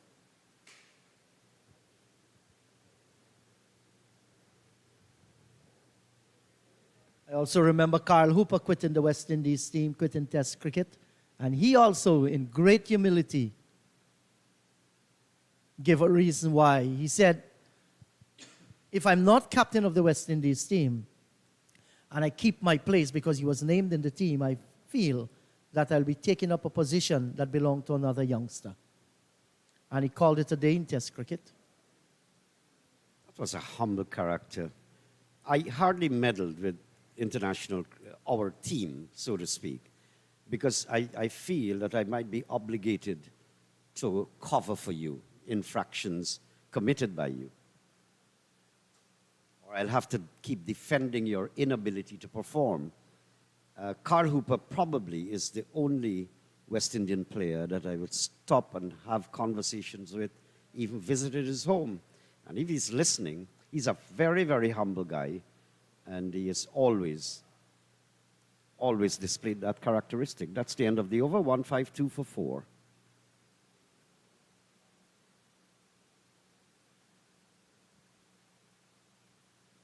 There was a time in Jamaica where Hooper had some niggling injury, some little thing. I want to believe it was his knee or something. But I was able to get a Guyanese to muster help immediately, that knew doctors and so on. So it wasn't a matter of going through any protocol. It's 1, 2, 3. And he received all the medical attention. And Hooper from that day, that was way back, I think 1991. But a decade later, every time he sees me while playing for Guyana, he will ask me to please extend his regards to those people. And I judged him from that.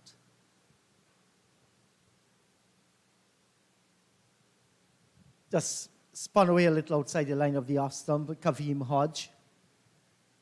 Good delivery. Can be effective on surfaces like these. Good-looking drive by Mansingh. There's protection out on the boundary. The return comes in, and they'll get the single. That's the end of the over. The end of the over. Is it? No. One more delivery remain.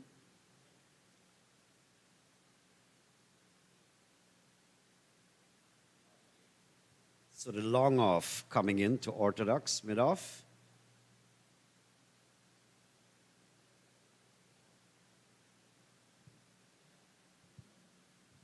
So the invitation to go over the top is there. You can even take out the cover, crowd this batsman, put pressure. The idea is not to give them an ease, the luxury of staying there.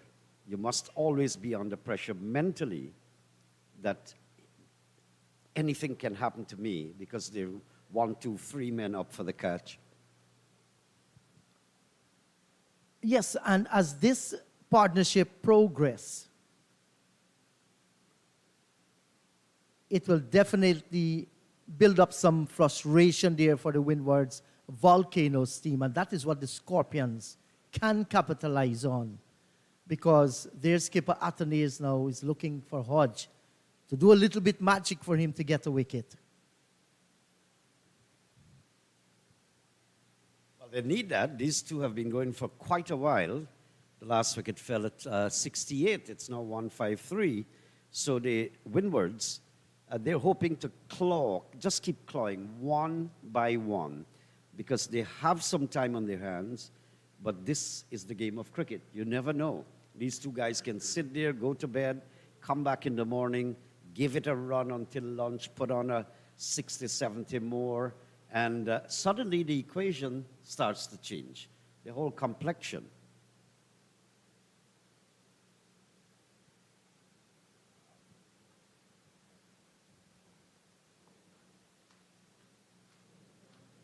Short, worked into the onside. Supposed to be coming back for 2.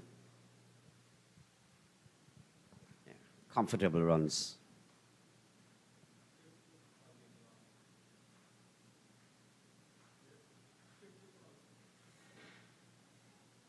That's Thomas's 50.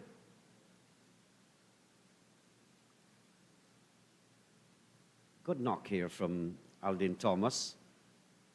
And his individual knock is inspiring, but what is more inspiring is the partnership that these two have put on. This is exactly what the doctor ordered, to stay there, build partnerships, and occupy the crease, while at the same time, just keep tickling the scoreboard. Good afternoon, Clyde Botts. Good afternoon to you, Naeem, and these two young men, certainly given the Jamaican Scorpions a little bit of a hope. They've played well. Congrats to Aldin Thomas, who's now scored 50, who is on 52 from 92 delivery. He certainly changed the game, the way how it was being played before he came to the crease. Most of the batsmen was just intent on blocking and staying there. He came out and was positive. And you could see that pressure has come to bear on the Windwards Volcanoes. Pressure just showing on them a little. And Mansingh continues to plug away, looking to work the ball around, looking to work the ball into the gaps, keep rotation going. Nice little partnership.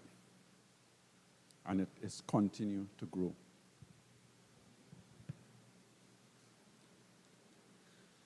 Just about, what, 90 partnership, I think it is. And what I admire about Mansingh, he understands his ability, understands his strengths and weaknesses. He's not bothered to be ultra aggressive. He understands his role. He's been giving support. And it's 35 runs, but he earned the 35 runs. Yes, he has. What is also nice to see is that the siders come out to tee from after tee, the fielding side, and they've applied a little bit more pressure to the spinners. We've seen silly mid-on, silly mid-off, something they may have lost during that period of that partnership before tee.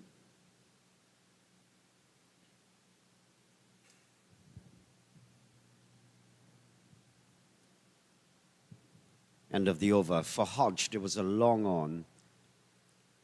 But when the bowler is operating from the northern end, they introduced, no doubt about it, they were bringing in the silly point as well. And as you alluded earlier on, I had to repeat it earlier, that the long off was coming into mid-off and giving the batsman the chance and the opportunity to go over the top while crowding him with a forward short leg silly point and a solitary slip.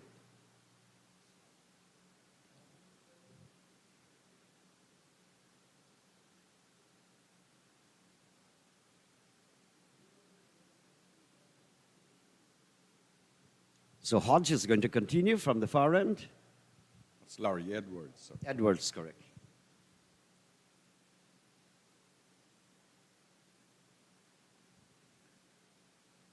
That's one of the few foul shots we've seen from Mansing, looking to on drive this time, getting the outer half of the bat and going out into the cover region.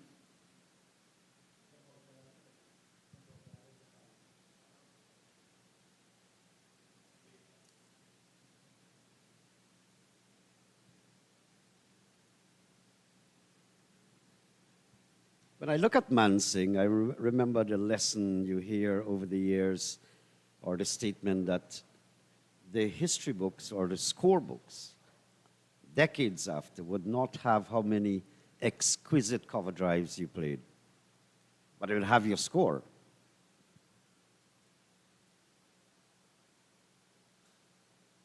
And Mansing is determined to accumulate and singles by singles, a few exquisite drives, but he's still there, 37, giving a lot of support to Aldin Thomas, who is inclined to be more aggressive.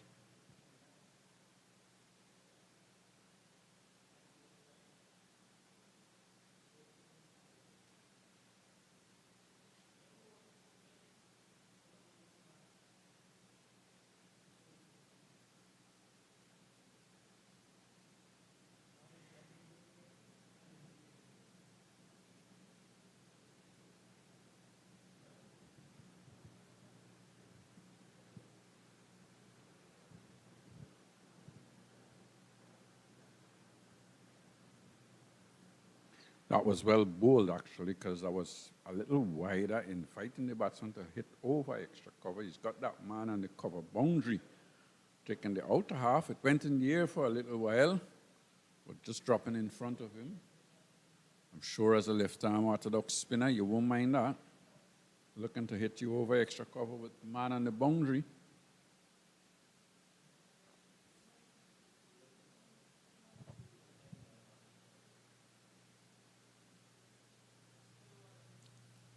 Earlier, you said that you wouldn't mind seeing the spinners operating in tandem. That's exactly what's going on now. I think Atenes would be watching to see how much penetration they're making. Are they getting the batsman to make mistakes? If not, I'm going to have to ask Greaves or one of the faster boys and rotate it. Well, I think it would be difficult, really, to ask them to come back for a spell now. I think what he will well do is if these two continue to bat this way, 6 overs all, you're bowling another 14 overs and the new ball is due. I think he will well be waiting for that new ball before he brings them back into the attack.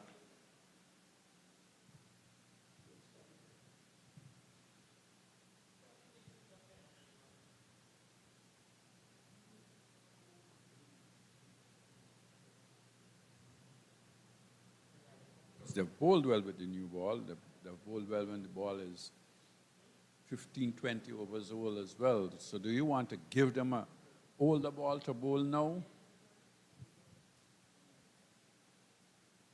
or you just want to let your spinners plug away for a little while, see what happens, and then you take that new ball.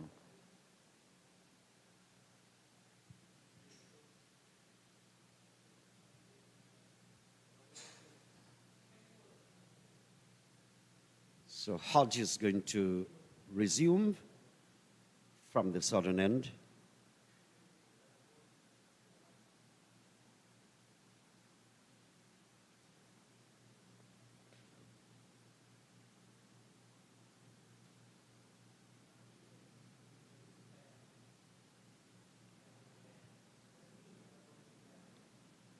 Nice, brilliant sunshine here at the National Stadium. Absolutely smooth outfield. Very level, compacted, rolled. And it has been lightning fast as well.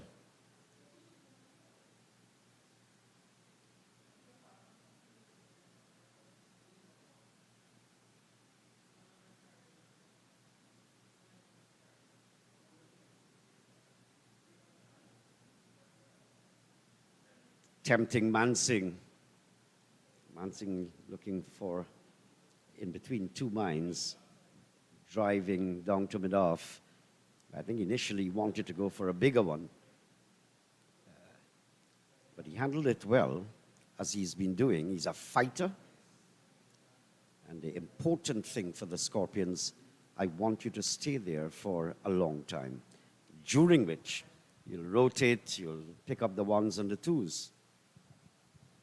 I'm sure Bob wouldn't mind those drives because he's not scoring. And if you're hanging it in the air there and you're not scoring, one can easily then go to extra cover or even to mid-off in the air.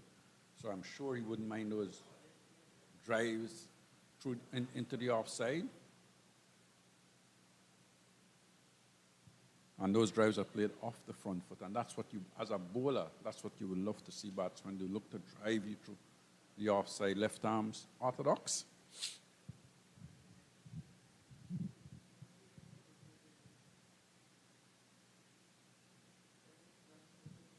Nice battle. Thomas was almost coming down for a big heave.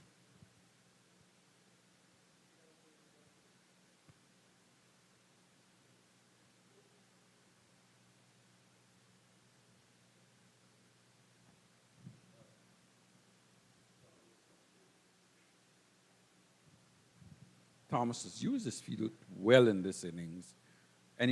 He's come down the track. If he's not there at the pitch, he tends to just check himself, stops the ball. This time he's going over mid-wicket, misses it, and he is bowled. Well, well, well. He played a wonderful innings, looking to hit over mid-wicket. A delivery he should have more or less just played back up the pitch. And he's bowled. Unfortunate, we have been impressed and inspired by the partnership. Just getting it wrong. I think the flight deceived them as well. He goes back rejected and ejected as well. Played a good hand, but at the same time, when you've played bat so well and you've got the opposition a little bit down, you don't want to bring them back into the game or make them have that advantage. And that's what he has done here, just giving them back a little bit of the advantage. As we look at Green coming out, that was a wonderful partnership, batted well with young man Mansing.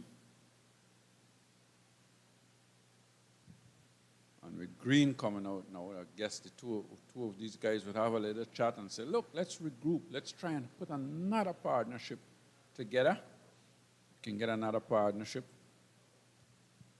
Can put pressure back on the Volcanoes, and the Volcanoes would now be thinking, well, we've got one, you're going to get 2 and 3. Yes, they have worked, and they have worked in a relatively organized way most of the time, or more often than not. And the little success, they have been getting this little success in pieces. It's not a whole basket full of success.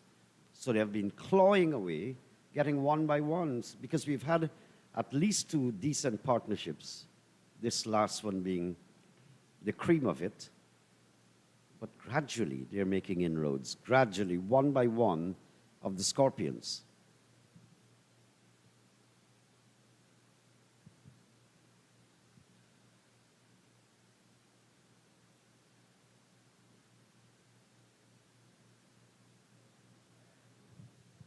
Green, who had a decent knock in the first innings, has now come out. He's a positive player as well.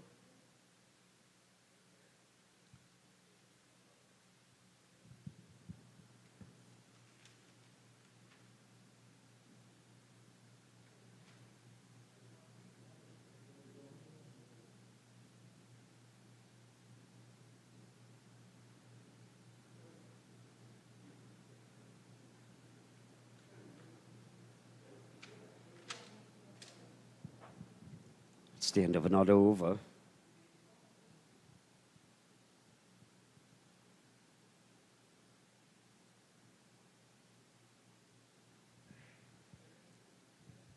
You look at it, Green got 33 in the first innings.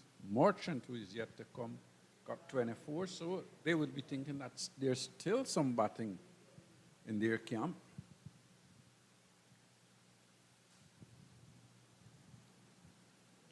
Just a single problem I know going through the Scorpions' mind is that they allowed the train to get away too fast. And was it a score of maybe 300 to get? Even in the circumstances here, the fight was really on.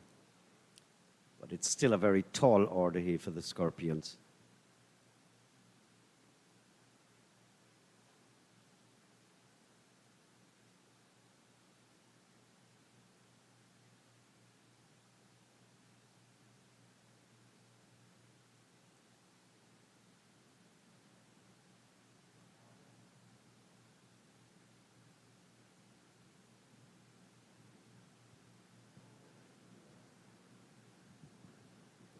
Kevin Hodge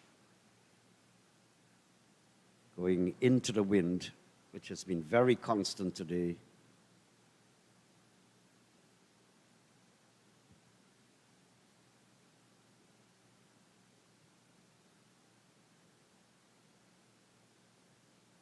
Dover Green also had a very good bowl in the first innings.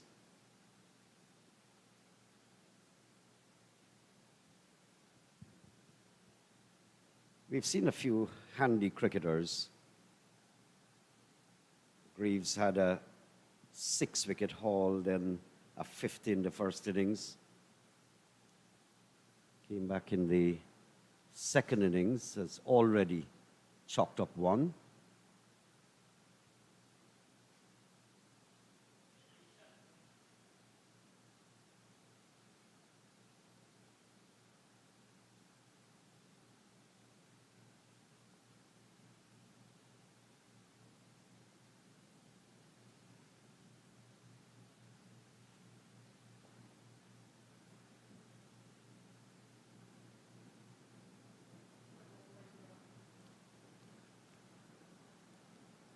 So I guess Clyde Butts is very pleased with the field. Apart from those crowding the bat, there's a short extra cover, short mid-wicket as well.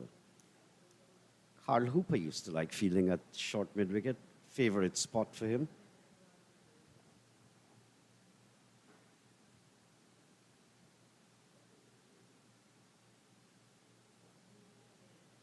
Seems as though he's found a gap, though. Darvel Green, long chase here. This outfield is lightning fast. Pitched up and he was into the drive. He's not going to be bogged down, and went all the way down to the boundary for 4. I think that's what Darvel Green would do. He would come forward, pushes it over extra cover, and get 4 runs.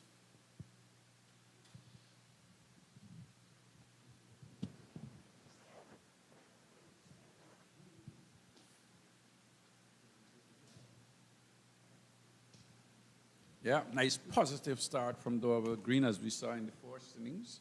First innings, he played a lovely straight drive. This time he's going over extra cover. 169 for 5. Still a lot of runs to be had, 246 if they're thinking about winning. But there's still lots of time in this game. And one never knows. I mean, I would be back in the Volcanoes at the moment. If I was a betting man, I would say the Volcanoes will win. Yes, and there's another scenario too. The weather pattern can change. You bat out today, and you have the final day tomorrow, and rain falls the entire day, and you can't play the cricket. You actually get a draw. I have to be very careful with you, Miss Njidit. I know you're a farmer, and I was going to Andrew Mason goat farm. You've got your goat farm in Myconi. You want some rain for that The farm, goats eh? do not like rain, Clyde. You know that. Good I know looking. they do not like rain, but they need to graze. And if the rain don't fall, you're not going to get grazing for them. Certainly they do. I was shocked when I saw the shot that Aldane Thomas played. On call for, well set on a half century, and just give it away. Now, you can't be doing that so often at regional cricket. I mean, it's unacceptable. Yes, the young man made a half century. There was a time when he played some shots that he shouldn't, but he settled down nicely. Why do you want to give it away? It looked to me like if he was just getting a little anxious, because a couple of deliveries before, he went charging down the wicket as well, and then when he got there, he just pushed it back. So I think, sometimes that's the time probably when you need your partner to come down and say, come on, let's buckle down again. Let's try and fight. Let's come on. We just come from a break. Let's try and fight. And beaten outside the line of the off stump, that was well bowled. Yes, it was. It was given a genuine air. It spun as well. Mansing reaching forward. Missed it. Went through to the wicketkeeper.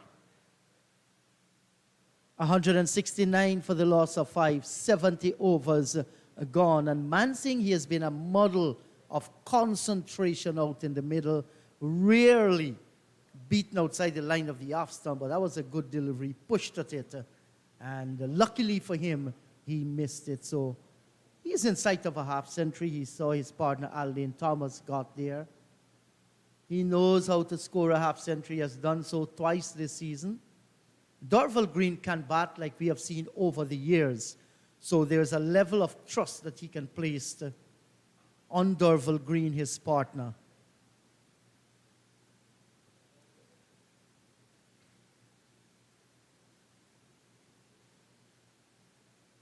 Already one match has been finished in this third round action.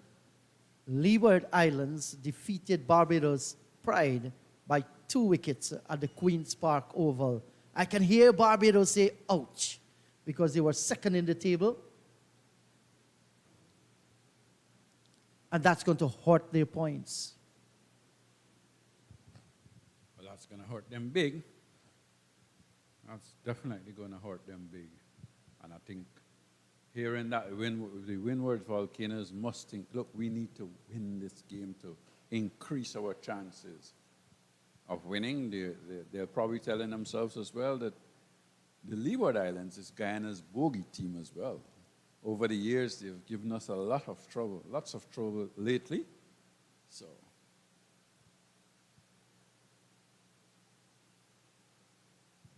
yes, and that man, Rakeem Cordwall, has done well against Guyana, even at Guyana's home ground here, the National Stadium. They've gotten some fast bowling points. The Volcanoes from their first innings and 1 batting point. So if they go on to win, you can add 12 along with those, and that's going to improve their chances. They are 4th in the point standing.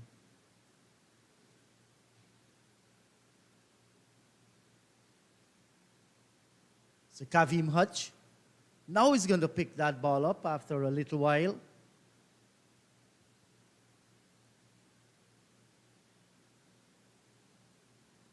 And Dorval Green is not going to be flustered whatsoever. He's mindful. There is a slip, there's a silly point, and a forward short leg.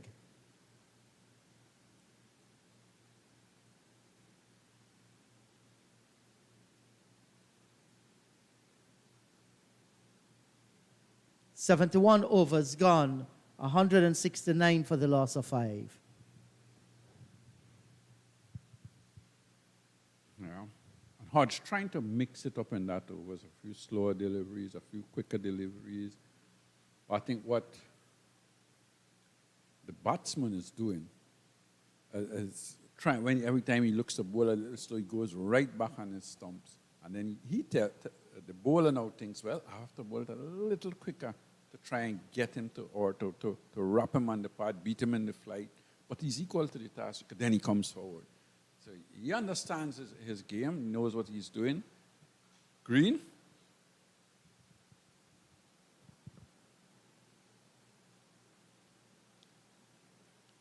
Are you satisfied that the Volcanoes have managed to cut off the singles that Mansing normally get at short cover, extra cover region? Yes, you can see they went back out with a different plan, and it has worked for them because they've gotten a wicket, and they're keeping things even tighter. And they're not allowing Mansing to rotate the strike as he was doing before. They've brought in the mid-on, mid-off. They've got the ring of fielders on the offside. And they've got 2 men in front of his bat as well. One at silly mid-off and one at silly mid-on. Yes, and when these things happen, you're curtailed in all possible direction that you have been scoring your singles. It tests your concentration. You have to adjust your games. You have to look for other scoring opportunities. So Athanaze has done well in tandem with his bowlers.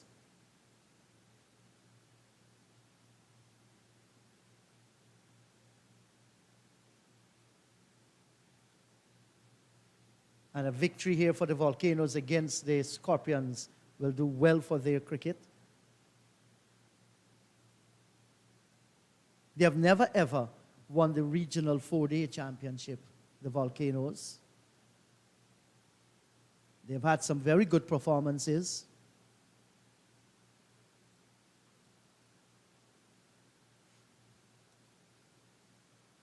So 72 overs gone, 169 for the loss of 5. Yeah, and I think that they're doing the job right now of just playing a little holding game. Probably the skipper thinking, well, a new ball is going to be juiced soon. If we don't get a wicket, we bring that new ball. Our bowlers have done well in this game. And I'm sure he'll be thinking, well, they would do it again with the new ball.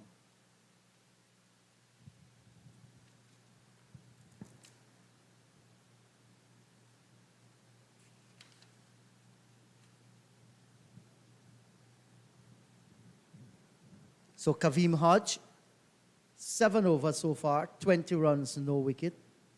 Economically, he has been sound.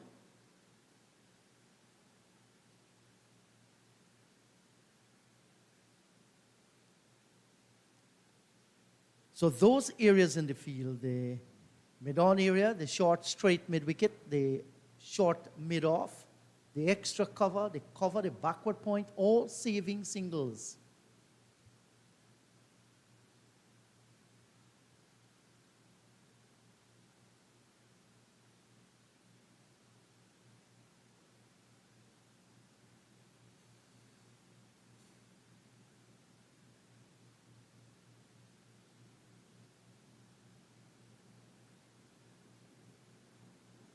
Trinidad and Tobago Red Force in that match against the Harpy Eagles.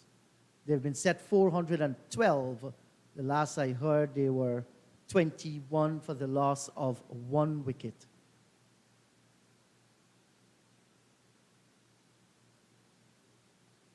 He's going over the top this time. Will the catch be taken? It's going away from Lewis, and it ends up across the rope for 4. So he took his chances. It hung in the air for a long time. He gets the boundary nevertheless. Yes, he did. And as a bowler, you're quite happy that he's taking that chance because he was hitting across the line of the delivery as well. Left arm orthodox, turning away for the right hander. Got it high on the bat. And it went high in the air, but went a good way away from Lewis at mid-on and went into the boundary for 4. Yes, and you can feel the pressure building up there for Dorval Green. And now he's tight in defense. Regroup and come again. It's like one of these days when you're seeing your best shots going straight to fielders, you can't score a run, and then you decide to throw caution to the wind. Well, he had enough.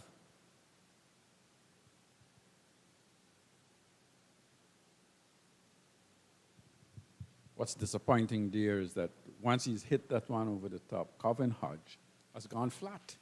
The next two deliveries were flat and straight. Come on, that's the time. You've got a lot of runs to play with. Give it again. Invite him to go and hit you over the top again. Yes, you won't mind he smack you for 3 sixes and 2 fours and you get his wicket after then. 173 for the loss of 5. I always had fun when Mahendra Nagamutu played for Guyana. The leg spinner, Hooper, when he was the skipper. When Mahendra Nagamutu flight the ball, he got smacked for a boundary or 6. The very next delivery is going to be flat and fast, and Hooper will just turn and look at him, and Mahendra will shake his head. The next delivery is going to float it up again. He got the message. Mahendra Nagamutu, what a cricketer he was. Very good cricketer. Bowl fairly tight. Yes, sometimes he tends to bowl a little too quickly as a leg spinner. Good batter. I don't think he understood how good a batsman he was. And he was a very good fielder in the field as well. And a good human being as well. Had the privilege of mixing with him on quite a few occasions, Mahendra Nagamutu, and with himself and Neil McGarrell. After Harper and Butsy depart, the two guys ruled the roost for Guyana regional cricket for quite a long time. Neil McGarrell, what a tough character he Yes. was. A tough customer. He's a man you would go anywhere with. You would take him anywhere you can, and he will be there to fight for you. He will be there to fight for you. Even creating a chance while fielding as well. That's Neil McGarrell. Was a pity that his career was cut short. No fault of his. It's an appeal. They might thought that he didn't get a bat onto it, but this is going to run away close towards the boundary, gets there now, and that's 4 runs. So he did get the edge. Well, I did. The way the bowler was behaving, you thought he didn't get a hit on that, but clearly he got an edge on it, going across the stump, working it down to fine leg, 4 runs. I think the bowler was thinking that he would have missed it because it kept low. It was fairly straight, probably would have hit leg stump. He got 4 runs with Mansingh, and he's moved into to the 40s. He's on 43. Yes, and he must be telling himself, listen, 7 runs away, I must get that. That should be my 4th target. It's not selfish cricket. Get there, you're playing for your team, and then regroup. Retake your guard, they'll say, and come again. I heard Rohan Kanai said, Clyde, that there were many, many times when he batted out in the middle there, and he used to count his runs in groups of 10. Take his guard, settle again when he scored the first 10, then the second 10. By the time you realize it, it's 10 tens. Here's a drive, and they'll come through for a quick single and get it there too. And that ball is going to run away through the outfield and goes across the rope for a boundary. Why not? Mansingh, you've worked hard enough. It's time you get some easy runs. I'm sure he's happy with that extra 4. And you have some batsmen as well who can tell you about every run they've scored. If the scorer misses one of the run, they know it's which one they missed, and they can tell the scorer when he missed it as well. They count every run. Quite a few players are like that.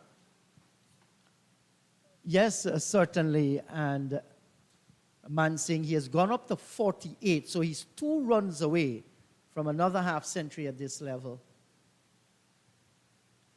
And he has Dorval Green with him, so there's no problem with him running out of partners whatsoever.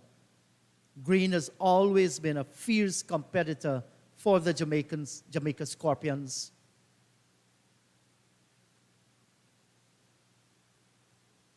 So Mansing, he's on strike, 182 for the loss of 5.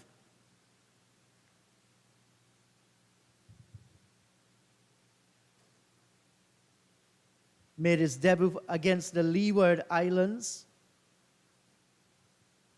in Antigua. Started with 2 half centuries, 56 and 62 not out, and then 27 and not against Barbados. Did not do much in the first innings here, but he's well set.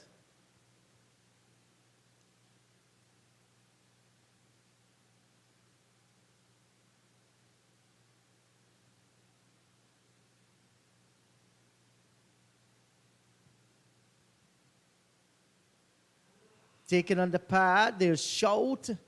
Was it a shout for a catch or a leg before there, Clyde? A leg before. I've always marveled at this. That when the bowler bowls and he thinks he's got his man, how he appeals and then where they're running to, I don't know. They appeal and then they start running. That delivery was actually going down the leg side, the one he appealed to. Is that a form of celebration, I guess? Running. Well, it's a form of celebration, but you have to wait until the umpire raises that dreaded finger. Exactly. What are you celebrating? Is it a method of putting pressure on the umpire?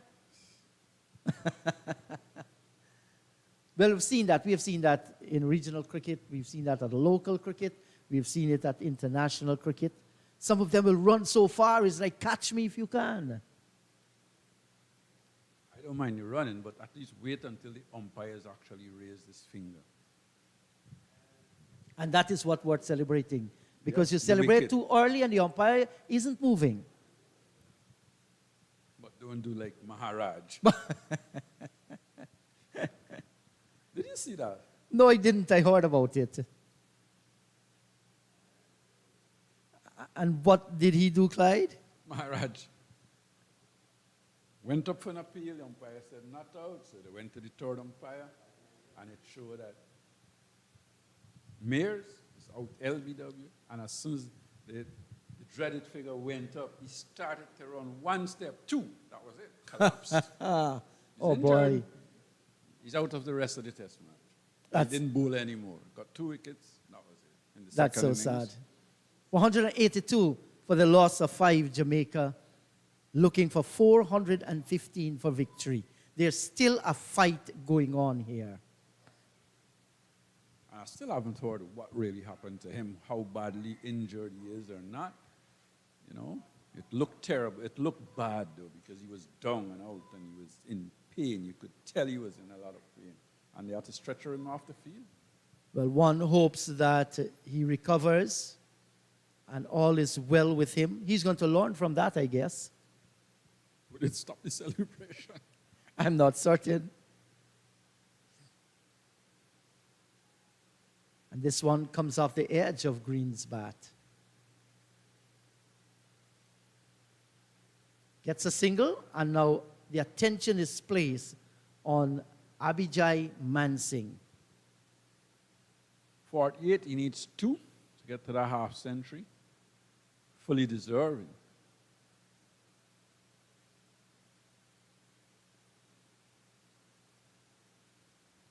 Very tight in defense here now. And let's look at this field. There is a silly point, and there is a silly mid-off as well. That's interesting. Yeah, very interesting. 2 men on the offside. And he squeezes one there, Clyde. The return comes in, the bail's taken off, but Green was home. And Mansing gets another run. He now moves on to 49. Yeah. Obviously, as a field inside and as a captain, you want to try different things, make the batsman think that something is happening that he's not seeing, you know, that's not there. And he may look to play a little differently, lose his wicket. Has a very good average coming into this game, an average of 48. It's early days for his career, but it seems to be a very good prospect. And like you said, got the recommendation of no other than the Tiger himself, Shivnarine Chanderpaul. So, One fielder is on his knees there at slip. And the ball goes straight to him, bouncing off the pads. Not often you see someone on their knees out there, Clyde. Well, it's a delivery that was actually just sliding down leg side, looking to whip it, didn't hit it.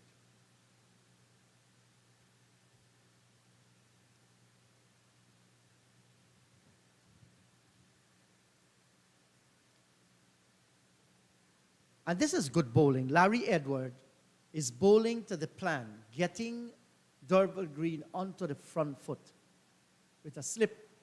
In fact, 2 slips and a silly point.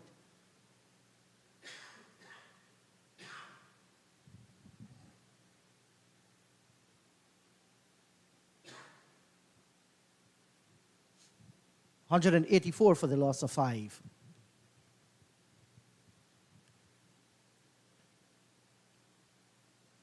Aldin Thomas, the last man going back for 55 from 102 deliveries. Edward, 2 for 56. And Sherman Lewis, 2 for 22. Yep, some good tight seam bowling earlier on by all 3 of the seamers. John wasn't successful. He didn't get any wickets, but certainly bowled very tight with the new ball, kept things fairly tight, made the batsman play. Lewis was aggressive, was hitting the deck hard, was coming at the batters all the time. And then you had Greaves, who bowled well again, well within himself, wicket to wicket, making the batsman play. And then the spinners have worked since. And that ball was hit the stumps. There's an appeal for run out. And Tevin Walcott there just bellowing the appeal. Mansingh thought he had a single there. It was never on. Well, he was pushing it out to the man at short leg. He had fielded cleanly. And he threw it. I think if he had hit the stump, actually, that would have been very, very close. But just going into the keeper's hands and not take off the bails. Had he hit those stumps, he may have been a gunner, but it went to the keeper who had to take off the bails. Very close indeed. Yes, so let's see those close-in fielders other than the wicketkeeper. There's a leg gully, a forward short leg, and a slip. They have dispensed with the 2 silly point they had earlier. Mansingh is coming forward. He's driving into the offside field. The return comes in, and he gets his half century. Congratulations to Abijay Mansingh, the 25-year-old Jamaican, his 3rd at first class and regional level, raises his bat to the dressing room. Well done.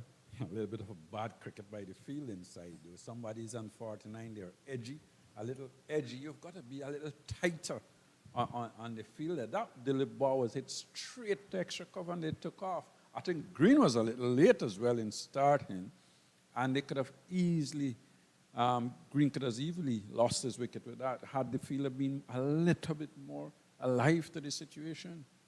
Yes. But well played by Mansingh, good 50. He's worked hard for his 50. He's back for 170 deliveries. Certainly, I've put in the work in that the captain would need him to do today. Yes, faced 170 balls, like Clyde said, 217 minutes of batting, 5 fours in that innings.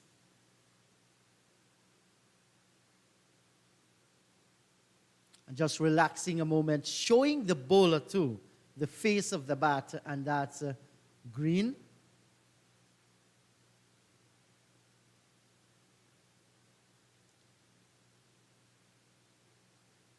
And Green is going over the top. Does he have enough? He does. And that's gone away for 4. Over long on, well played. Will he field in? Tossed up Clydie. And he made no mistake. Yeah, that's a good-looking shot, actually, because he didn't try and hit it too hard or overhit it. Just came forward, picked it up nice and over the middle on it, and it went into the boundary for 4. Good-looking shot. Yes, and Kavim Hodge wouldn't mind this at all. That's the reason why they brought in the field. They want him to take a chance and go over the top. He was successful with that one, and now all along the ground for a single. Good cricket here by Derval Green. Jamaica, they're inching closer to the 200 mark.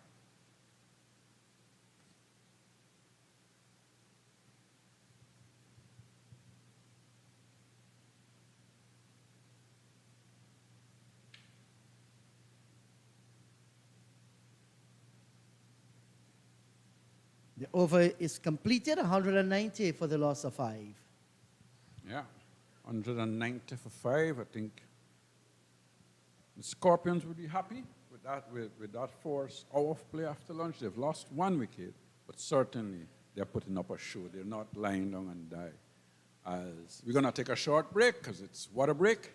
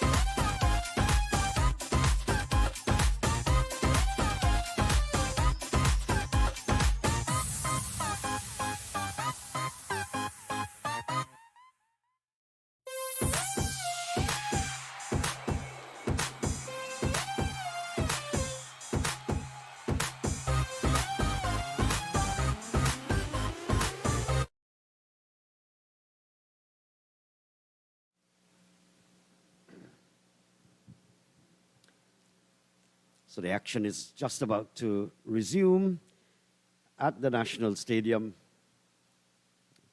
Seen a partnership of some 96 runs.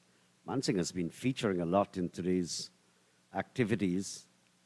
So the last wicket going down at 164. It's now gone to 190. So himself and Thomas had that good partnership. Lots of pressure here.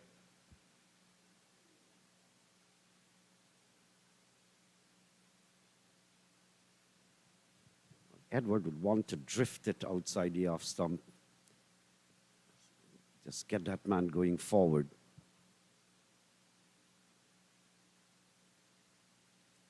Could it be the reason why the second slip is crouching on one knee? It's because he has the shin pads on. I wonder if that is affecting him. No, I think basically he's just trying to stay low. He's just trying to stay low. Maybe he's not accustomed to being in that position.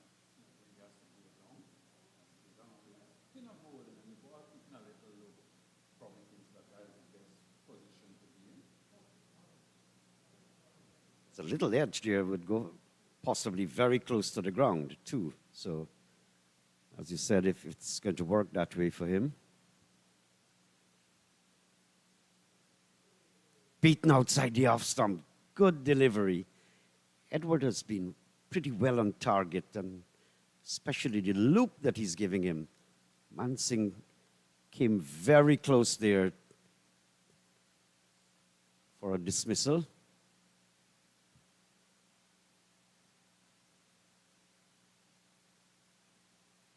Picks up the line this time. He's a worker. The worker has been working his way until he got to 50. It's a patient, well-earned 50. Nothing flamboyant. What was flamboyant in his innings is the fact that he has retained his wicket, proving that it's an innings of character at the end of the over. 174. Balls. Abhijay Mansing.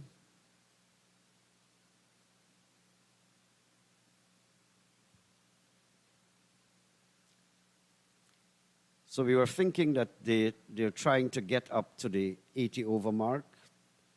Perhaps when the new ball will be able to be taken, and then you might see a bit of fireworks coming in.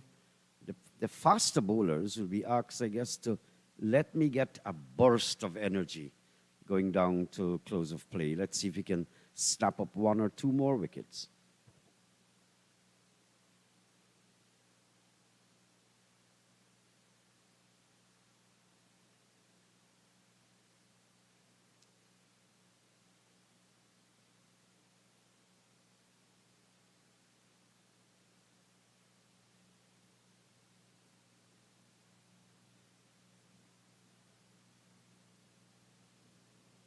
I would love to know what position Mansing bats in local club in Jamaica. You look at him and you think, well, batting at number 5, probably the number 3 position would not suit him a little better, where he can come out, set the harder balls, focus around a little bit more. He seems to be somebody that loves to bat and bat long.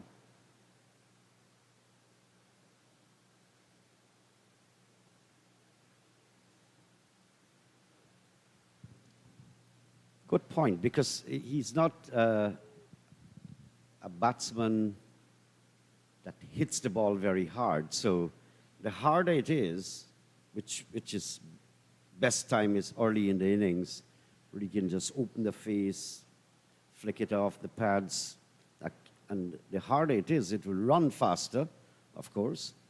Makes it easier for him in that position. Andrew, you've got to think that if he start losing wickets lower down and he's left, unless he can really change his game, which is probably difficult for us to see with the situation of the game at this time, if he can really accelerate that scoring rate,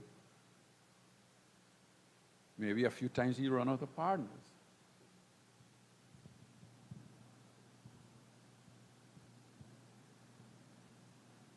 Reminds you of a West Indian batsman, just retired.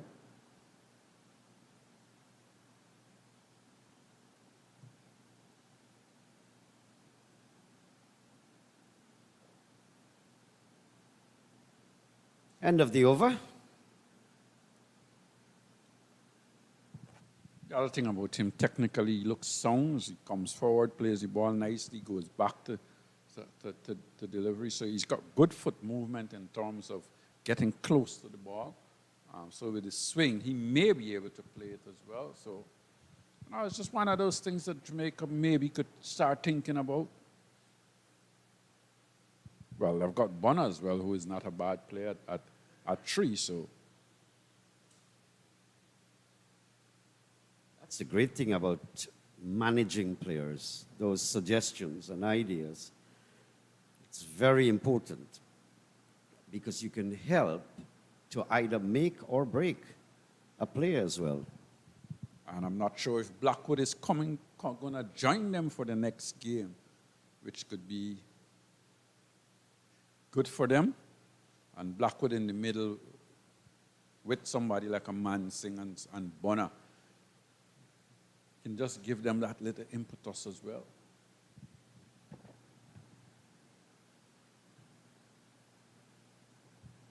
I find Bonner was not absolutely comfortable. He's not flowing.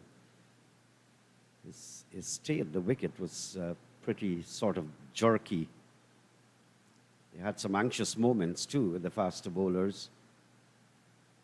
He had issues. Palmer batted through those issues. Just unfortunately, he didn't go more than 21.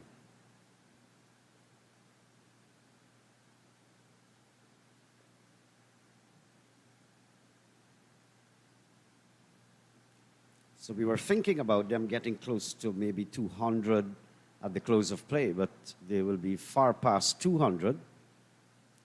The important question is how many wickets they can lose. End of the over, 191 for 5.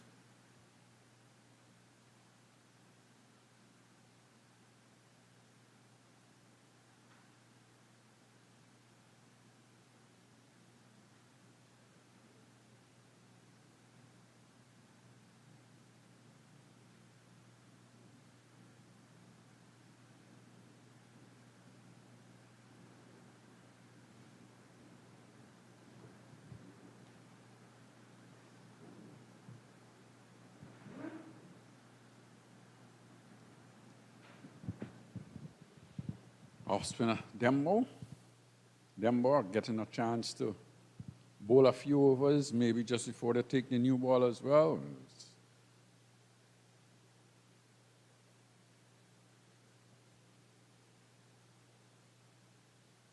He has that unique run-up. Was it, I think Derek Parry had something, well, pretty close to that. But he's getting a little hopscotch on the way.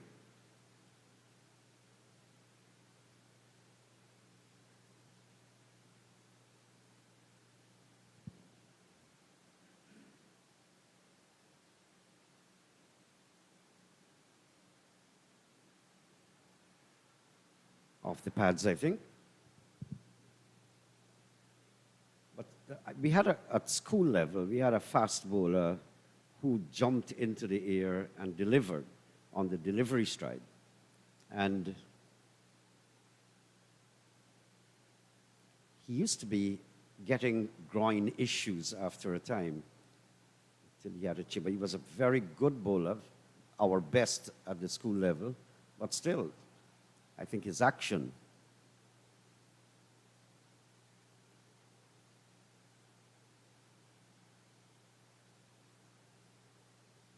of course, Demba is a slower bowler, so it might not affect him so much. I guess if it was affecting him, he would have been changing that. But it's an unusual style.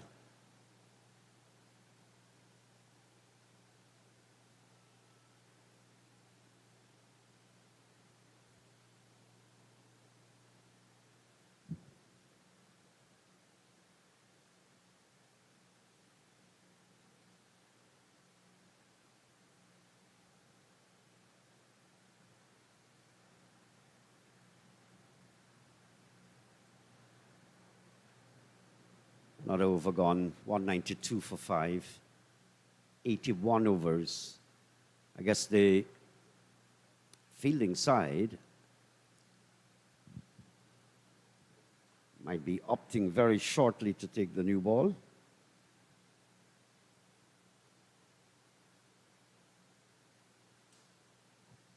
I think Attanis might just want to say, let me just try this a little more, because especially Edward has been flighting the ball and getting the batsman to play, beating the outside edge, Mansing's outside edge once or twice.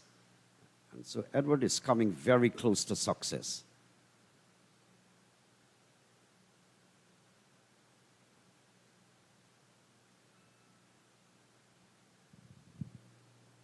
I'm sorry, I would have probably taken that new ball when it was due, but I guess he's thinking, well, still got what, some 50 minutes, 45 minutes left for the day's play.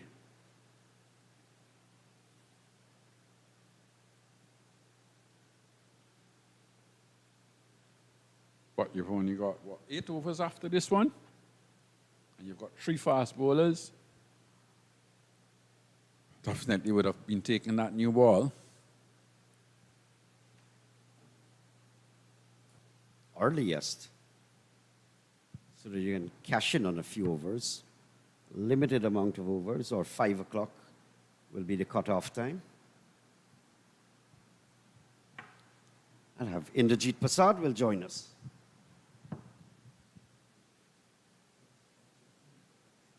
Nicely driven through extra cover. It's going to run away into the boundary, 4 runs. Good looking shot. Just Edwards just bowling a little quicker, a little fuller with that delivery. And Green was equal to the task, coming forward and stroking it nicely through extra cover. 4 runs. Partnership growing. 32. Score 196 for 5. And this is how you build an innings, Clyde. You build it in partnership. They are essentially important to the final total that you will get. Unless there is a one-man show that beat the heck out of you, partnership is the way to go. And Mansingh has shown that. Other than being a scorer, the only place you can score runs is out in the middle, and he has spent the time, faced 185 balls, came through that period when the runs dried up and then beginning to blossom. That's the reason why he has gotten a half-century. And the likes of Log and Aldane Thomas, along with Palmer, they should be learning how to build an innings. I mean, they have played a lot of cricket, 196 for the loss of 5. There's no doubt in my mind. I think the one that you would want to be speaking to, maybe it's Log, in terms of how he builds his innings. But Palmer, over the years, has done. Bonner has the experience. The young fella McKenzie now coming through. Didn't look bad, actually. He played, I thought he looked very organized. He didn't get much, but his defense looked solid, and so on. So, just those little things, I think you got to stay and you got to try and bat for as long as you possibly can. That will always help you.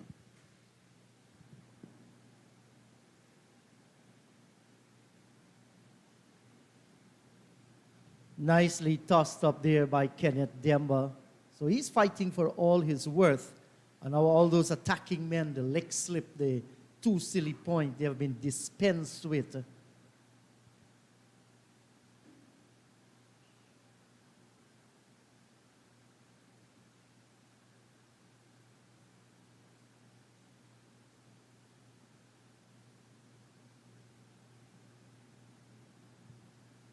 So you can see the shadows there out in the middle, following the cricketers wherever they go. That's because we're coming down towards the end of day number 3. Jamaica started their hunt for that 415 from ball number 1, and they're still out in the middle there on 196 for the loss of 5. They still require for the 219. There's a drive and brilliantly knocked down at cover. Left the bat in a hurry. Harpy Eagles, they've managed to pick up another wicket against Trinidad and Tobago. They were 60 out for the loss of 2. Well, I expect the Harpy Eagles would be winning that game. Well, he's gone the leg before. He looked for the sweep shot there, Abhijay Mansingh. And umpire Banwari raised the dreaded finger. Didn't take long. The appeal went up. We shall see.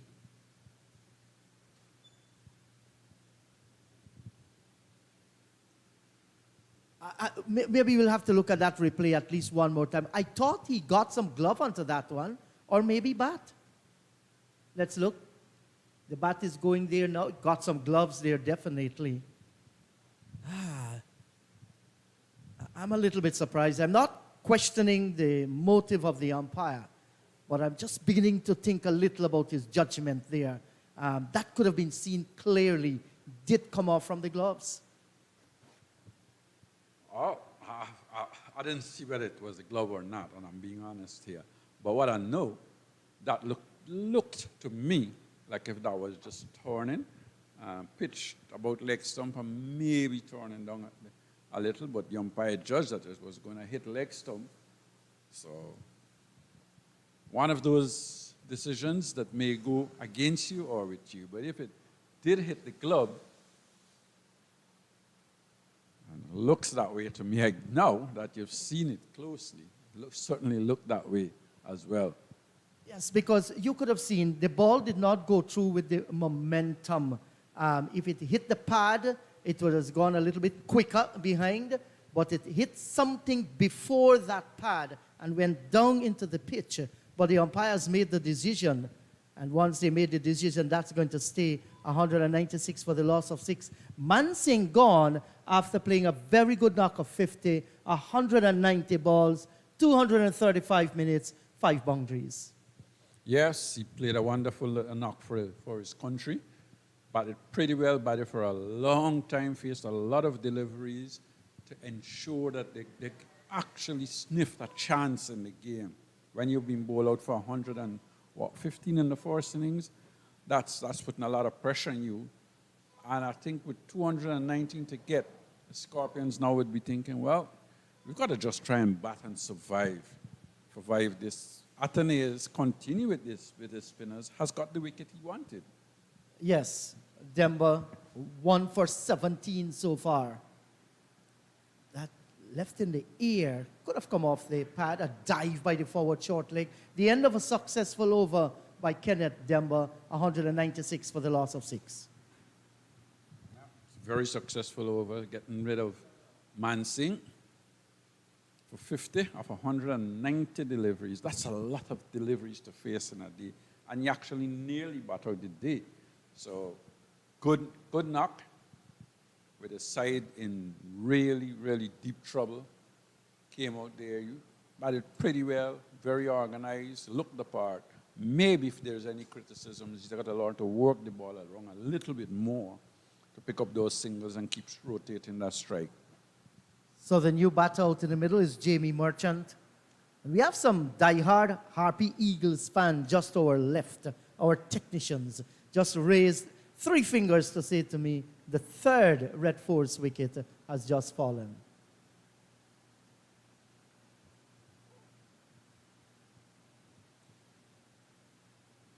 And Green will get a single. Now we've seen, this is good by Athenaeus.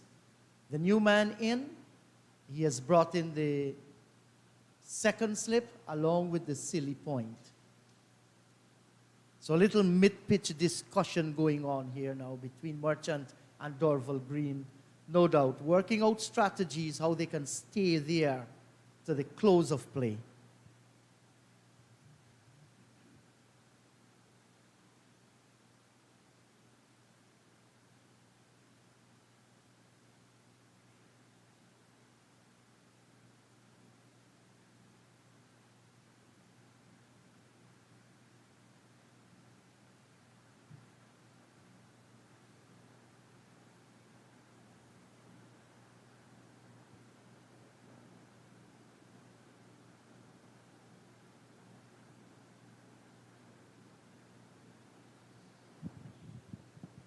Volcanoes will be thinking they can finish this game this afternoon as well. They still got some 6 overs after this one, and I think they're allowed to ask for half an hour maybe if they get another 2 wickets before that time. Sure, the umpires would give them that half hour, which would be another 8 overs or so. Might very well be a long afternoon in the commentary box. Maybe. It just depends. Maybe we'll have a nice little partnership here as well.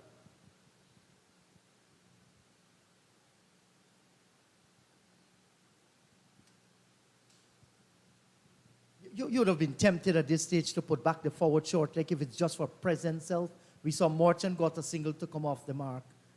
Well, to Merchant, yes, but maybe to Green, who looks quite organized and so on, you say, well, he's been batting a little while. I've got a slip. I've got a slip on, two slips, really. And that man, maybe I would still put the man in front to bat on the onside. Make him see the person in his eye line. That's right. So the Volcanoes, they're sniffing victory here against the Scorpions. A drive by Green. Got an awkward bounce there at short extra cover.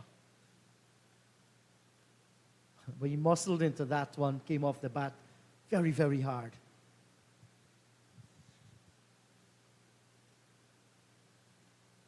Final delivery in this Larry Edward over, 2 for 63, 31.5 overs. So he has gotten a long ball. Just 1 over in the first innings. He's making amends here now. 198 for the loss of 6. He's bowled well. He's bowled with some variations. Hasn't been afraid to give the ball some air in this innings. And of course, when you're in front by so much, you can afford to do that. You can afford to give the ball some flight. You can afford to tempt the batsman to come down to let you over the top. And he has done that. He got 2 wickets early, and he's kept the pressure on the Jamaican Scorpion batsman. I may have still been tempted to take that new ball 5, 6 overs this afternoon.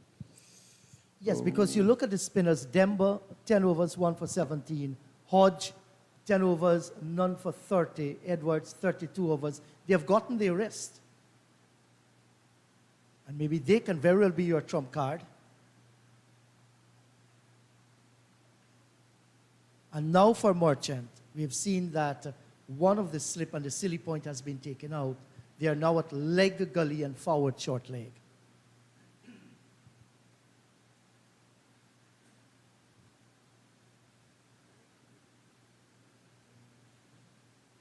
Well, Merchant is a tall guy, making full use of his height, stretching out towards the spinner, smothering the spin, mindful of those 2 men at leg gully and forward short leg.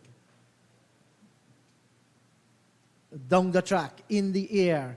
That's going to go away safely across the ropes for 4, over the top of wide mid-off. He gets the boundary. And that's a good shot, calculated. Not very risky because he got to the pitch and hit it over mid-off, knowing that the mid-off is in the long on his back. And he didn't try to hit it across the line, trying to hit it straight over mid-off. Yes, and Demba shouldn't mind too much. Bowl him the same delivery or one close to that again. Or Give even him slower. Yes, that's right. Give him the opportunity to go over the top again. And this time, comes forward. He's defending nicely. Surely there must be some butterflies in the stomach there of Jamie Merchant.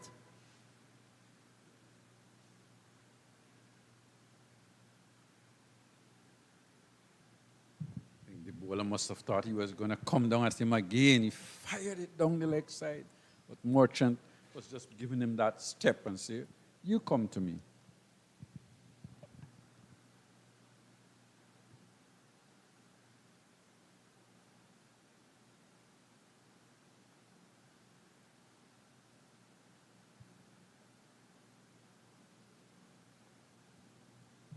Going down the leg side again, encourage.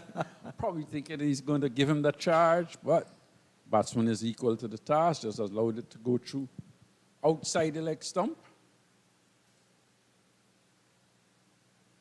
202 for the loss of 6. So good little battle going on there. Volcanoes want to wrap this up as early as possible. Jamaica, they want to survive to the close without losing another wicket.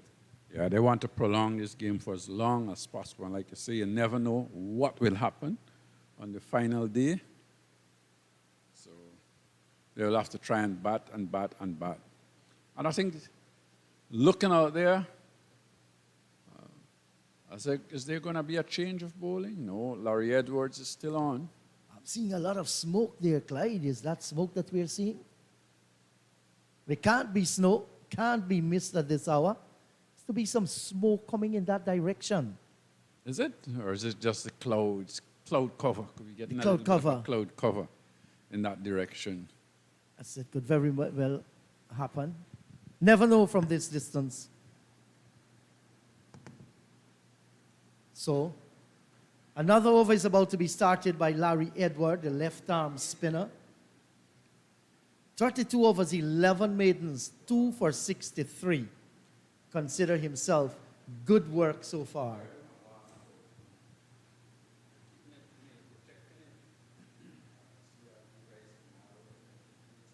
Scorpions required a forward at 213 with a day to go and half an hour this evening.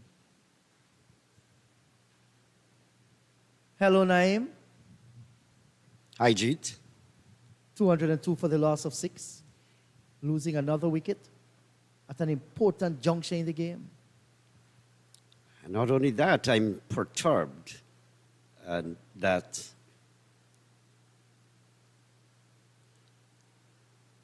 appeal for a caught behind, no response from the umpire. But I'm disappointed that I was looking at the fast bowlers out there while they're fielding, and I'm thinking that one of them is going to start stretching. The new ball is due, and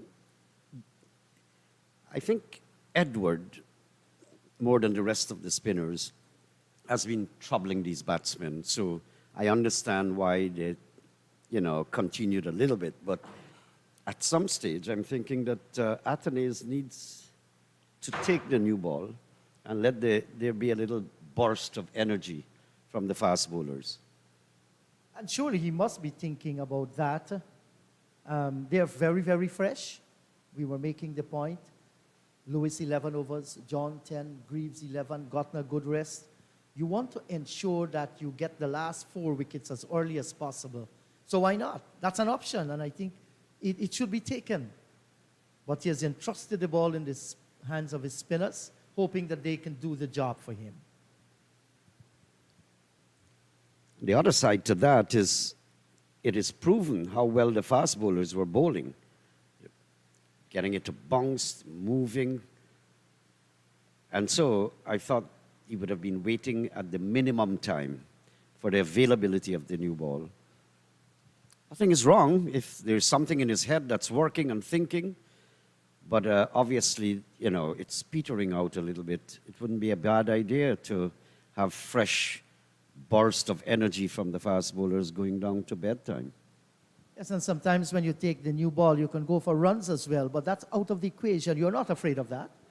Look at that target, 415, you're looking for victory. That's a long way off. Hanging on the back foot there and spanking one away. It's going to run pretty close to the boundary. He's not going to get there. Dorval Green getting runs through the onside. And that is a very strong point. That's the end of the over. If you allow them to score, give them opportunities to score. You set your field correctly, there will be a mistake somewhere along the line. And that's what you want them to commit, a mistake. And by simple bowling all the while, and they've wedged their way into the spin attack too. It will be interesting, 6 wickets gone. The lower order will be exposed to very good bowling from the fastest off. Yes, and some of the other communication is there, Naim. They listen to us, so the new ball has been taken. Great, great. Now, I think we are going to be in for a little treat. Either way, run scoring or wicket stumbling. Yeah, bring the mid off, bring the mid on in. Give them a chance to go over the top. And maintain maybe that 2 slips and a gully. You might even want to go with 3 slips and a gully. It's a new ball. It's a hand of fresh bowlers. And no doubt they'll be attacking the stumps or just outside the line of the off stump. Precisely. Even let the cover be wide open, like an official invitation, typewritten, sent to you. Go for it. Look at this gap. Go for it. Have fun. As you pointed out, you're not worried about giving them some runs because the kitty is quite full and stocked.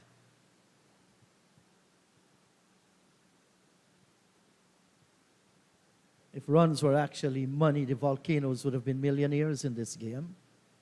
So they can play around with that. 2 slips and a goal. In fact, 3 slips. Someone told me once, if good looks was electricity, I would have been a powerhouse. No wonder you're poverty-stricken at the moment.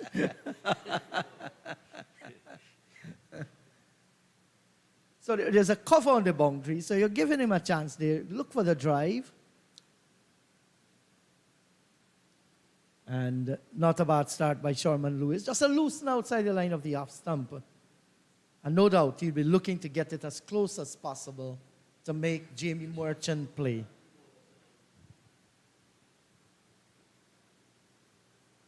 Now, survival is the mode of the Jamaicans here this afternoon. You want to take the match into the final day, just to frustrate the Volcanoes a little bit more.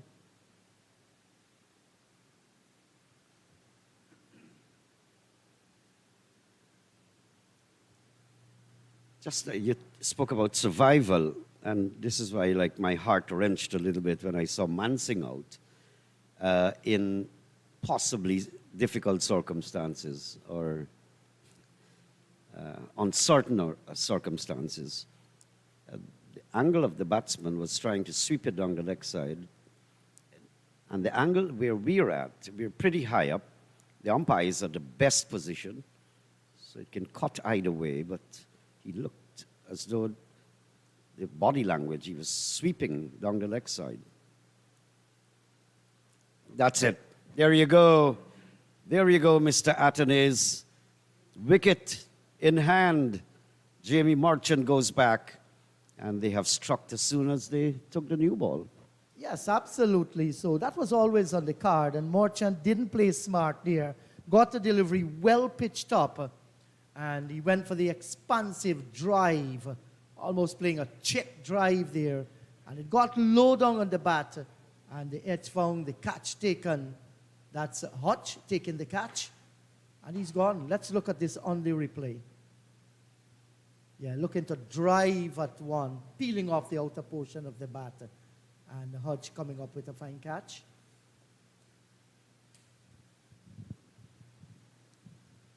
Well, 7 wickets now gone, and they still have about 25 minutes of play, so anything can happen.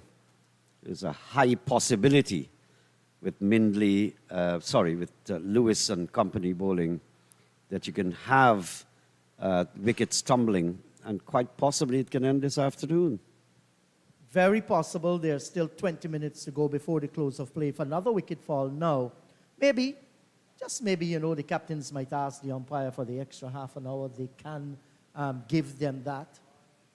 But if these two preserve themselves right down to the close of play, there's a further 4 overs to go, but they have to play right down to the hour of 5. All those are little equations that can happen. But the Volcanoes now, they want to ensure they rush this through. And Sherman Lewis has set the example, now 3 for 22. And don't relax it, Mr. Atenes. It's like tightening every knot, every screw. Add in more pressure. So Dorval Green's still there. And Marquino Minley, forced delivery right up, driving, and lucky not to have taken the edge, and now showing that he should have played through the covers. Will well be advised by Green, who is having a discussion with him there. Just do not try to be too aggressive. And Naim, we're seeing they're now going to put in the 4th slip. Good stuff, Anthony's. Good stuff.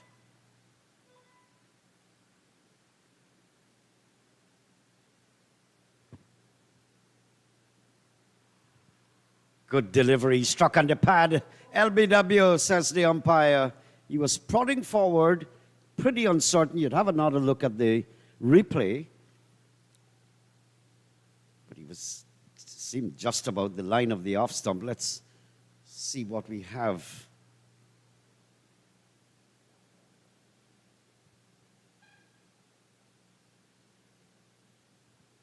That was plumb on Naim. That would have gone and dismantled the middle and leg stump, hit in between. Good decision by the umpire.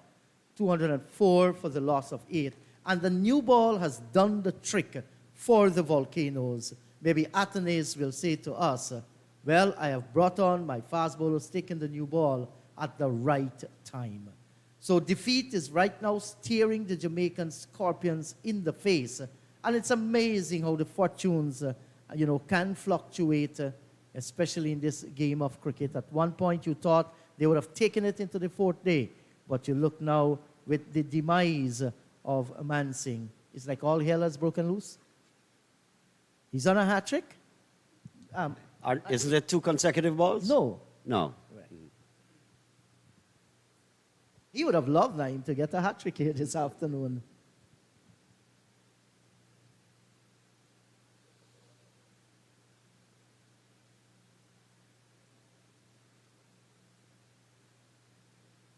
So Nicholson Gordon, he has gone out into the middle.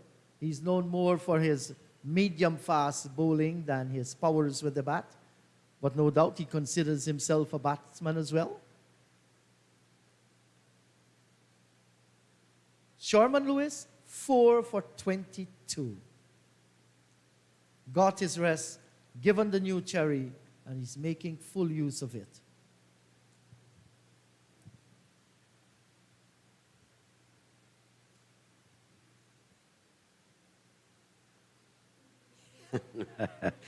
That's rivaling Courtney Walsh for a leave alone. You took the word out of my mouth.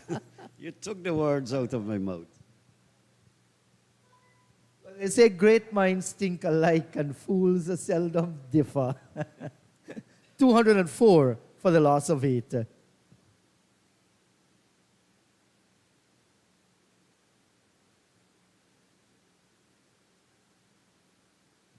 I want to believe that Courtney Walsh did that on purpose sometimes, just to amuse spectators. It was bordering on funny, comical sometimes when he wants to leave a ball alone, and his body language and action would make you laugh. And he's pretty serious about it.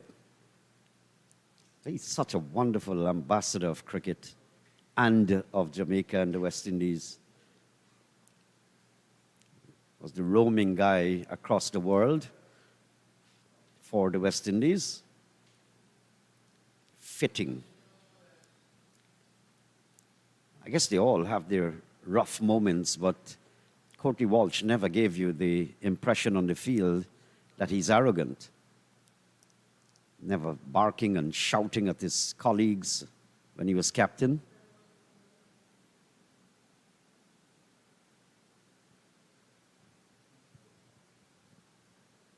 So Ryan John, it is your time.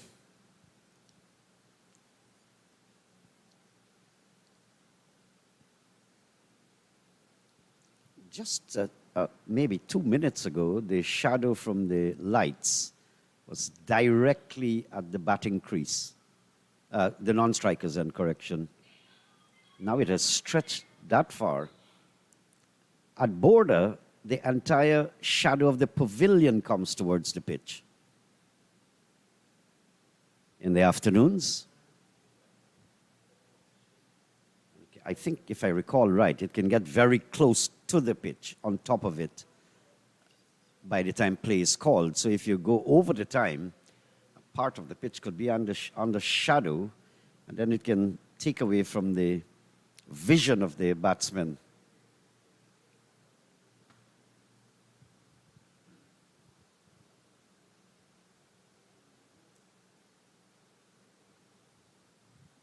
They must have seen something in the slipper, and there you see Dorval Green just pointing the finger and saying, "You guys, what's the matter with you?" I mentioned earlier about the camaraderie that I have seen between the two teams. It was fantastic. This morning I was just looking at the two camps, joking and poking at each other, having lots of fun. They're all West Indian at the end of the day. Of course, they are just about 2.75 hours of plane flight that separate Jamaica from them. Look at that shot. Magnificent straight drive there from green. If you missed it because you were talking to me, you're going to have a look and a treat with the replay when it comes up.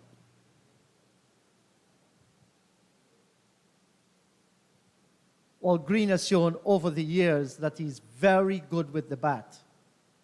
He is the ace all-rounder in the Jamaica Scorpion team, so this is expected of him. If he stays there for a little while, he's going to give you a few more.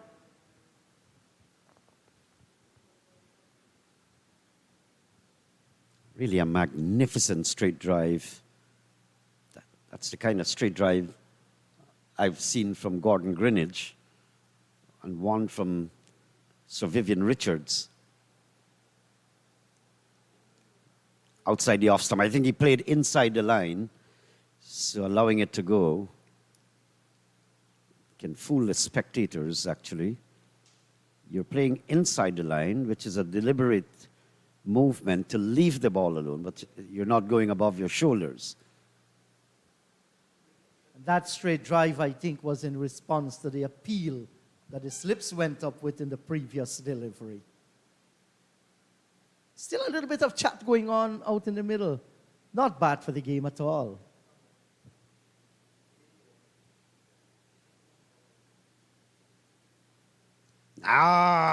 Put down there at mid-on. That was pretty hot, but absolute sitter. Inside your hands and outside. Well, it should have been taken, should have been expecting that one. And into the hands and out again. So he survived there. Sonny Lambris, he's very experienced. Should have taken it, he did not.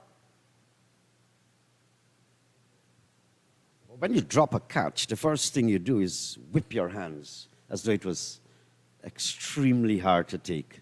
And that's why I didn't take it. You go down to the ground and you hold it and do a little bit roll as well. The footballers are geniuses at that. The slightest hit, they hold on as though they're dying on their legs.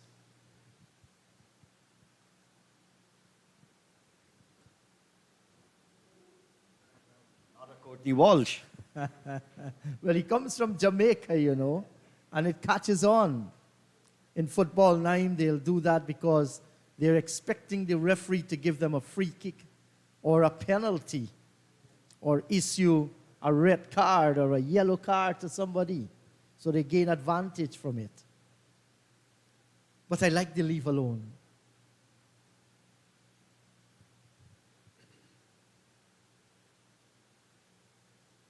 Sherman Lewis badly wants a 5-wicket haul here.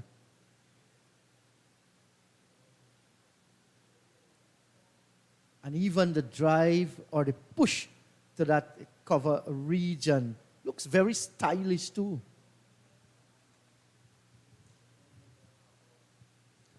When you watch outside, you think about a boat halfway with water and you're bailing that boat.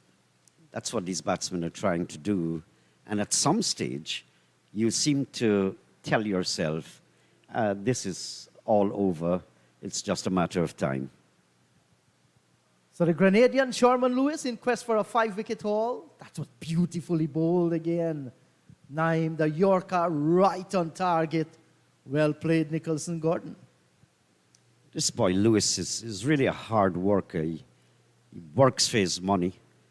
And he's been so constant. I think Greaves as well was very much on target. That's why probably 90% of the wickets he collected were via the LBW route, right on target. So 4 slips, a big cordon.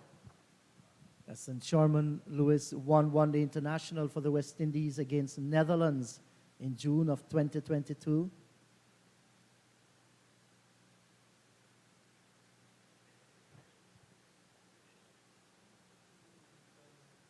And he's surviving. Here's somebody just shouting, oh my God. Well pitched up again. But he's not going to play forward. Just ensure he drops the bat and it gets bat right in front of the stumps and protecting that lumber.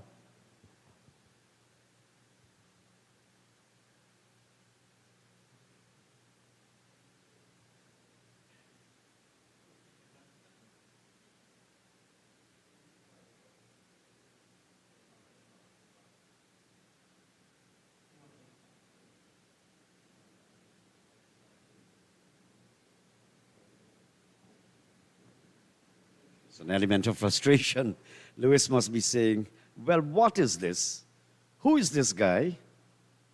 I'm trying my best, and he's giving me those antics in his defensive strokes and just sprayed one down the leg side. When you're having 4 slips and you're straying down the leg side, it simply said that you're trying a little bit too hard there. Lewis is trying to get a Yorker lined with the leg stump, looking for the leg before or even a bowl. And thus he's straying in line 208 for the loss of 8.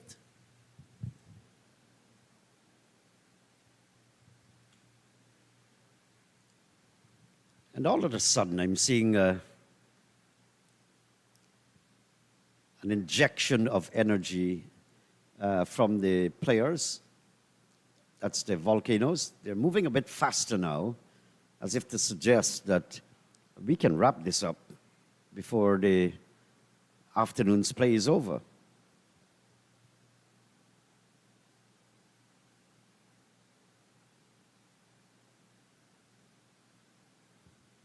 And they require for the 207, the Scorpions, if they're going to win this. That's out of the window at the moment. It's now all for survival and trying to bat out this afternoon. Ryan John. Imagine you're thinking that concept and theory that you have, it's all about batting out this afternoon, but then what happens tomorrow? It's like the same result you'll get unless there's rain nonstop or a natural disaster, and our country is pretty well free of those things.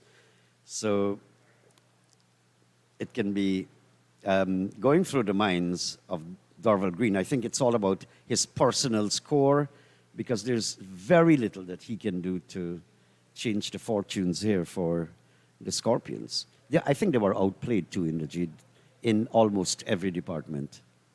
Yes, I do agree with you. There were some individual good performances. Dorval Green, I thought, he bowled well, he batted well. Mansingh showed some talent too. Generally, as a team, though, they have not been able to string together those performances that they can win. And another thing, too, is that for reference sake and the record books, you know, they will love to take it into a fourth day, because the Jamaicans will not be able to say to them, hey, guys, we bowled you out in 3 days. They can always say, you know, we took you right into the 4th day. You could not have done it in 3 days.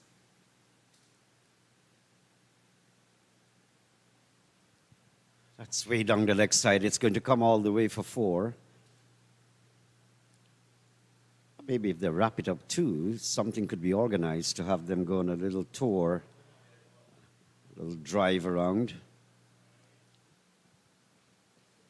Yes, and they normally enjoy Guyana, whoever comes here. There's a lot to offer. Sight viewing in the capital city of Georgetown. And also Georgetown has become a hub for bird sighting as well. Maybe a drive up the Linden Highway.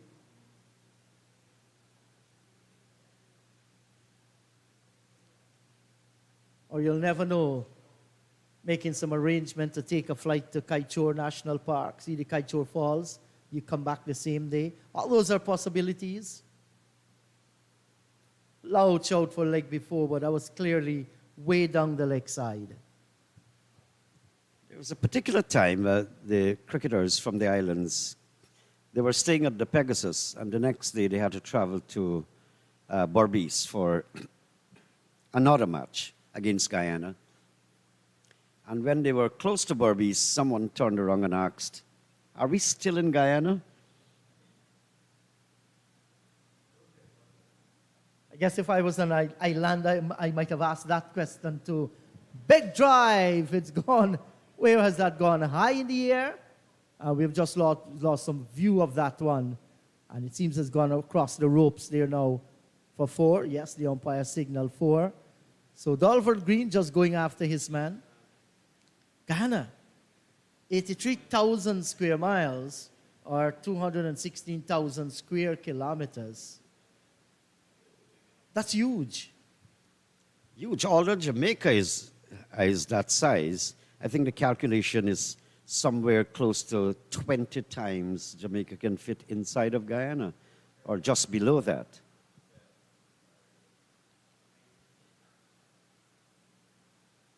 Well, I guess the time will come when these fellas or whichever cricket team visit Guyana, they will not only be playing at the National Stadium, they are going to be optioned.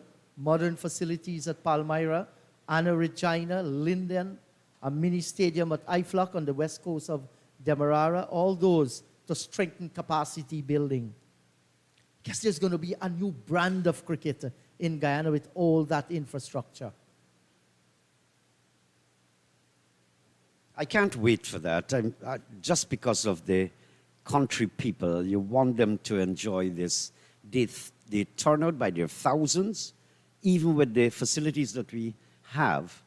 At Albion, it's always jam-packed in a 4-day game, especially at the weekend. Yes, and Berbice is very close to Suriname. When matches were played at Skeldon, lots of Surinamese will come there. And many people will tell you that the Skeldon area offers even a better nightlife when compared to Sheriff Street in Georgetown. That's another aspect too, right? Because it's for commerce. You give the hotels some patronage, the taxi drivers, the sugarcake vendor, or the groceries, whatever, make money. So it's good in many, many ways. You must move cricket, carry it out. But if it's simply for the country folks, when they turn out, they enjoy, they walk with baskets. You're no stranger to it because you've been all there. They enjoy their cricket in the countryside. That wasn't just a leave alone. That was a stylish one. And he has invented his own art of leaving the ball outside the off stump. Look at that. That's decorated now. Leave alone with decorations. Nicholson Gordon, he enjoys his cricket, doesn't he? It's tidy bowler as well.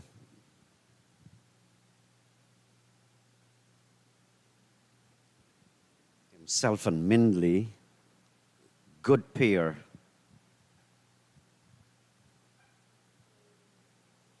And I know there are going to be Guyanese viewing this match as well. Just want to remind them about that senior inter-county 4-day tournament that continues at Border starting on Sunday. Berbice, they will be taking on Essequibo. Both teams have scored victories. Well, I need to just double check that.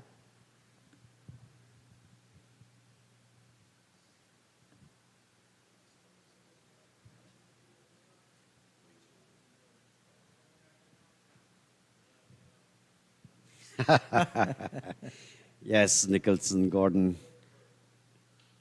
I wonder if he's doing that on purpose, like Courtney Walsh did. That match is actually Demerara and Essequibo at Border. That game will be streamed live on the Guyana Cricket Board Facebook page. And seeing it's played at Border, I think we might very well have some spectators there too, those that are around Georgetown.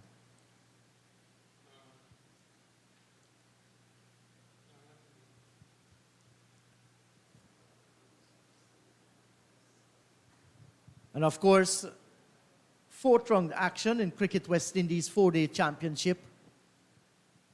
Guyana will be hosting, as well as Trinidad and Tobago.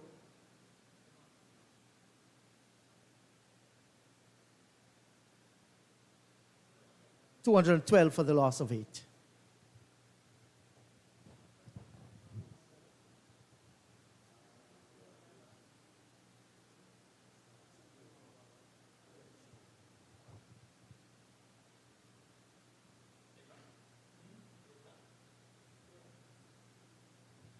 Yes, we're talking about those regional 4-day championship. Guyana will be hosting Jamaica here starting from next Wednesday, that's the 22nd.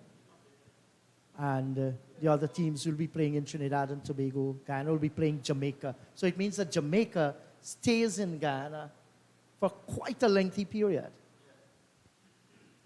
Yeah, I would love for them to be invited out, have a little outing. There's so many Guyanese would rush to entertain the cricketers. And of all the countries in the Caribbean, I enjoy the Jamaicans because they're very jovial people. I like the way they speak, the accent, so it's more entertainment. Yes, Naeem, and when you go to Jamaica, they will offer you their Appleton along with their jerk pork and jerk chicken. I guess if they visit you at Hope on the east coast of Demerara, you might have something tangible to give them as well. Down the lakeside. Don't suggest anything, please. I'm a poverty-stricken guy. I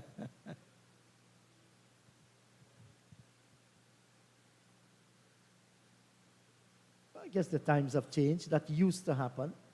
But while you smell the oil, now you're smelling the money too.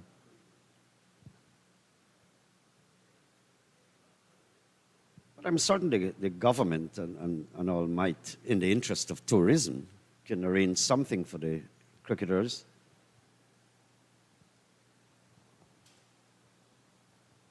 Well, we have a president and his entire cabinet, along with the vice president as well in Guyana. They understand the importance of sports. They just do not see sports as sports per se. They see it as a new industry. That's all this investment. And I'm certain something will be done.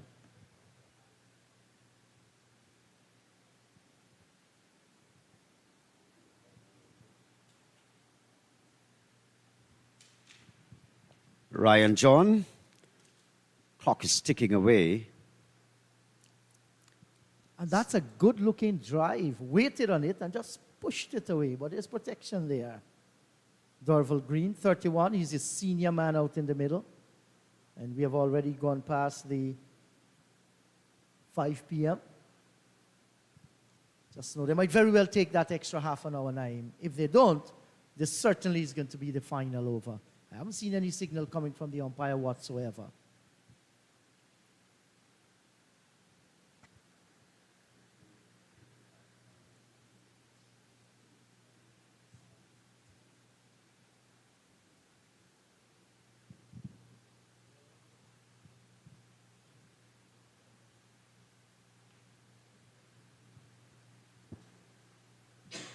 The intent there was to get it over the top, but he got it low down on the bat and played down towards mid-on, and then walks away Dorval Green, having a little chat there with the keeper and those 3 other guys in the slip cordon.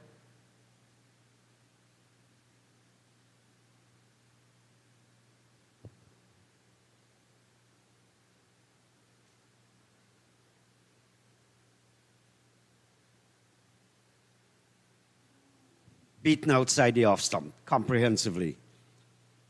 There was nothing to suggest that he wanted to leave that alone. He was committed. I think he was between two minds. In the circumstances, you must give Ryan John the credit. Well, the final delivery in this over, and the 2 batters now going to have a mid-pitch conference. What do you think they might be saying? I just don't want to guess. As Sir Vivian Kalicharan, they will say to you, it might be something totally different from cricket.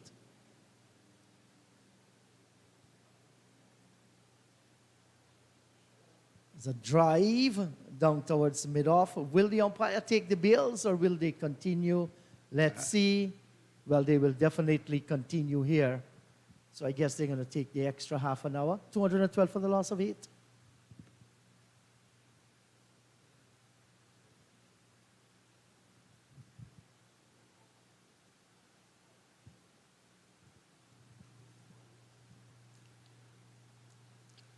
But the Windwards deserve their victory.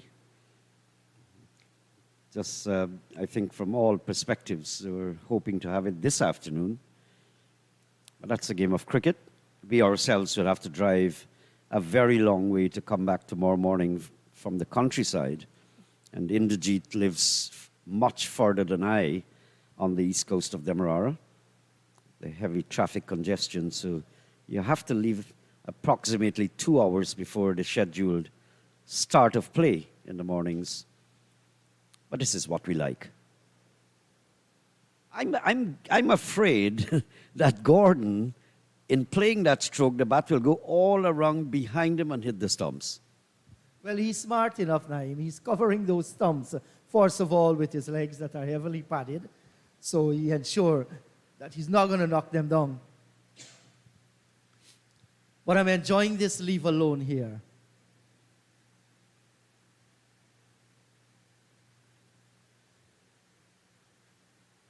Justin Greaves, 1 for 29. He's in his 12th over. Jamaica started this morning with Mackenzie and Leroy Lugg.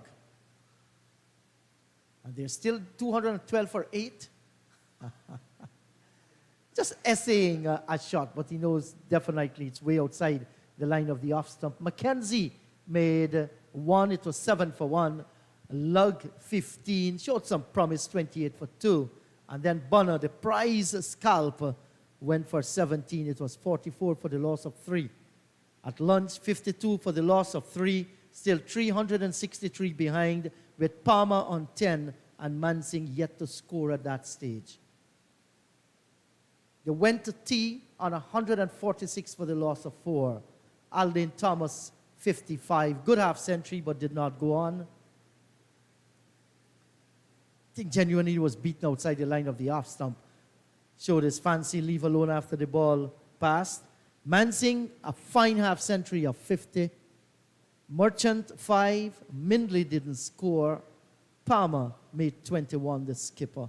So those are the batters back in the pavilion. These two, Gordon and Green, continues to fight for Jamaica Scorpions.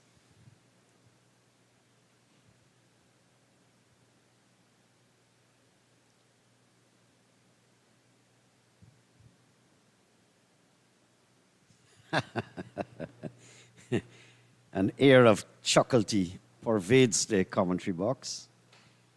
Well, if you don't laugh there, something is wrong with you. He's fun. If you don't laugh at that one, Naim, you're going to break somebody's spirit. You're a horrible character. Well, he's enjoying his batting, Nicholson Gordon. He seems to be a character too. Regardless of the situation, he wants to ensure that he enjoy whatever he does. Short lifting Del Rey. A little bit of venom there from Justin Greaves.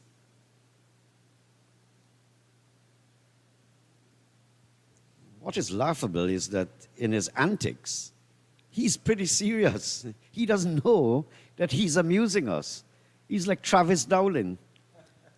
You don't laugh at what Travis Dowling says. You laugh at his laugh. Yes, Travis, very a part of the view here at the stadium, outside the line of the off stump. The over has come to an end, 212 for the loss of 8. So we're definitely going on the extra half an hour.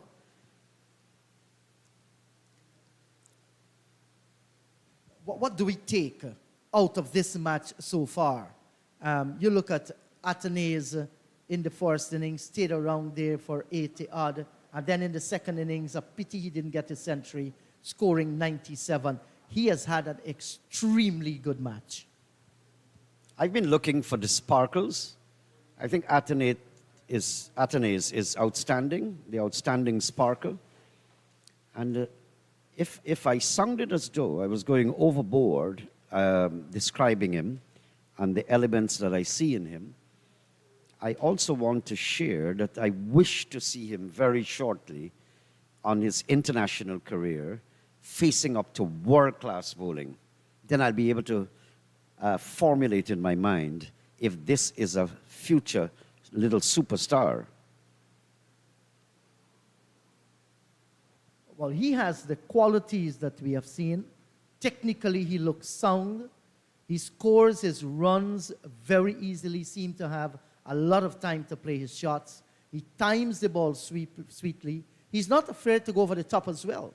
Most of his shots, though, would have been, through the gaps where he picked up his runs, especially through the offside field. Seems to be very strong in that area. What a shot! Wow, that's gone all the way. Magnificent shot from Green. In that case, stay on, bat until tomorrow. I'll come back. Yes, Naeem, that was hit with what they'll say erratic assurance. Got to the pitch, as you can see on the replay there, a step down the track and smashes it through extra cover and gets the boundary, Dorval Green.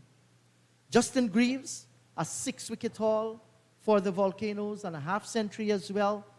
We have seen the exhibition of good all-round performance from him. No doubt, no doubt.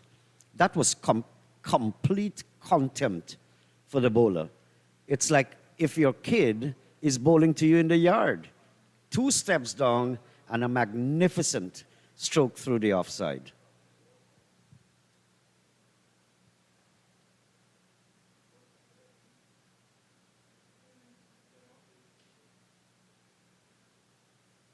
Almost picking up another boundary, this time on the onside. And he has actually, on noticing, moved to 35 in quick time. Yes, he has. And look at the Jamaica performance as well in the 4th innings. Dorval Green, 5 for 30. And Greaves scoring, Dorval Green's 5 for 30 for the Jamaicans in the bowling department. Nothing really to shout about for the Jamaicans when they batted in the 4th innings. Bowled out for 101 in just 28.3 overs. I think at that stage they might very well lost the match with the 116 lead that the Volcanoes had. And in as much as deservingly we identify Dorval Green as one of the sparkles of the game, Greaves, who got a 6-wicket haul in the 1st innings, got a 50, was another sparkle. So individually, we have seen some good performances. But the Windwards Volcanoes going forward, despite they're going to go on to win this game here, there must be some concern, especially with the likes of Robinson and Jeremiah, the opening partnership. That has not performed to their liking. So there must be improvements there. Flicked away. Again, he wouldn't go past the fielder, Lewis.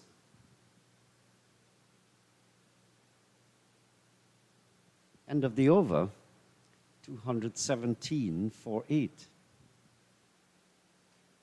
What I'd like to see too, it is professional to do. I would like to see Dorval offering some more protection to the other batsman so that he can take most of the strike in the circumstances. Just take a single at the end of the over and come. This is cricket. You never know. Dorval Green can go there and make 150 by hiding the other batsman. You never know what can happen. I mean, it's far-fetched, but like a Nancy story. But just protect the wicket. Yes, we have seen so many of these things happen in cricket.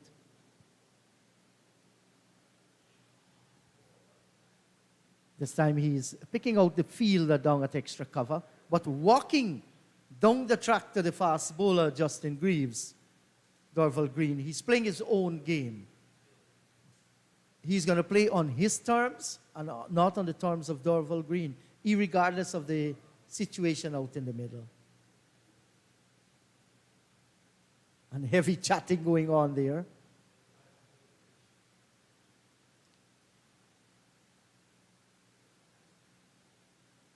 That's a Greaves victory there. He was going to lift the bat up at the last moment. took the under edge and went into the slip cordon. A little bit of encouragement there to Justin Greaves, who has really given a lot in this game to his side. Yes, he has. He's a bowler with a difference. Didn't get the swing he got in the first innings, but bowled well within his limitations most of the time, wicket to wicket.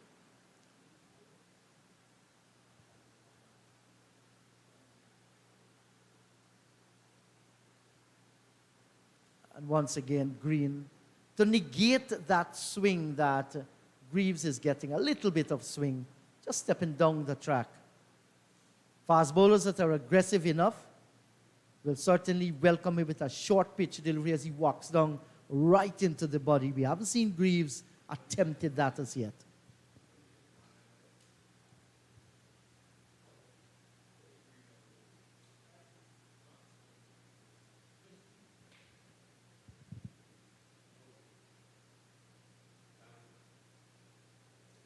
Yorker into the pads. Just a single, 94.3. So I would like to see him just take the strike more and protect Gordon as much as possible. Gordon has faced 19 deliveries so far. He doesn't mind. He's going to block those. That's pitched in line with the stumps. Or leave them alone. Yes, very fanciful too.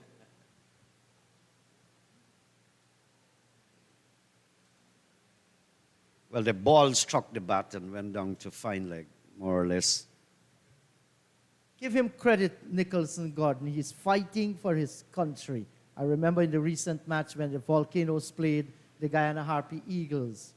Kevin Sinclair needed somebody to stay with him there a while to draw that game, the last wicket, and he found an ally in Runsford Beaton. He defended and defended while Kevin Sinclair was looking to protect and score whatever he can.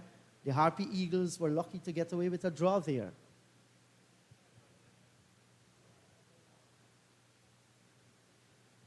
These are different circumstances, though, Naeem. There's still a whole day to go.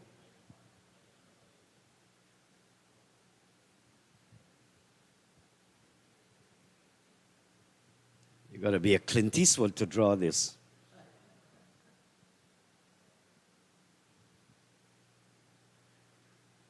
Just trying a little bit too hard there for the extra pace. And Greaves just spraying wide outside the line of the off stump. Generally, they have been very, very disciplined. So the sting has actually gone out of the Scorpion. Scorpion is just trying to recuperate, gather a little bit more energy and a little bit more venom for the next match against the Harpy Eagles here. Well, he did attempt the short delivery, seeing Green coming down the track, but didn't get the response from the pitch. 95 overs gone, 220 for the loss of 8. Yeah, they're limping along. They've lost the venom that they had when the game started. And the energy is just peeling away, petering off into... I see they're going to have a change, actually, of bowling. So they started off, they took the new ball, had some pace, picked up a few wickets. Now they're going to go back and try spin. Not a bad ploy. Try something different. Just take pace off the ball and see how they're going to handle this. Green might be comfortable, but they're looking to pick up the wicket of Gordon there. Let's see if he's going to have these kinds of leave alone, or he will be forced to push forward, and then you'll find that the forward short leg, or if they employ the silly point, they come into reckoning. It's going to be interesting to see what field Athanaze is going to employ here. I guess he will certainly attack. Well, he has to. He's got the artillery, and the attack should be more pronounced when Gordon is batting, which is now. So I still would like to see that silly point drive fear into him.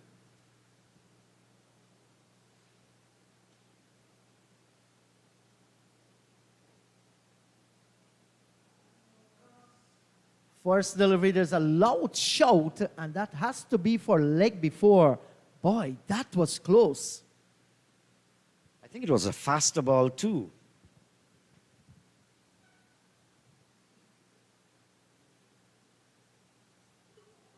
Hit on the back foot there as well. That's not the front foot. That was on the back foot, and Shannon Crawford says not out.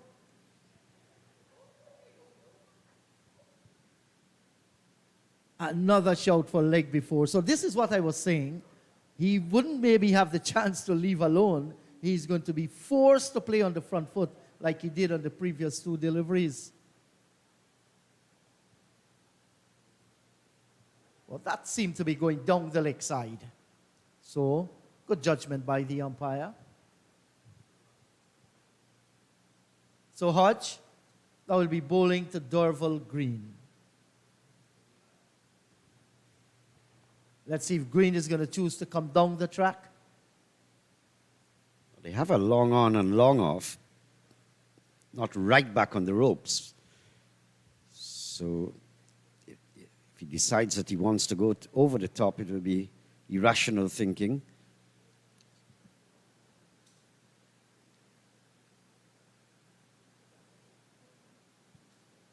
So they were actually give him a single there down towards long off. He didn't take the single. And that's because he feels that he can protect Nicholson Gordon. An enterprising man is he, Gordon, with a bat in his hand.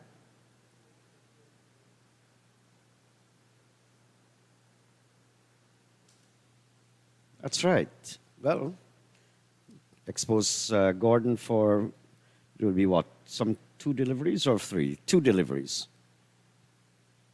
Yes. Well, let's see. Hodge fancies his chance.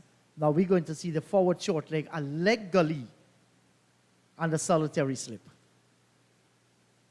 Can Gordon survive? Good defensive shot there, everything. Bat and pat close together. Remember the words of Dave Martin? When red ants bite you, bat and pat close together.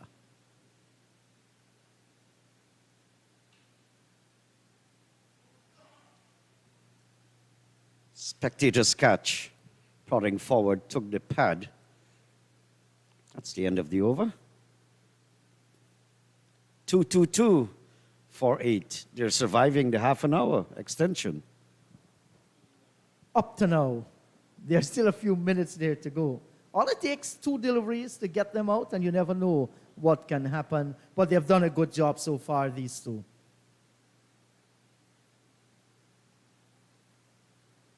.222 for the loss of 8. The partnership so far for the 9th wicket, Naeem, 18. Not bad at all in the circumstances of the match.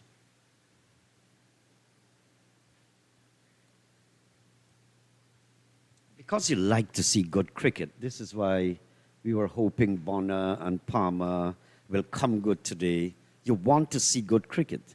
So unfortunate. And then they had that very good partnership between Mansing and Thomas, 96 runs.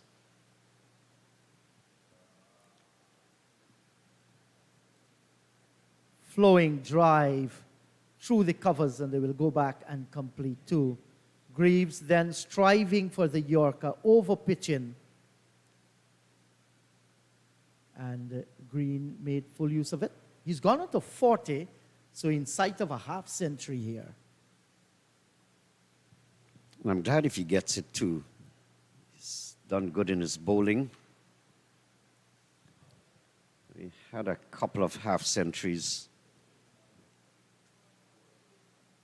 Look at that big drive slashed away off the thick outer portion of the bat down towards White Third Man, and he gets the boundary.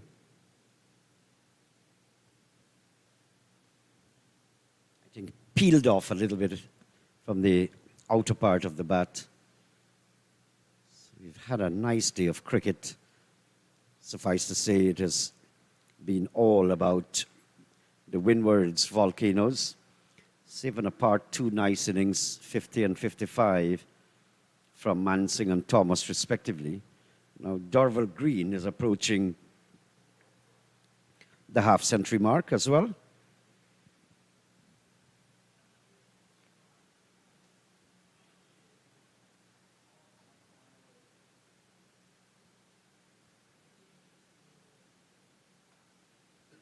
And he's cover driving again. And this is going to run pretty close towards the boundary. It gets there ahead of the fielder. And that's another boundary to Dorval Green. He has gone on to 48. Now he's been given the opportunity to go for the drive. And so far, very, very successful. Go, Green, go.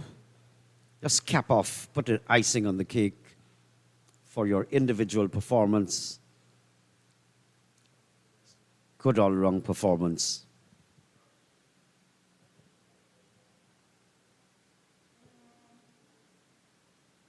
Good adjustment made here by Justin Greaves. Saw Green coming down the track there.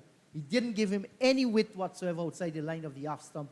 Forced him to adjust his shot. Look at this. A little movement two away outside the line of the off stump.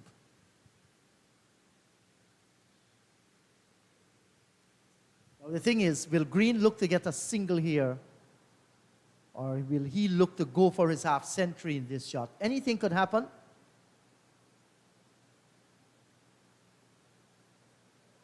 Yes, I think that deliberate down the leg side, just ensuring he does not get off strike. Face the last ball so we can get a chance to bowl at Nicholson Gordon. Well, let's look at what Green would do. It would be a sensible thing to do to jockey the over and to come back for the next over and fight on.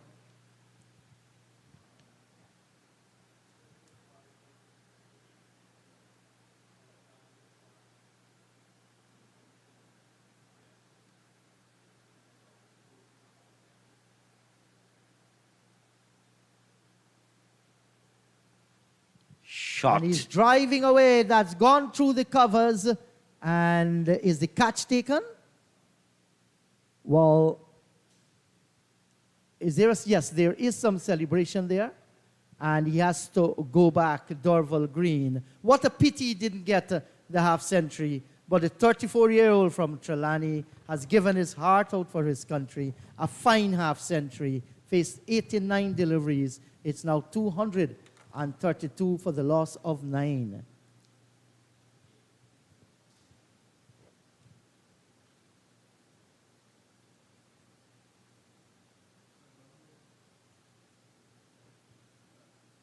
And you could see him as he walks back to the dressing room there. He's not satisfied with the shot he played. He felt he could have just driven it along the ground. But he sets a premium on his wicket, played well, and it just asks the question. Now look where he's batting in the side. He's an all-rounder. And if he can play with that kind of sense and maturity, it's like, what has happened to the other guys in the team? I guess the learning process is taking a long time. And it's good to salute Justin Greaves as well. I think this is wicket number 8 in the match so far. Very good work, Justin Greaves. He's been very, very straight, on target. So it's approaching the 5:30 hour, the extension. I don't think there's anything in the provisions to ask for another half an hour. Asking for too much now. And if they don't fall, they need not ask because they'll get the whole day tomorrow. Let's see what's going to happen here. Kaveem Hodge.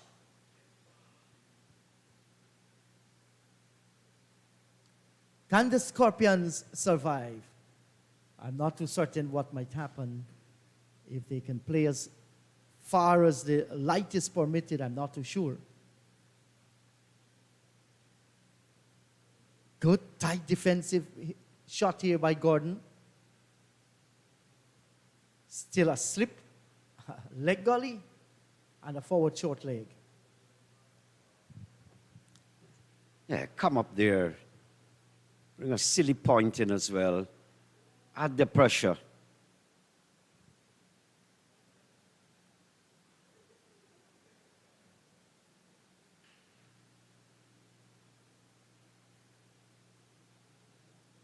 It's like the battle has become intense because of the clock and the fact that it's 1 wicket to go. 2 more deliveries remain in this over. Can Gordon survive?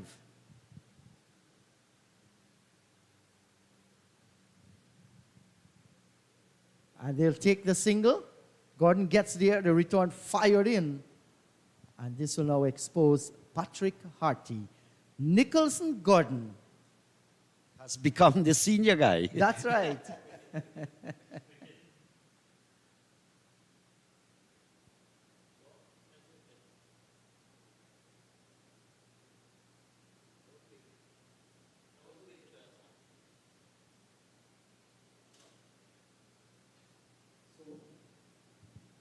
He's been flustered on the onside and defends Patrick Harty. Got everything behind that one. He defends, plays it back up the track. And I think the umpires should call it here. I'm not certain. It's 5:30. well, they're going to continue. 233 for the loss of 9.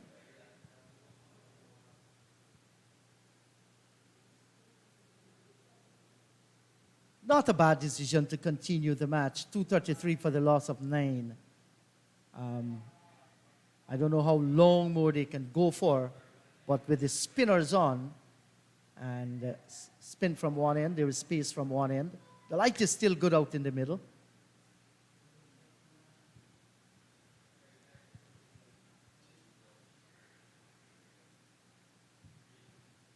I know you want to get home, Naeem, but just be a little bit defensive. I think it will work out in my interest if we play on a little more and we can have the day tomorrow. Yes, and then by that time, too, the traffic on the East Bank Highway is going to ease a lot. I like how you pluck the positives out of things. That's nice. Optimistic guy, right? Look at the positives. That's how we have to be.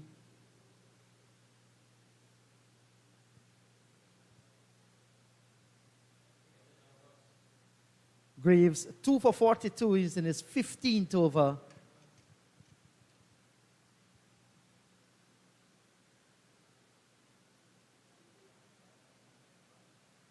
Fight on, Nicholson Gordon. He has faced 30 deliveries for his 2 runs. In fact, 31. But in true Jamaican spirit, he's not going to go down without a fight.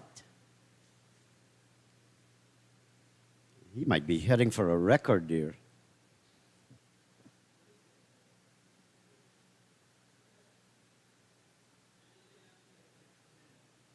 So, a forward short leg is now in place.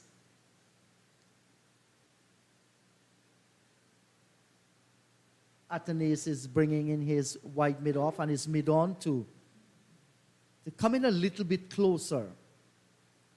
Still feel though he should have maintained that silly point fielder. Just his presence can create some pressure. There's an appeal. Not out. Spectators catch. Yes, it puts the batsman under a psychological disadvantage to have 2 men in front of you to take the catch. It adds a lot of pressure. They tried the thing.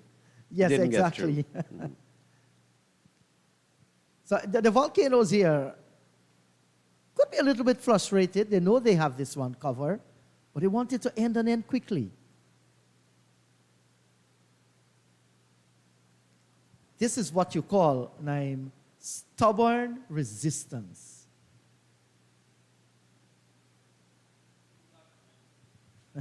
And look at the forward short leg, having a word there with Nicholson Gordon.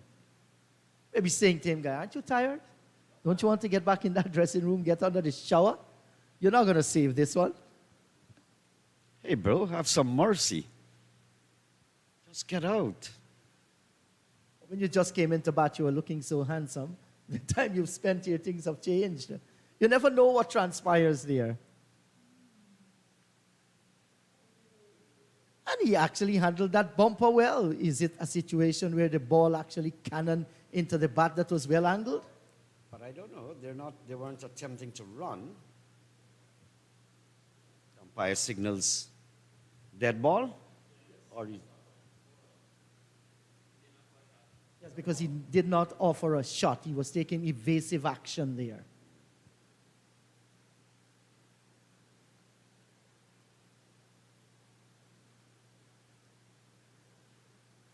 That was a difficult one to judge.